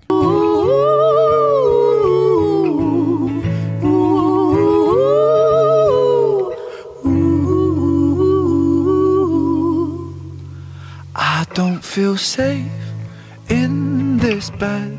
Right. So I don't feel safe in this bed. Right. I don't feel safe on earth. I don't feel safe in my environment. I don't feel safe in my bed. Right. Literal, metaphorical, double. There are voices in my head. Voices in my head, negative thinking, negative thoughts, spiritualism medium. Double meaning. I've been talking to the dead. Talking to the dead, talking to people who aren't alive, the energy being zapped out of you, talking to the dead, staying up late night, zombie hours. And then the spiritual, literal, what I think is literal, talking to the dead, contacting his guides. And the fear baptized me. The fear baptized me. You can't see the light until you get rid of the dark. Fear, it's spoken in the Bible as something that prevents you from seeing God. You've got to overcome your fears. It's a double fucking meaning. The whole verse is the double. My kingdom turned to dust, and I watched all my riches rust. Have I lost the Midas touch, or do sad eyes blind me? The chorus is a fucking double. Over and over we go, over the hills and the valleys. That was the verse was split into two parts. I think maybe the last bit was the bridge. Valleys below, oh, and it follows me home. I need to listen to it because I was talking over it. Over. Oh, fuck off, QuickTime. Oh, it's just crashed. Fucking hell. Bear with me. What time are we on? 1:15. To dust.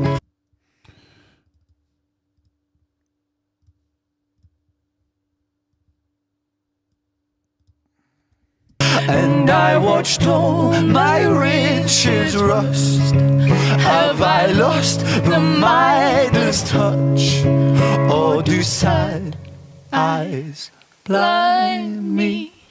Over and over we go. Over and over we go. Reincarnation. Coming back here over and over and over. Over the hills and the valleys below. Over the hills and the valleys. Struggle and the highs of the hills and the struggle to climb the hills and the valleys of the depression that you go into. Oh, and it follows me home. And it suffocates me. Wow.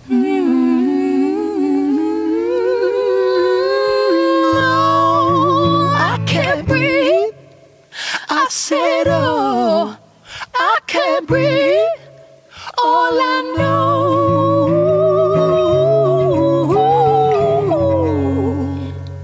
is I forgot how to be me. I forgot how to be me. There's a whole new song. I thought this was a fucking love song the first time I heard it. I thought it was about being in a relationship you weren't happy with and you forgot to be yourself.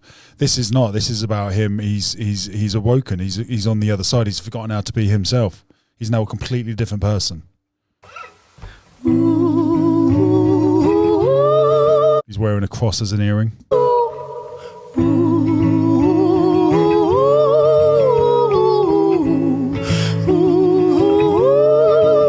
This is very quiet, biblical voice. I don't feel safe in these halls. There are bruises on the walls. There are bodies in the floors, and they breathe so loudly. I wish I could all doubles again. This is unbelievable, this song. move, get up and walk right out this tomb. Do our saviors die too soon? He's talking about Jesus walking out the tomb. I could move, get up and walk right out this tomb. Is that a triple? Get out of your getting out of your bedroom, getting out of your despair, getting out of your hole. resurrecting like Jesus coming out of the tomb. It's a double. It's a fucking great double. Do our saviors die too soon? Do our saviors die too soon? Wow. Do our saviors die? That's a Joe reference. Do our saviors die too soon? Wow. So Joe saved him. Oh, wow. Wow.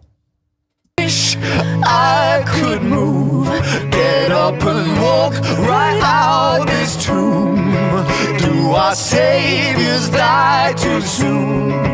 For my sins surround me. Wow. Over and over we go, over the hills and the valleys below.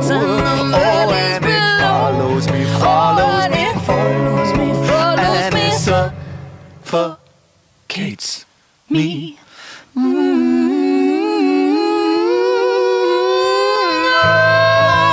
I can't breathe. Oh, look at the fucking pain and intensity on his face then. Look at his face on this bit.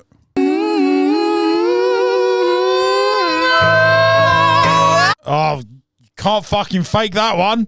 Oh, with pure intensity, pain is leaving him. Ugh. I can't breathe. I said, oh, I can't breathe. All I know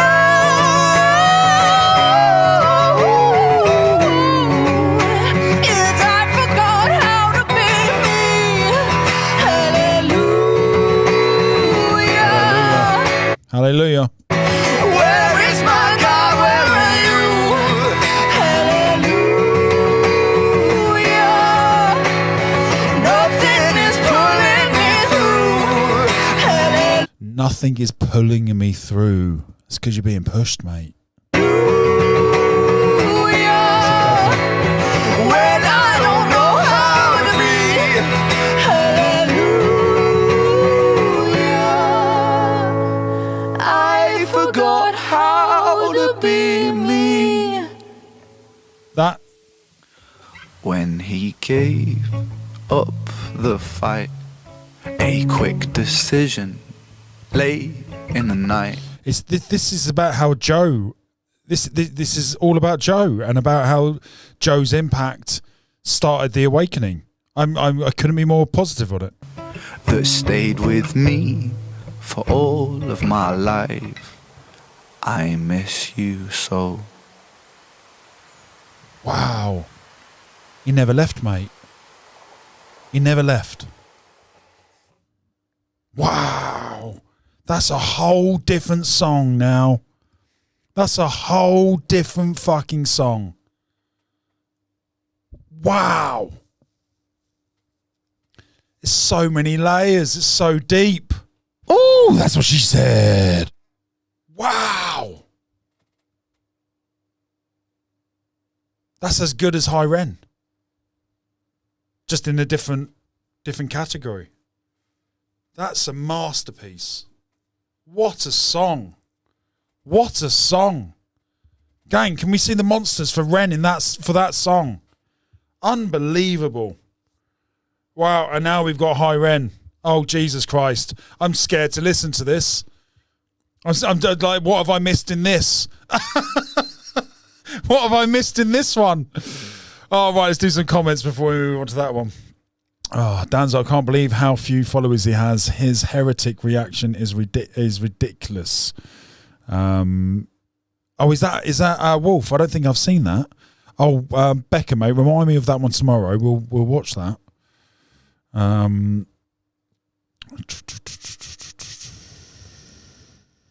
I would ask Wolf if he classes himself as a religious or spiritual. Then also ask what his top 5 favourite artists are. Good question, Batch. Great question, actually. Is it still there? I didn't see it earlier today, says Becca. Don't know what that's regarding. Sorry, mate. Rolly, Dan interviews people very well. Oh, thanks, mate. He listens carefully to what people tell him and then asks questions depending on what's being said. He has a knack of delving deep. That's what she said. He did it. He did it very well with Vic. Appreciate it, dude. Love the feedback. Thank you, mate. It's difficult to get a compliment out of Rowley. I'll take that one, mate. It was 2 days ago on Wolf's YouTube. He called King Daughter, King Daughter, which I found hilarious. I'm definitely gonna have to watch that. Definitely gonna have to watch that. Dad, can I play this voice note on the live, or is it personal?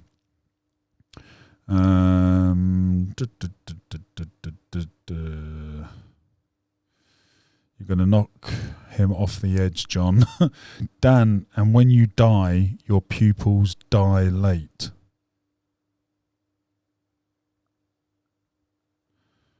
When you die, your pupils dilate. Yes.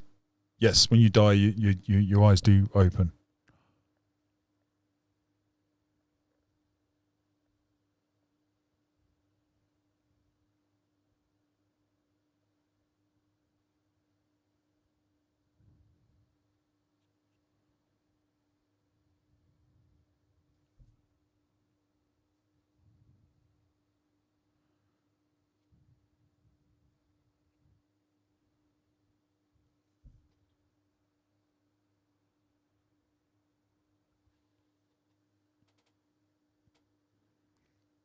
Pupils dilate in the dark. Drugs. Pupils dilate. Pupils dilate. When you die, your pupils dilate. People dilate in the dark.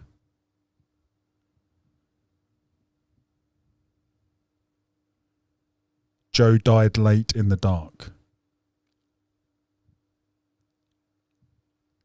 Guys, is this a quad?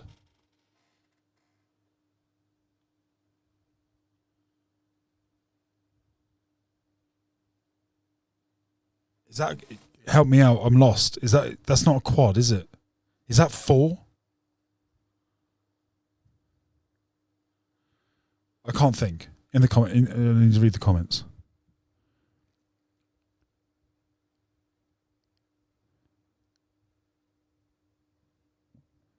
Guys, in the comments, I'm getting muddled now. People dilate in the dark. People dilate in the dark. So the first thing is, it's one because pupil and people dilate and dilate, right? There's your first connection, right? People dilate, pupils dilate in the dark.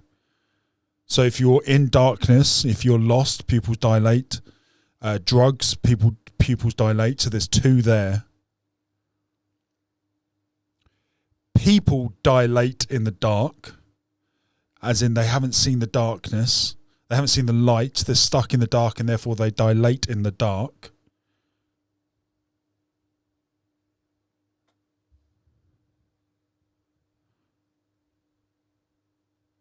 And when you die, your pupils dilate. There's no way it's 5. I must have miscounted. I need to write it down. It's impossible it's 5.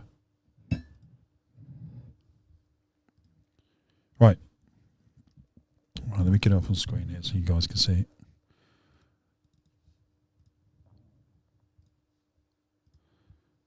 it. Right. Pupils...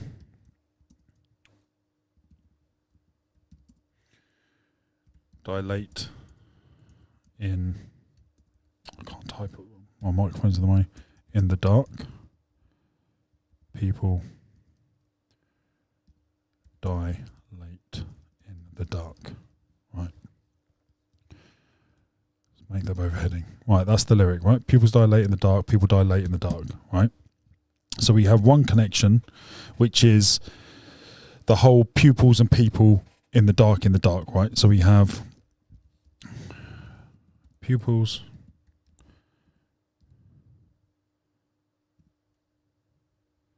people, dark, right? That's the first connection. Second connection is pupils dilate in the dark. So we've got a drug metaphor here about being lost, right? But also, pupils dilate in the dark. They get bigger, but but that's the words, so that's not a connection. So that's the literal words. People die late in the dark. So Joe was found late, and then when people die, their pupils die. It's a fucking quad.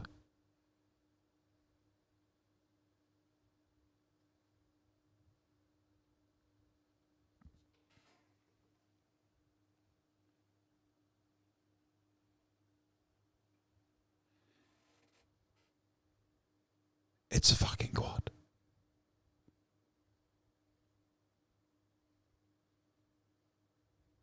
It's 11 words and 4 meanings in 2 lines. It's a 4. It's a 4. I'm getting adrenaline. Pupils, people dark, right? Pupils dilate in the dark, people dilate in the dark. The drug metaphor, feeling lost, medicating, pupils dilate in the dark. Joe was found late at night, and then when people die, their pupils dilate. Oh my God.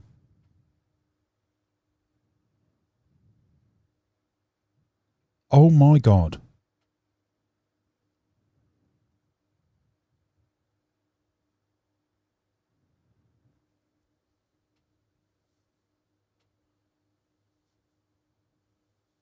Oh my God.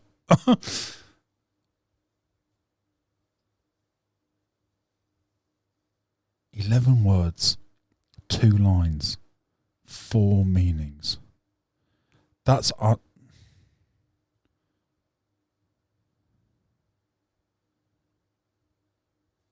can't spell metaphor. Jesus. Metaphor. I almost got it. Oh my God, what is going on here? Kind of, almost. Wow. I'm struggling with words here, guys. I don't think I've ever seen a 4. I've never seen a 4. I've never seen a 4. I've never seen a 4. Dan, read John's comment. Dan, read John's comment. Where's John's comment? John. I can't see John's comment. Oh, we're about the, yeah, got it. Yep.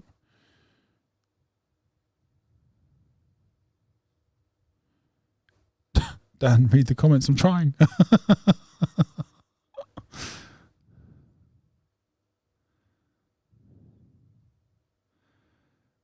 Bachelor says, when Dan watches the Knox interview, he will understand how true that statement was. What statement, mate? Remind me.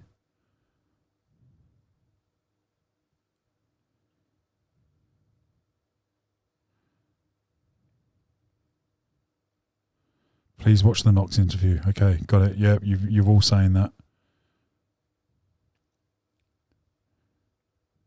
John said 4, yeah. I went on many pages explaining the 4 and blowing people's... John, mate, bravo. Take a bow. I think you might have been the first person to see it. I don't know, did anyone else see 4 fucking meanings and 11 words split over 2 lines? Did anyone else see it? I didn't see it! Oh, Dotter. Oh, Dotter. Poor Dotter. Like, delusion is a genuine mental illness, so we shouldn't laugh. But, I mean...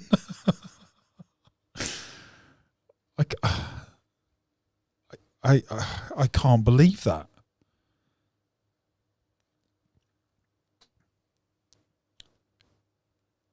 So by default, it's lyrically got to be the best song I've ever heard, because I can't think of anyone else who's done a 4.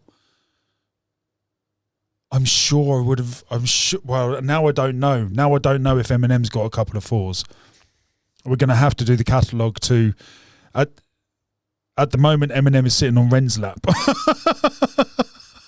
I haven't noticed a 4, but I didn't notice it here, so I may have missed Eminem doing 4s. But that's bonkers. That's mental. That's 4. Doctor will say he can do 5. I want to see it, Rolly. I want to see it, mate. Becca says, John, a few weeks ago, I think you described all Rens songs in a successful narrative starting with high REM. If that was you, could you repost that in the comments of this video or on the YouTube? Yes, Becca. I don't think I saw that. I don't remember seeing that. John says, thanks, but it's Ren's words. I just listened. And again, what were you thinking, Doctor? That's gonna have to be a separate clip. That deserves a separate clip. Other people have got to know that. I'm going to make the arrogant assumption no one else has noticed it. John, you little genius, mate. I can't believe there's 4. I got to 3. I saw the doubles straight away. I can see the doubles immediately. I can see the 3s. I never thought I could see a 4. You just helped me open my analytical mind up a bit, mate. I'm going to have to really, oh God, they require so much analysis, these lines. I wonder if Knox has done a 4 as well. He's done triples. Oh, wow. Right, high Ren. Oh God, we're going to be here all night. Oh Christ. Let's forward it a bit.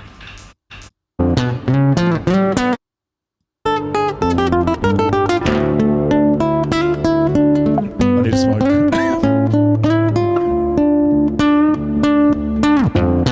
How we doing, Cammy?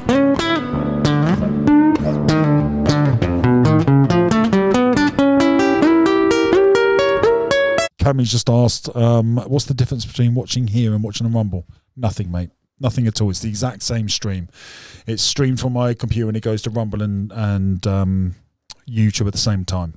So you're not missing anything between the two, mate. The only thing that is different is sometimes YouTube kicks us off because they're dicks. Whereas Rumble, there's no censorship. So it could do anything, play anything, and then no interruptions. Well, other than me rambling. So it's a personal choice. If you like the YouTube environment, stay on YouTube. But you may notice that the stream drops every now and then. It comes back, but it disappears for a few minutes. So if you don't like that, then pop over to Rumble instead, and then there's no interruptions at all. Thanks for stopping by, mate.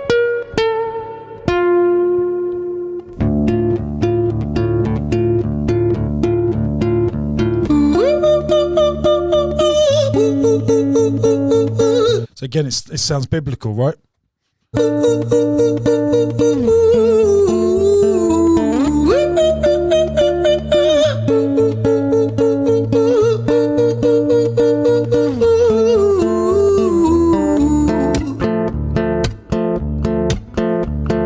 Hi there, Ren. It's been a little while. Did you miss me? You thought you buried me, didn't you? Risky.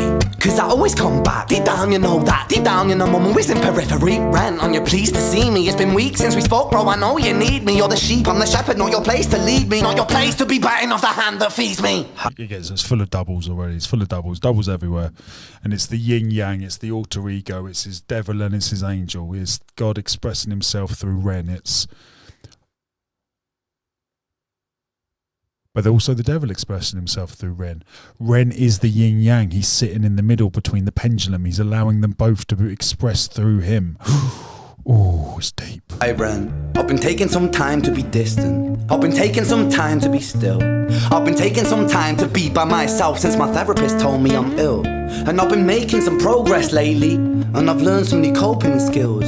So I haven't really needed you much, man. I think we need to just step back and chill. Ren, you sound more insane than I do. You think that those doctors are really there to guide you? Been through this a million times. Your civilian mind is so perfect to always being lied to. Okay, take another pill, boy. Drown yourself in the sound of... Down with deafening glitch, Megan. Shh, we won't tell it what. Hope Dan read that. I will send it spiraling. Rolly, you want a fifth? When people are in the darkness of illness, it's hard to see the light till you find answers and pupils dilate.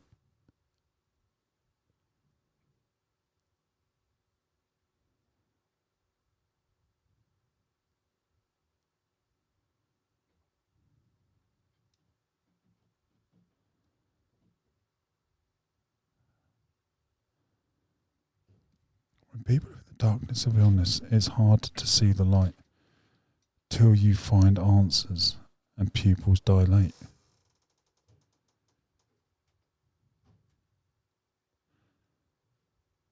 Oh, hold on a second.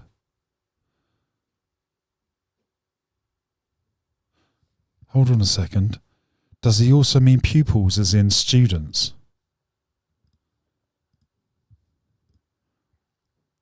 Students dilate in the dark? There's no way.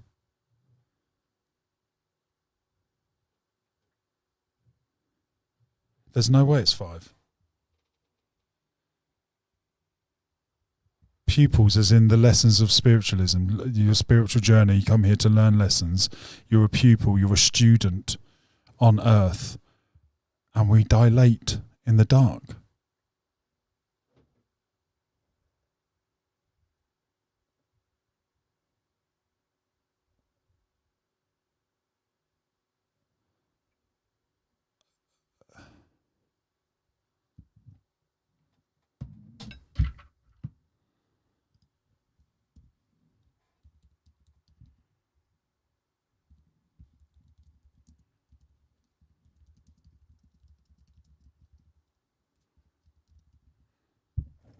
It's fucking 5.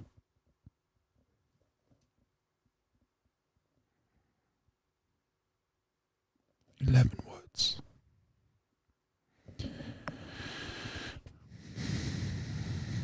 On average, he's made a connection every 2 words. It's fucking 5. There's 5 meanings to those 2 lines made of 11 words.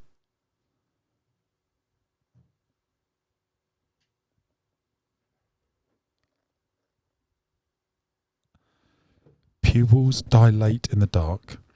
So students. Eyes. Drugs. People dilate in the dark. Joe. People dilate in the darkness. It's fucking 5.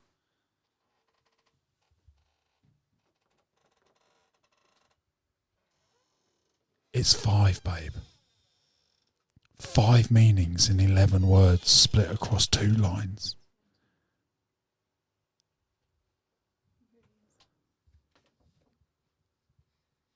And you were going to keep that from me, Rolly. You were going to keep that from me. What? See you later, Dad. I'd leave as well, mate. if I wasn't trying to earn a living, I'd leave now as well. That's mental.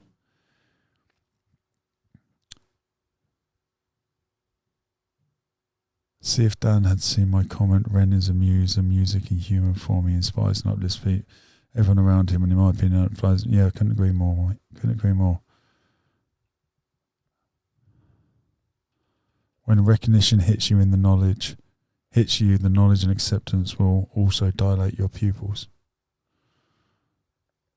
Fuck off, Bachelor.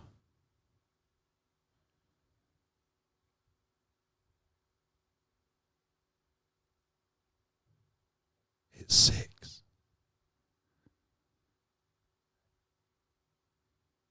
6.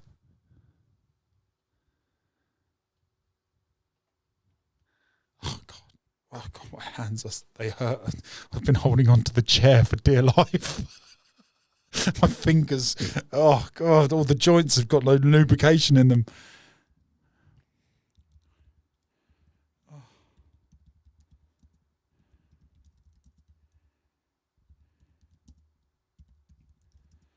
It's fucking 6.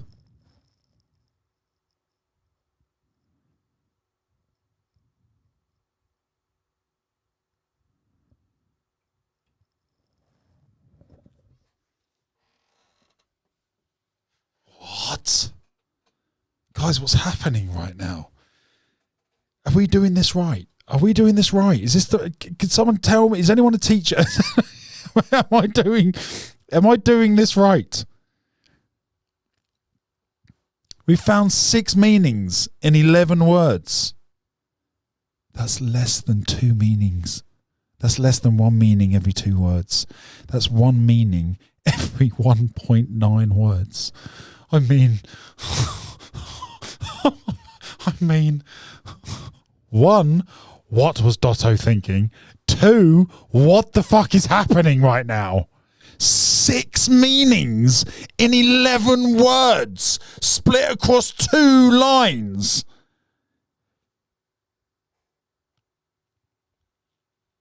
It also means Dan's pupils, as the listener, having the dilating pupils in recognition of the meanings behind these. Yeah. Oh, God, I'm sweating. My legs are clammy. Yeah, okay, Megan, sorry. Yeah, I got so lost in this. White noise, follow this 10-step program. Rejoice, all your problems will be gone. Fucking dumb boy. Nah, mate, this time is different, man. Trust me. I feel like things might be falling in place, and my music's been kinda doing bits too. Like I actually might do something great, and when I'm gone, maybe I'll be remembered for doing something special with myself. That's why I don't think that we should talk, man. Cause when you're with me, it never seems to help. You think that you can amputate me? Becca says, Ren has said that there are a few times that people attribute meaning to his lyrics that never really meant. He finds it interesting and funny. He even said he learned a few things from Knox. There's no way that's accidental. It's too complex to be accidental. That's 100% poetry. That's the best poetry. The 2 lines. We read 2 lines. We read 11 words, and we found 6 metaphorical life meanings behind them. That's not human. The best poet in the world, Shakespeare, couldn't do that shit. I'm you are me, you are I am we are one, split in 2, that makes 1, so you see, you gotta kill you if you wanna kill me. I'm not leftover dinner, I'm not scraps on the side. Oh, your music is thriving, delusional guy. Where's your top 10 hit? Where's your interview with Oprah? Where are your Grammys, Ren? Nowhere. Yeah, but my music's not commercial like that. I never chase numbers, statistics or stats. I never write hooks for the radio, they never even play me, so why would I concern myself with that? But my music is really connecting, and the people who find it respect it. And for me that's enough, cause this life's been tough, so it gives me a purpose I can rest in. Man, you sound so pretentious. Ren, your music is so self-centered. No one wants to hear another song about how much you hate yourself. Trust me.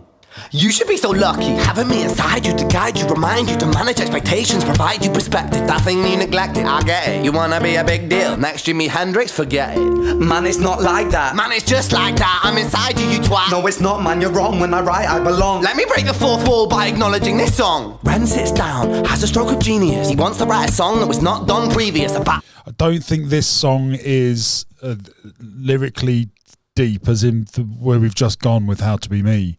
But from a symbolic perspective, this song is the reason why it went viral and everyone connected to it, because this alter ego has never been expressed this way before, or certainly not musically within this environment. Eminem came very close to it with Slim Shady, the alter ego, but this is a step further.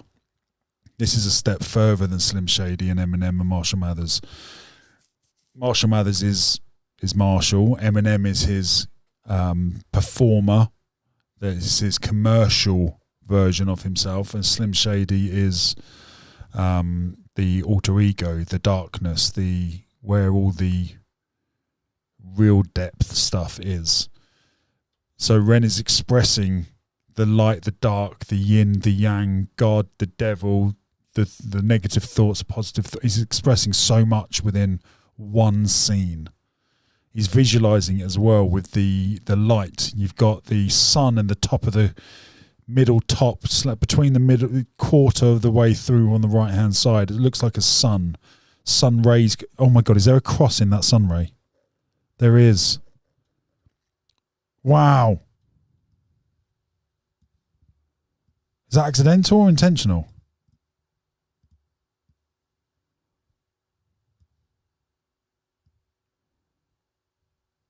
Oh, it might be a stained glass window. Maybe it's a stained glass window. I'm just looking everywhere now. With the subconscious, Eminem did it. Played on guitar. Plan B did it. Man, you're not original, you criminal rip-off artist. The pinnacle of your success is stealing other people's material. Ren, mate, we've heard it all before. She sells seashells on the seashore. Fuck you, I don't need you, I don't need to hear this. Cause I'm fine by myself, I'm a genius. And I will be great, and I will make waves, and I'll shake up the... Cammy says someone point out his earring as well. He does. He has a cross on his earring. Oh, well, beneath us. That's right, speak your truth. Your fucking God complex leaks out of you. It's refreshing to actually hear you say it instead of downplay it. Music is all about the creative process, and if people can find something to relate to within that, then that's just a bonus. Fuck you, I'ma fucking kill you, Ren. Well, fucking kill me then, let's fucking have you, Ren. I'ma do it, watch me prove it. Who are you to doubt my music? Cause I call the shots, I choose if you die. Yeah, I call the shots and so I choose who survives. I'll tie you up in knots when I lock you inside. Newsflash, I was created at the dawn of creation. I am temptation. I am the snake in Eden. I am the reason for treason. Beheading all kings, I am sin, with no rhyme or reason. Son of the morning, Lucifer, Antichrist, father of lies. Mephistopheles, truth in a blender, deceitful pretender, the banished avenger, the... Oh, Bachelor. If we start adding in the numbers, 33, that's his number, right? 2 lines, 3 meanings in each line. 33, ooh, spooky. I just surrender when standing in front of my solar eclipse. My name is stitched to your lips, so you see, I won't bow to the will of a mortal. Feeble and normal, you wanna kill me? I'm eternal immortal. I live in every decision that catalyzes chaos, that causes division. I live inside death, the beginning of ends. I am you, you are me, I am you, Ren.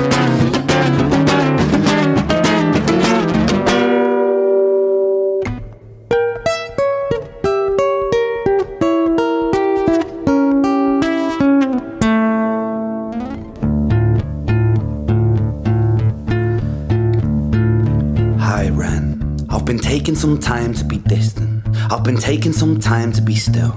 I've been taking some time to be by myself, and I've spent half my life ill. But just as sure as the tide starts turning, just as sure as the night has dawned, just as sure as the rainfall soon runs dry when you stand in an eye of a storm. I was made to be tested and twisted. I was made to be broken and beat. I was made by his hand, it's all part of his plan that I stand on my own 2 feet. And you know me, my will is eternal.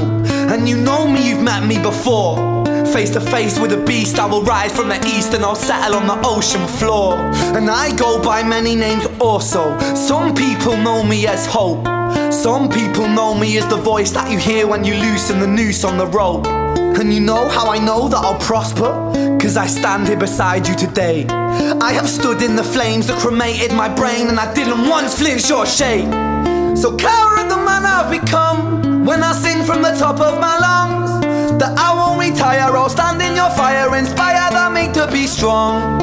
And when I am gone I will rise in the music that I left behind. Ferocious, persistent, immortal like you. It's not a stained glass window. It's just a light. Climate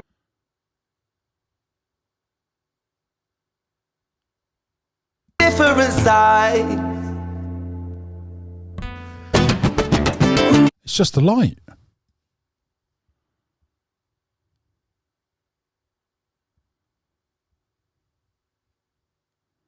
It's just a bulb.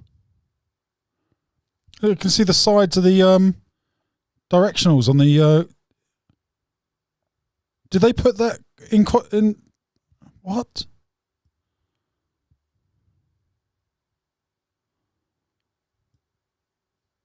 That's a bit weird, isn't it, gang? I suppose.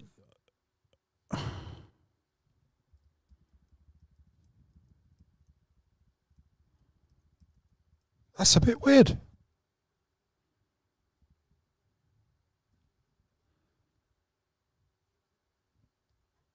That's a. But it's just from a bulb.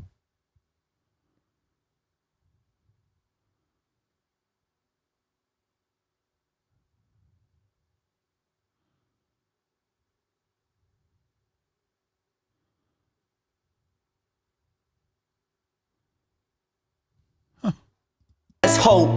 Some people know me as the voice that you hear when you loosen the noose on the rope. And you know how I know that I'll prosper?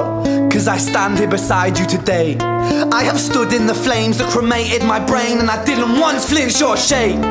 So cower at the man I've become when I sing from the top of my lungs that I won't retire, I'll stand in your fire, inspire that make to be strong.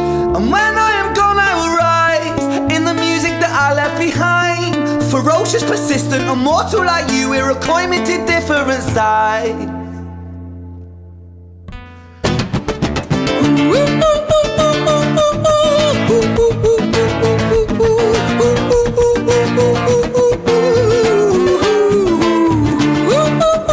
And the cross is not in any other angle either. It is there. It must be a distortion in the bulb somehow.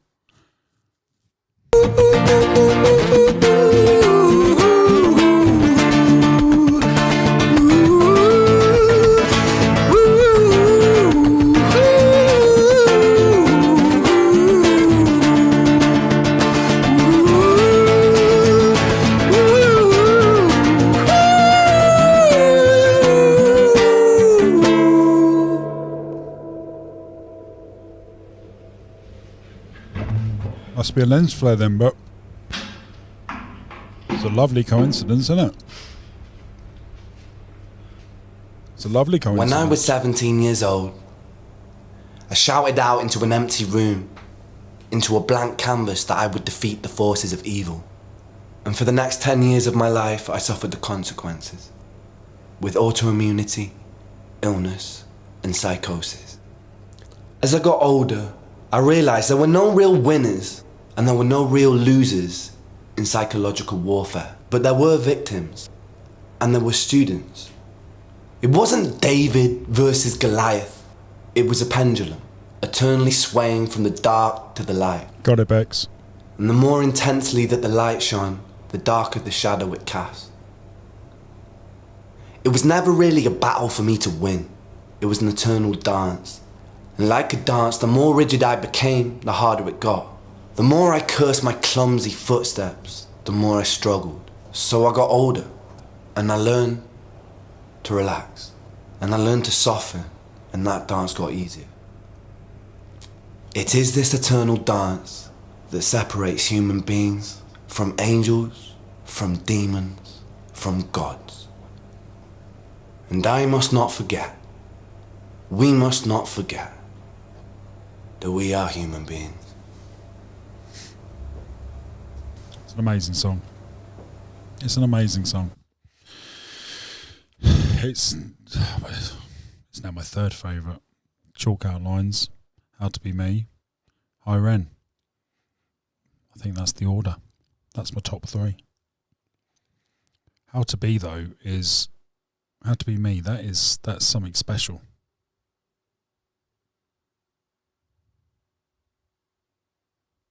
It's the first ever song I'm aware of lyrically. If anyone can direct me to lyrics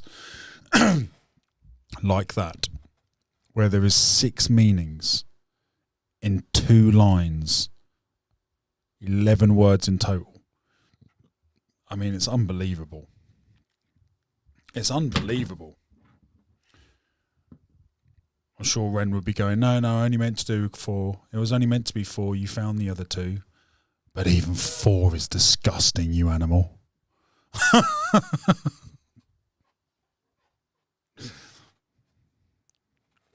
Get it?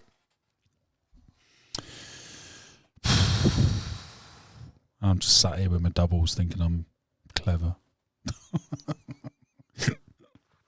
This is kind of what makes me not want to get into creating music. Because it's just like, what's the fucking point? Just the fact that Ren's here just means just everyone should just give up. All the energy should be put into Ren. There's just no one like him.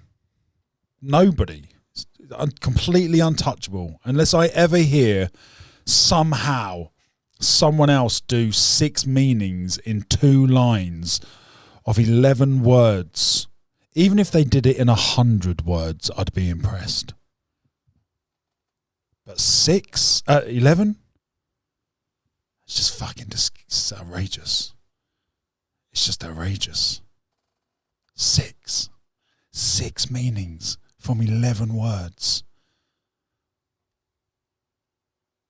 I mean, and one of them was just a throwaway syllable to make it make sense. So it's really 10 words.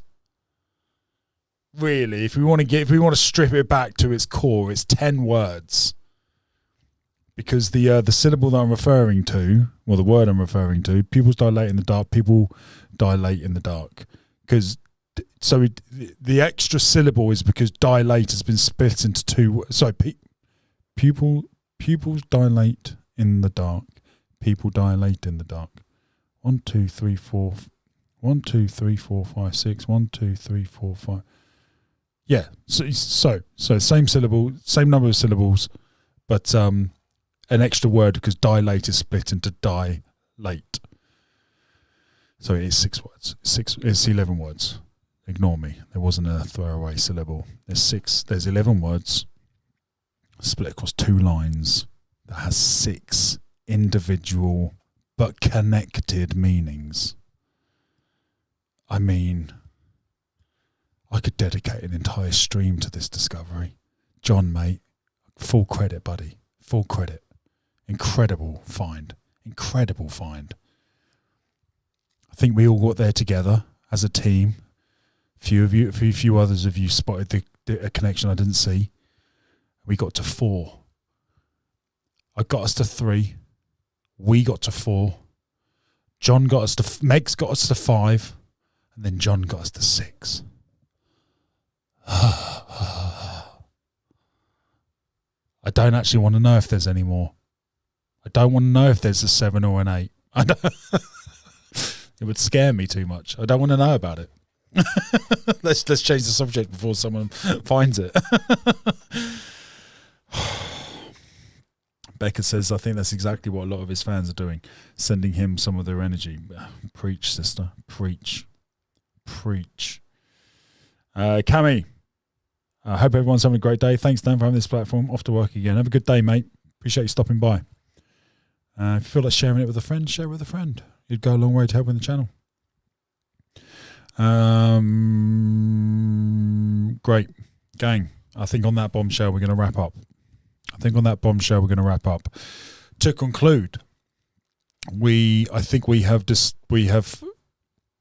thoroughly investigated the question, did Ren have a spiritual awakening? And the conclusion, together as a team, I appreciate you, and to everyone who's watching, as a team, we have answered the question, and the answer is yes. Without a shadow of a doubt. His music was fantastic prior. But he had a spiritual awakening, and then a religious person would describe it as God is speaking through him. I don't know how I would describe it. Let me see if I can find some words. I feel like I want to describe it as he was connecting to his higher self. He was connecting to his spirit self. And his spirit, who has been here for millennia after millennia, reincarnation, with all the knowledge of all those lives, is passing down some beautiful, beautiful light. Wow, what a roller coaster. Ren, mate, you've transformed the way I think. You've transformed the way I feel. You are a beacon in this industry of shit. And I'm in awe, mate. I'm in awe. Incredible, incredible, incredible music. Incredible music. Gang, we're going to wrap up with more Ren. You know the deal by now. We start with power, we end with hunger. Let's go.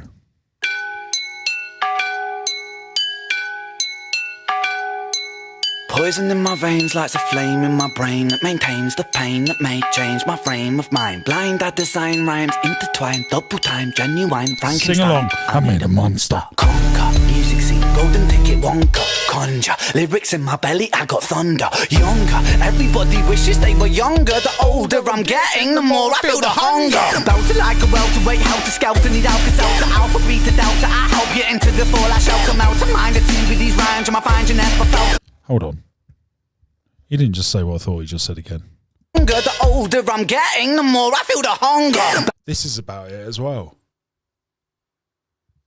He's talking about the more I awake, the hungrier I get.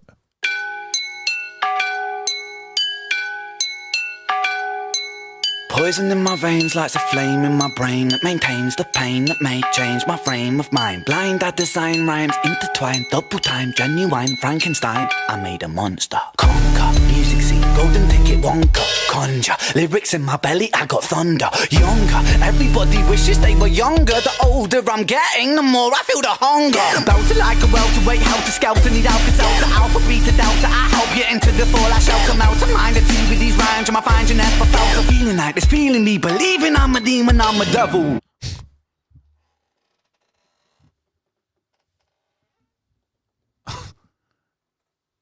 He's being literal. He's shouting it out loud. And he's saying how he got there. Listen to the first verse. He's saying how he got fully connected. Right now he paints the journey he got to be awake.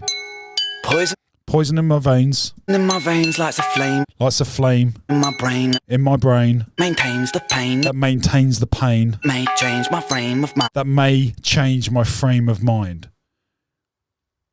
The change in his frame of mind is that he's now open and connected. The pain is what got him there, and maintaining the pain keeps him connected. He's talking out loud. He's not even hiding it. It's in plain sight. I'm blind, I design rhymes intertwined, double time, genuine Frankenstein. It maintains the pain that may change my frame of mind. Blind, I design rhymes. Blind-eyed. Of mine. Blind, I design rhymes. Blind, I design rhymes. Twine, double time, genuine Frankenstein. I made a monster. Conquer, music scene, golden ticket, Wonka. Conjure, lyrics in my belly, I got thunder. Younger, everybody. Ticket, Wonka. Conjure. Golden ticket, Wonka. Like he feels like he's got the golden ticket with this knowledge. Lyrics in my belly, I got thunder. Lyrics in my belly, I've got thunder. Thunder is the power of the gods. Zeus famously used it. Younger, everybody wishes they were younger. The older I'm getting, the more I feel the hunger. Belter like a welterweight, helter skelter, need Alka-Seltzer, alpha, beta, delta. I help you into the fall, I shelter, melt a mind a tea with these rhymes. I find you never felt a feeling like this, feeling me, believing I'm a demon, I'm a devil.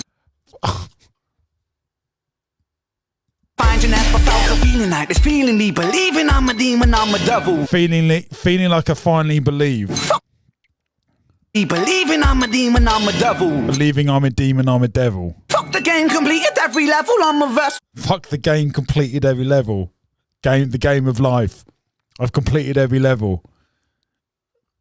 Oh. The spirits are channeling on my lyrics, The spirits are channeling. What? Rebel, I raise my fist to anti-capitalistic pissed I revel in society collapsing, fantastic, now pump the treble. Tick to the top of the tip of my tongue and tapping telepathy. Terrify them with the terrible telekinesis tantrum. It's to the animal. Terrify them with the terrible telekinesis.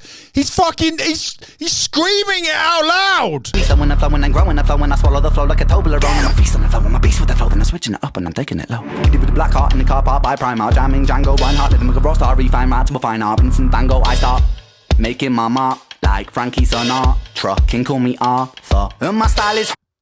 Is he just listing off past lives there, Bachelor? Part by Primark, jamming Django, Reinhardt, living with a raw star, refine rats, we'll find our Vincent Van Gogh. I start making my mark. Like Frankie Sinatra, can call me Arthur. And my style is homegrown like growing Cali weed. Don't need no personal trainer, I got trainers on my feet. You know I got the soul in my bowl when I eat.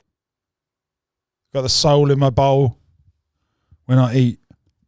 Don't need no personal trainer, I got trainers on my feet. You know I got the soul in my bowl when I eat. You know I'm staying grounded when I grind up my beef. But if you got. And I'm staying grounded when I grind up my beef.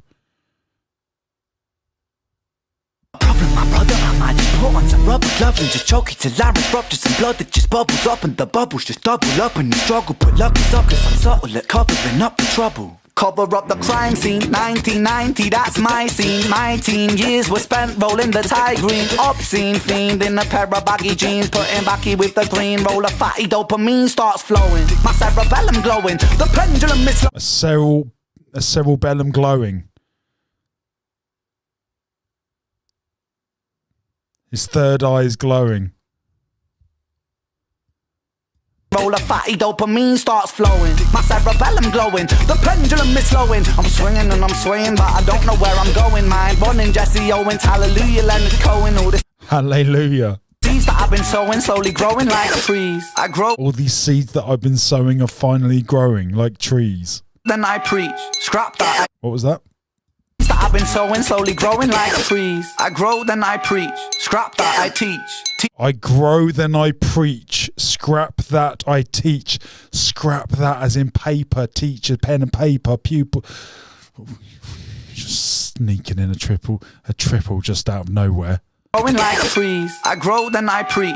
Scrap that, I teach. Teach over beats to all those that see. Teach over beats to all those that see.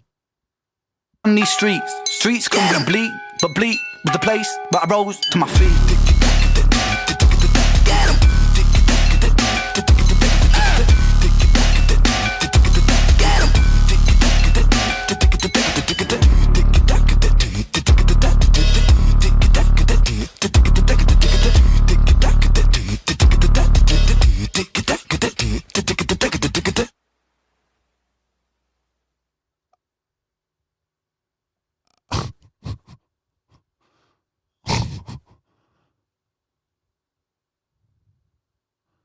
I need to see Ren immediately. I need to speak to Ren immediately. What? It couldn't be more obvious. That hunger is I'm hungry for more. I'm fully connected. I'm receiving the information. I'm speaking my true voice. I'm going to tell you how I got there. I'm going to tell you what they're telling me, and then I'm going to tell you at the end that I'm preaching and I'm teaching it to all those who see. Are you fucking kidding me, Ren?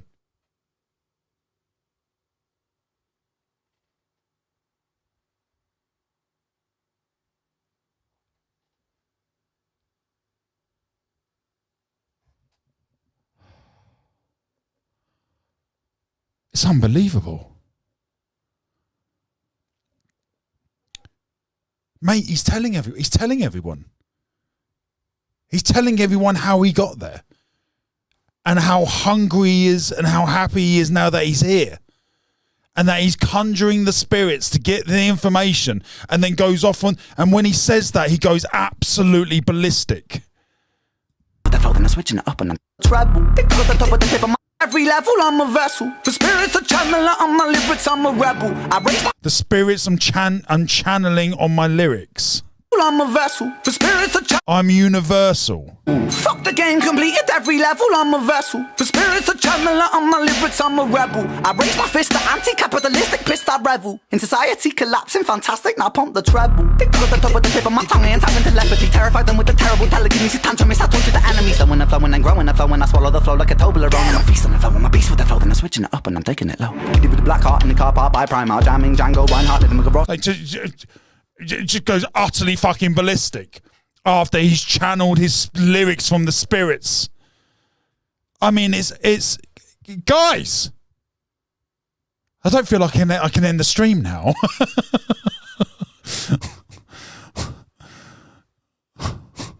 See you later, Bex, mate.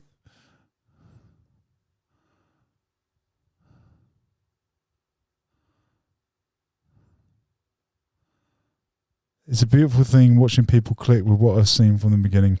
Ren's much deeper than people give him credit for. The deepest. Never preach, only teach. Good lesson. Indeed. That's why he scrapped it.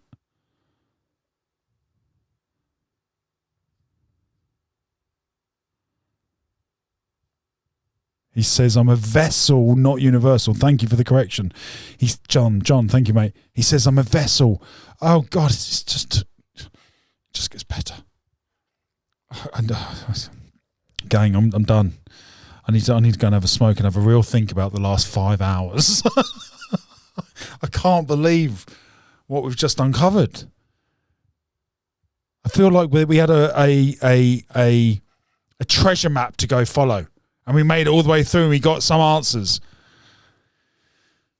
Wow. Gang, having a beautiful evening. Have an amazing night's sleep. I'll be back here tomorrow at 11. Peace and love. Thank you for your time. Thank you for your energy. Thank you for your donations. Thank you for your input. Thank you for spending your time with me. Oh, God, was it worth it today or not?